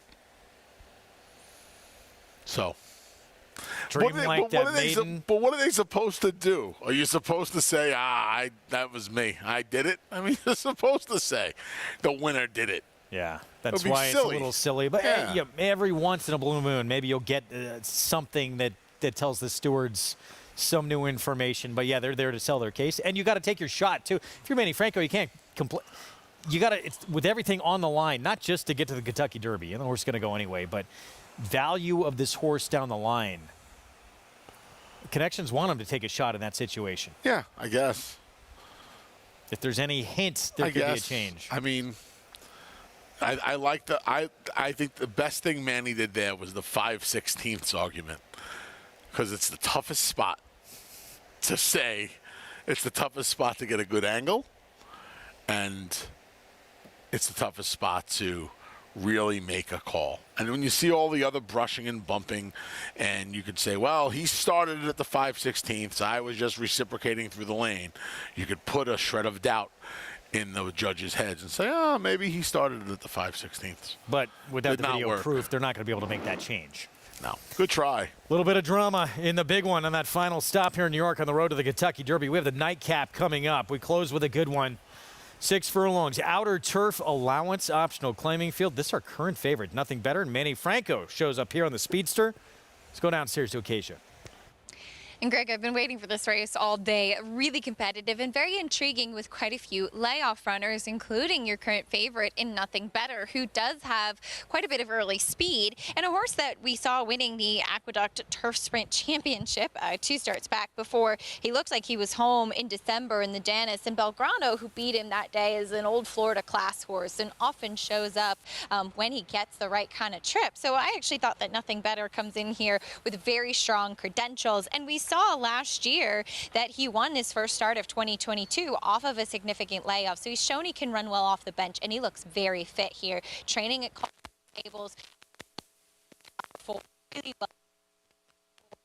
Everything you want to see for a horse coming off the bench, and we'll see if this 6-year-old can pick up right where he left off. The number 9 Slipstream has had a race to kind of get him ready off of the layoff already, as he only raced twice in 2022, one of those being a trip to Royal Ascot, and he was given quite a bit of time after that. In that March race at Gulfstream, going 7.5 furlongs, is a 2-turn race, and it's important to remember, I think, that there weren't a lot of opportunities to run turf sprints on the grass down in Florida, and when you do, it's 5 furlongs, and he's really not a 5 furlong type. He's more of a 6-7 furlong type and can even stretch to a mile a bit, but I do really think that a bit shorter is better for him. I like the cutback to the 6 furlongs. He looks incredibly fit after having that last race, and I actually thought that he ran on pretty well, it being kind of tight in between horses and maybe going a distance that he doesn't necessarily prefer, and off of a significant layoff. He's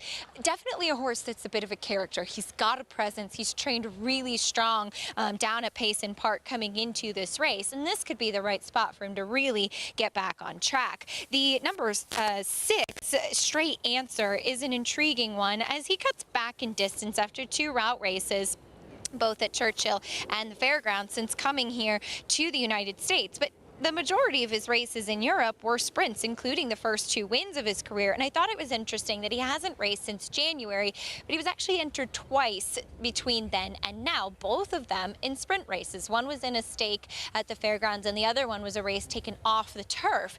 And so it's clear that for a while now, I think Brad Cox has been toying with the idea of sprinting him. And while he is a big, powerful son of Kodiak, I'm intrigued by that as well, because I noticed in that race at the fairgrounds last time, he was off the pace, he was very keen, and it looked like he wanted to be more forward. He kind of ran with the style of a horse that may flourish, going a bit shorter. He looks the picture of health. He's dappled out from head to toe in here today, and I think a really intriguing proposition on that cutback, Greg.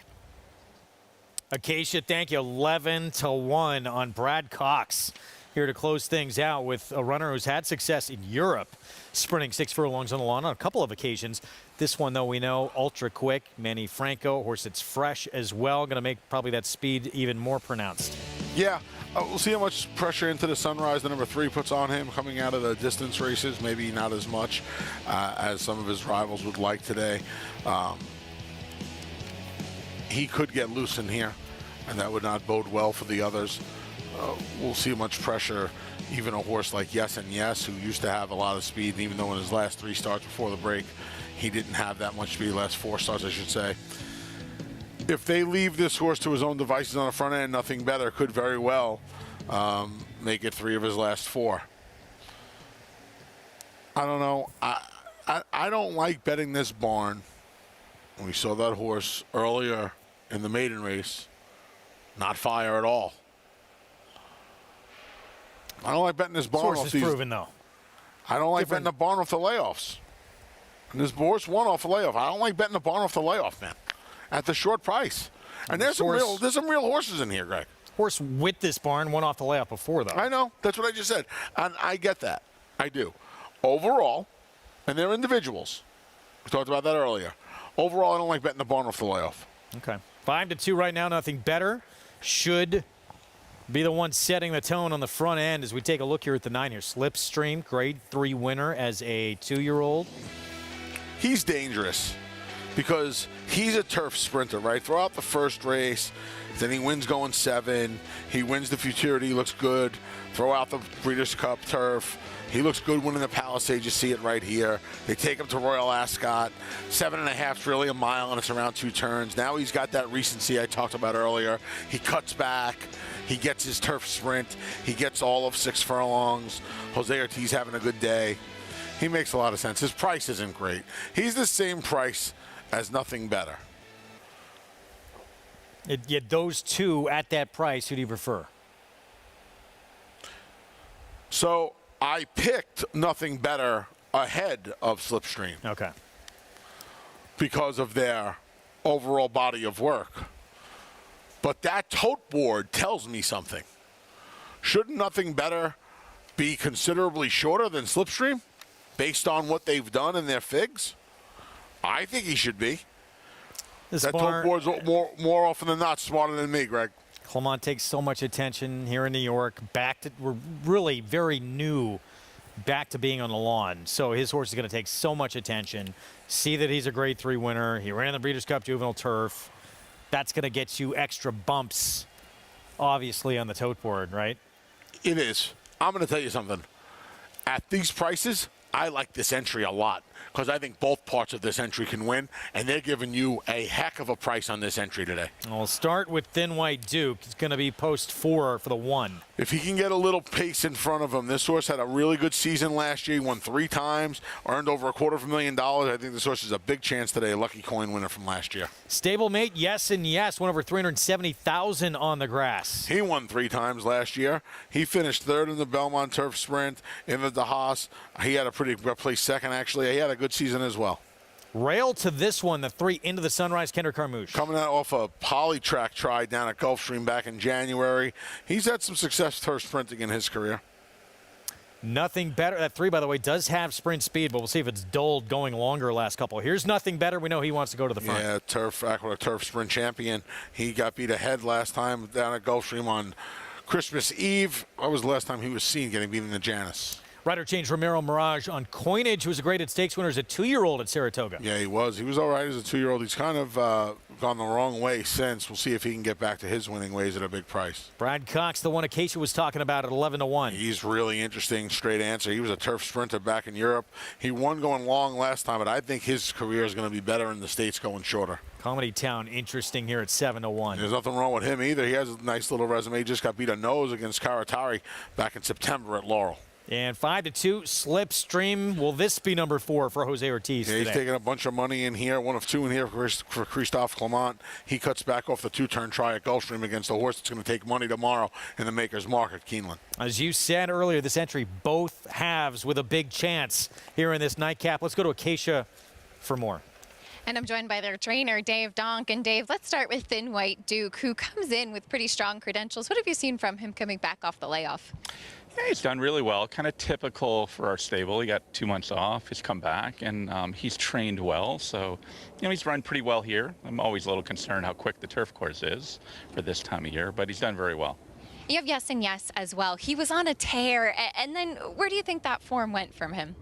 When I got him, Phil told me that he really liked Belmont Park. He loves Belmont Park, the turf courses. So talk about a horse for course. So, in Saratoga, we didn't have much options. We tried him long. It was a disaster, ran short. He didn't really handle the crowds there. Ran okay in Colonial, one decent race here. So he has to step it up a little bit, probably number-wise. But he's done really well, and it'll be interesting to see him run. He's a horse that can be forward, too, and it feels like with the two, you could have complementary running styles in here. Yeah, they're a little bit different. Duke could be farther off it. I mean, there's 2 big speed in the 3 and the 4, so we're not going to be there. He's not that fast as this course is, but he could be somewhat tactical. Well, they're both really fun turf sprinters. Best of luck, Dave. Thanks a lot. Trainer Dave Donk with a pretty strong entry coming up here in the nightcap, Greg. One of the most underrated trainers probably in the sport, certainly on this circuit. David Donk does such a tremendous job, and both these halves of his entry in here look like they have a shot to get it done. Real quick, just want to mention the 11 Voodoo Zip. I kind of skipped over in the post parade, my apologies. Christophe Clement runner there with Dylan Davis. The other Christophe Clement in here. Fresh gelding. Haven't seen him since November. Always takes money due to his ownership connections. He's kept some company with Nothing Better and Thin White Duke. See if he could turn the reverse the fortunes against that crew. 5-1 on an entry. Both halves pretty accomplished on the grass. That was officially the longest post parade of all time. And I still missed one. No, you didn't. Come on, Greg. Here's Slipstream again. Yeah, so Clement with this horse, he's got that 11 as well, Voodoo Zip. 5-2, second choice right now. What did you think? Those 2 of my roulette numbers, by the way. 9 and 11. Okay. 30-31. Okay. The 7.5's a tough one coming back at Gulfstream. It's a mile. I'm so sick of that nonsense too. There are so many things that annoy me. That's like one of the. That's one of the minute things that annoy me. It's a mile. It's 2 turns. More importantly, it's 2 turns. And now he cuts back to the 1 turn. The Slipstream, and that's his bread and butter, the 1 turn. 3 for 4 on the lawn, sprinting, basically, if you throw out, which I agree with you, take away that Gulfstream race. Let's go back to Acacia. And it is technically about 7.5 furlongs, but touching on the other one for the barn with Voodoo Zip, who is taking attention, and from personal experience, I've seen that he is one of the most popular horses in the barn. I don't know what it is with Voodoo Zip, but he has a very big fan crowd, which you love to see as well. Now, he does come back in off of a layoff and has been gelded, and I got a chance to see him a few times at the farm before he came back onto the racetrack here, and he's one of the few horses that probably has put on weight after being gelded. Even prior, he always had a little bit of trouble kind of keeping his weight from race to race, and he looks very fit coming back here, but he's actually carrying a lot better condition than he has in the past. So we'll see what he does off the bench. He will have to navigate that outside post, but I do really think that the gelding will help him. Heard from trainer Dave Donk about his entry, and the number 1, the plain one, Thin White Duke, is the one that I did prefer. Now, he is a horse that I do think will do better after having this race, just as far as being able to build up a little bit more strength coming in here. He's always a leaner type, and he's definitely not carrying any excess weight for him. Probably could bulk up and put a little bit more muscle mass on, but I think it's very exciting to see him back, and he's a horse that has quite a bit of talent too, and the 6 furlongs I think suits him quite well. Greg? Dylan Davis will ride from that outside post. Thank you, Acacia. 5-1 on that other Clement runner, who was a 4-time winner on turf, 11 times, first or second in 18 starts. About 7.5 furlongs, right? Yeah. See, there's one thing I cheat with. I'm about 5'10". I'm officially like 5'9.5". But it doesn't matter because I'm so handsome and charming that the ladies overlook it. It's true. There's a lot of love for you. There's a lot to go around. Good race to close things out here. Nothing better. Can Manny control in the front end? He's supposed to. He's supposed to try his hardest to control on the front end. He's 2-1. I don't want to say he's on the best horse, but he's on the most accomplished horse. And he's on what appears to be the fastest horse. So, yes, he's supposed to try to put this horse on the front end today. Like you pointed out, I don't think the barn has great numbers off the layoff, but this horse has won off of a comparable layoff. He's supposed to just try to put this horse on the front end and keep going. 9-5 now. That's a terrible price. As an individual, he's done this off a layoff, so it's okay.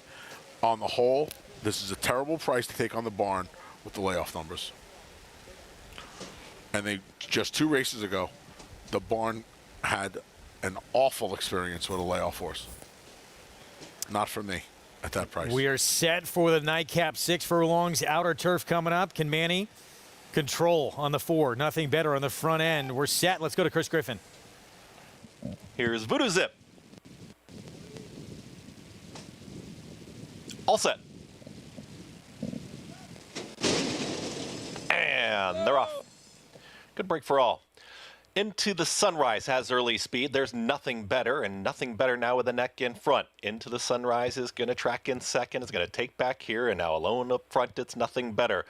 Right there in third comes Comedy Town is the gray, and in behind them is Thin White Duke, and at the rail is Coinage in fifth. Out wider is going to be Yes and Yes, who's in the 6th spot. Towards the back end of the field comes Voodoo Zip. Second to last is Slipstream, and the trailer is Straight Answer. They're chasing nothing better. Into the Sunrise is back for more. 21-4 for that posted opening quarter mile, and they're moving quickly up front.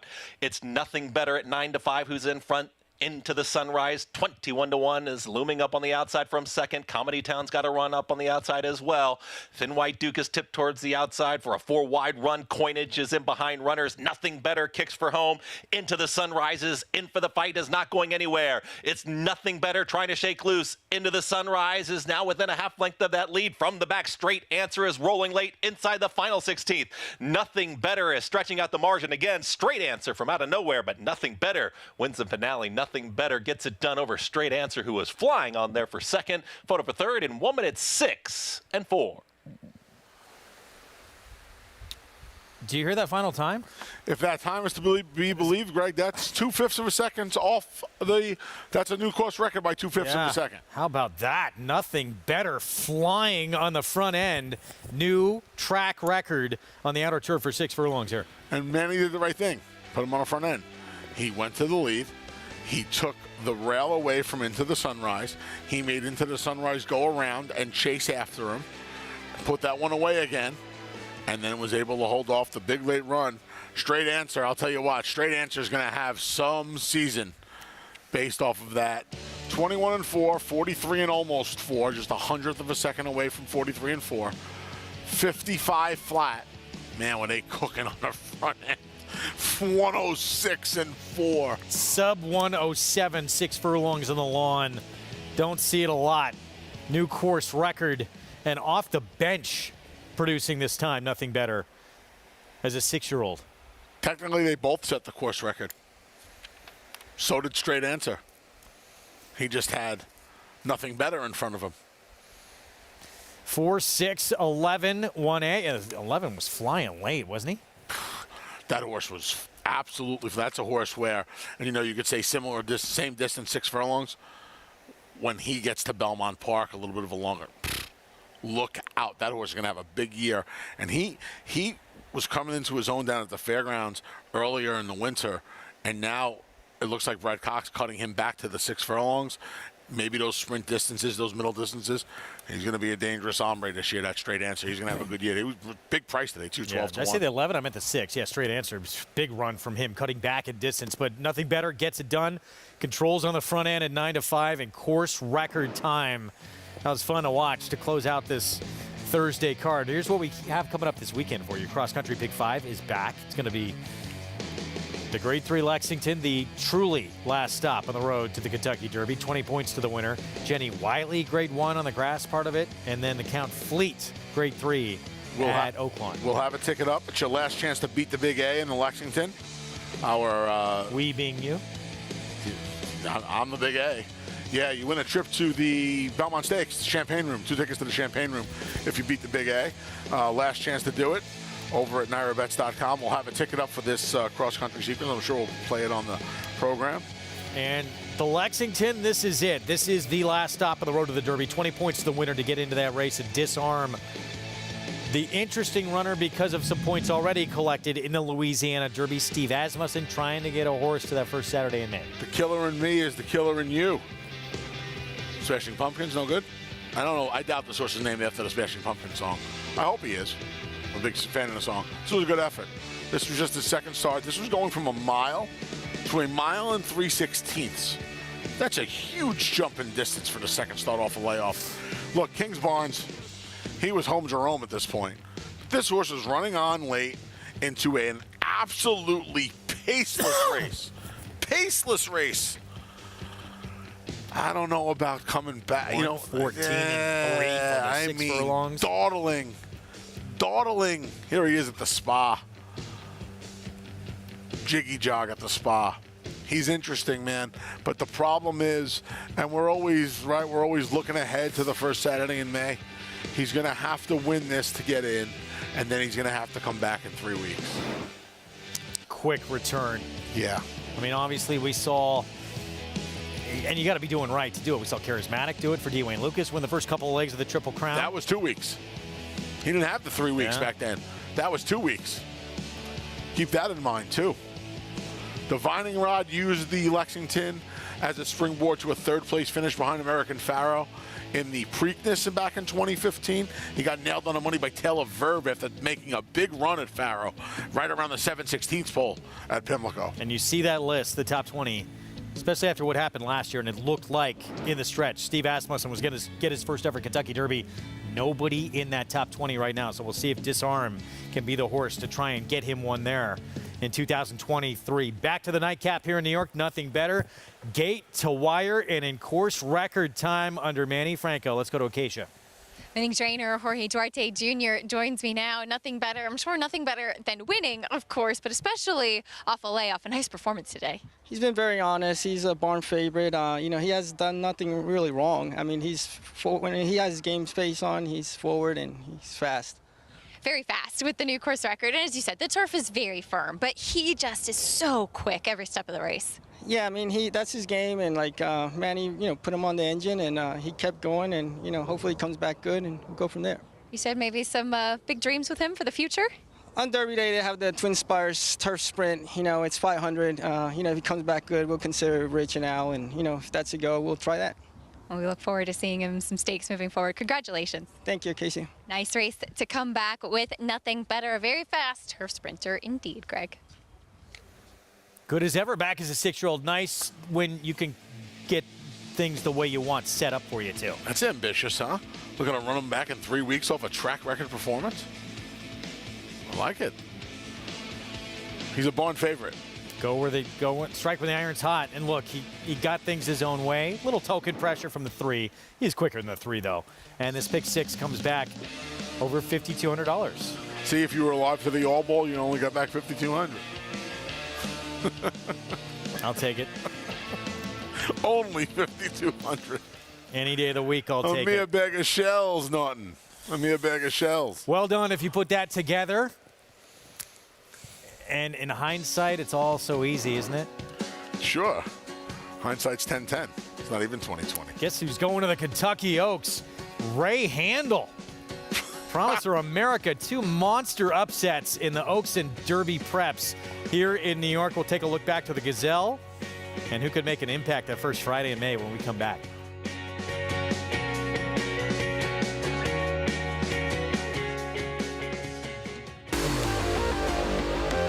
Class and athleticism.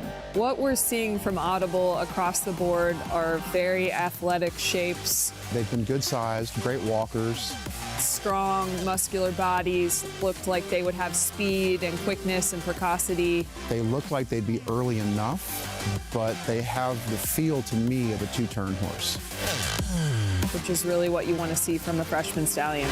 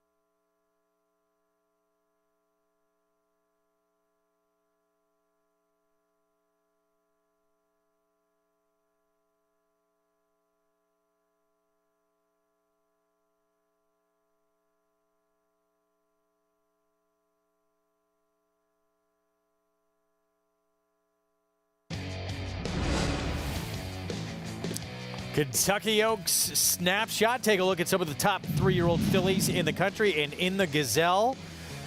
Todd Pletcher sent out 2, Chad Brown sent out 2, and in the end, it's Ray Handel, 26-1. Promise Her America with the upset score. This was a wild one, wasn't it? Like they turned for home, and any one of 5 could win it. Promise Her America, who led them into the stretch, is going to lead them to the wire. Here comes Shit a Booty. Here comes Gambling Girl. Gambling Girl was coming with a brand new hatchet. Looks like she was going to chop them all down. But Promise Her America says, not today. And they're going to hold off those familiar Rapoli, orange and blue, to get the job done and stamp her ticket. American Pharaoh filly for Ray Handel. That, you know, a small field just got lost in the shuffle. Hadn't run, was coming off a maiden win, but it was not that far off what really anyone else in the field had done, figures-wise. But completely got lost in here. Yeah, completely lost in the shuffle. Well, that's what happens on the tote board when you got a couple of Chad Browns, a couple of Todd Pletchers, and a Brad Cox. And, we talk about this being, I know you don't feel that way. You feel Todd Pletcher has the strong hand. You think he's going to win his 3rd Kentucky Derby. I think a lot of people feel it's a wide-open Derby this year, though. But this division, completely wide. There is no standout in this 3-year-old filly division. Well, I don't know if I agree with that. You think wet paint? I do. She's been, at the very least, she's brought something to the table that nobody else has. Would say no. Correct, but she's brought consistency. And nobody's brought any consistency to this table, Greg. Well, her numbers, though, yeah, kind of fit around what everyone else has done. Meanwhile, this filly winning for Bob Baffert, ineligible to get points because staying in the Baffert barn to win the Santa Anita Oaks, Defining Purpose. Excuse me, not Defining Purpose. Feza for Baffert. Smart. You want to know why this was smart? Why? She couldn't win the Kentucky Oaks with a head start. And they know it. So, she's just too slow. She's too slow on California figs. So they didn't even bother. And that's probably smart on their behalf because they can do whatever they want with her now. Figure on that race is as right in the ballpark with wet paint. Right. But they can't go there. Well, they can't go there, period. But they couldn't go there off the one fig. She just wasn't fast enough. And for her to, I don't want to say that was a surprise, but she hadn't come close to it. Right, and then she best did. number she's ever run, no question. So, smart move. Yeah, interesting. We'll see her down the line. Some bigger spots. Yeah.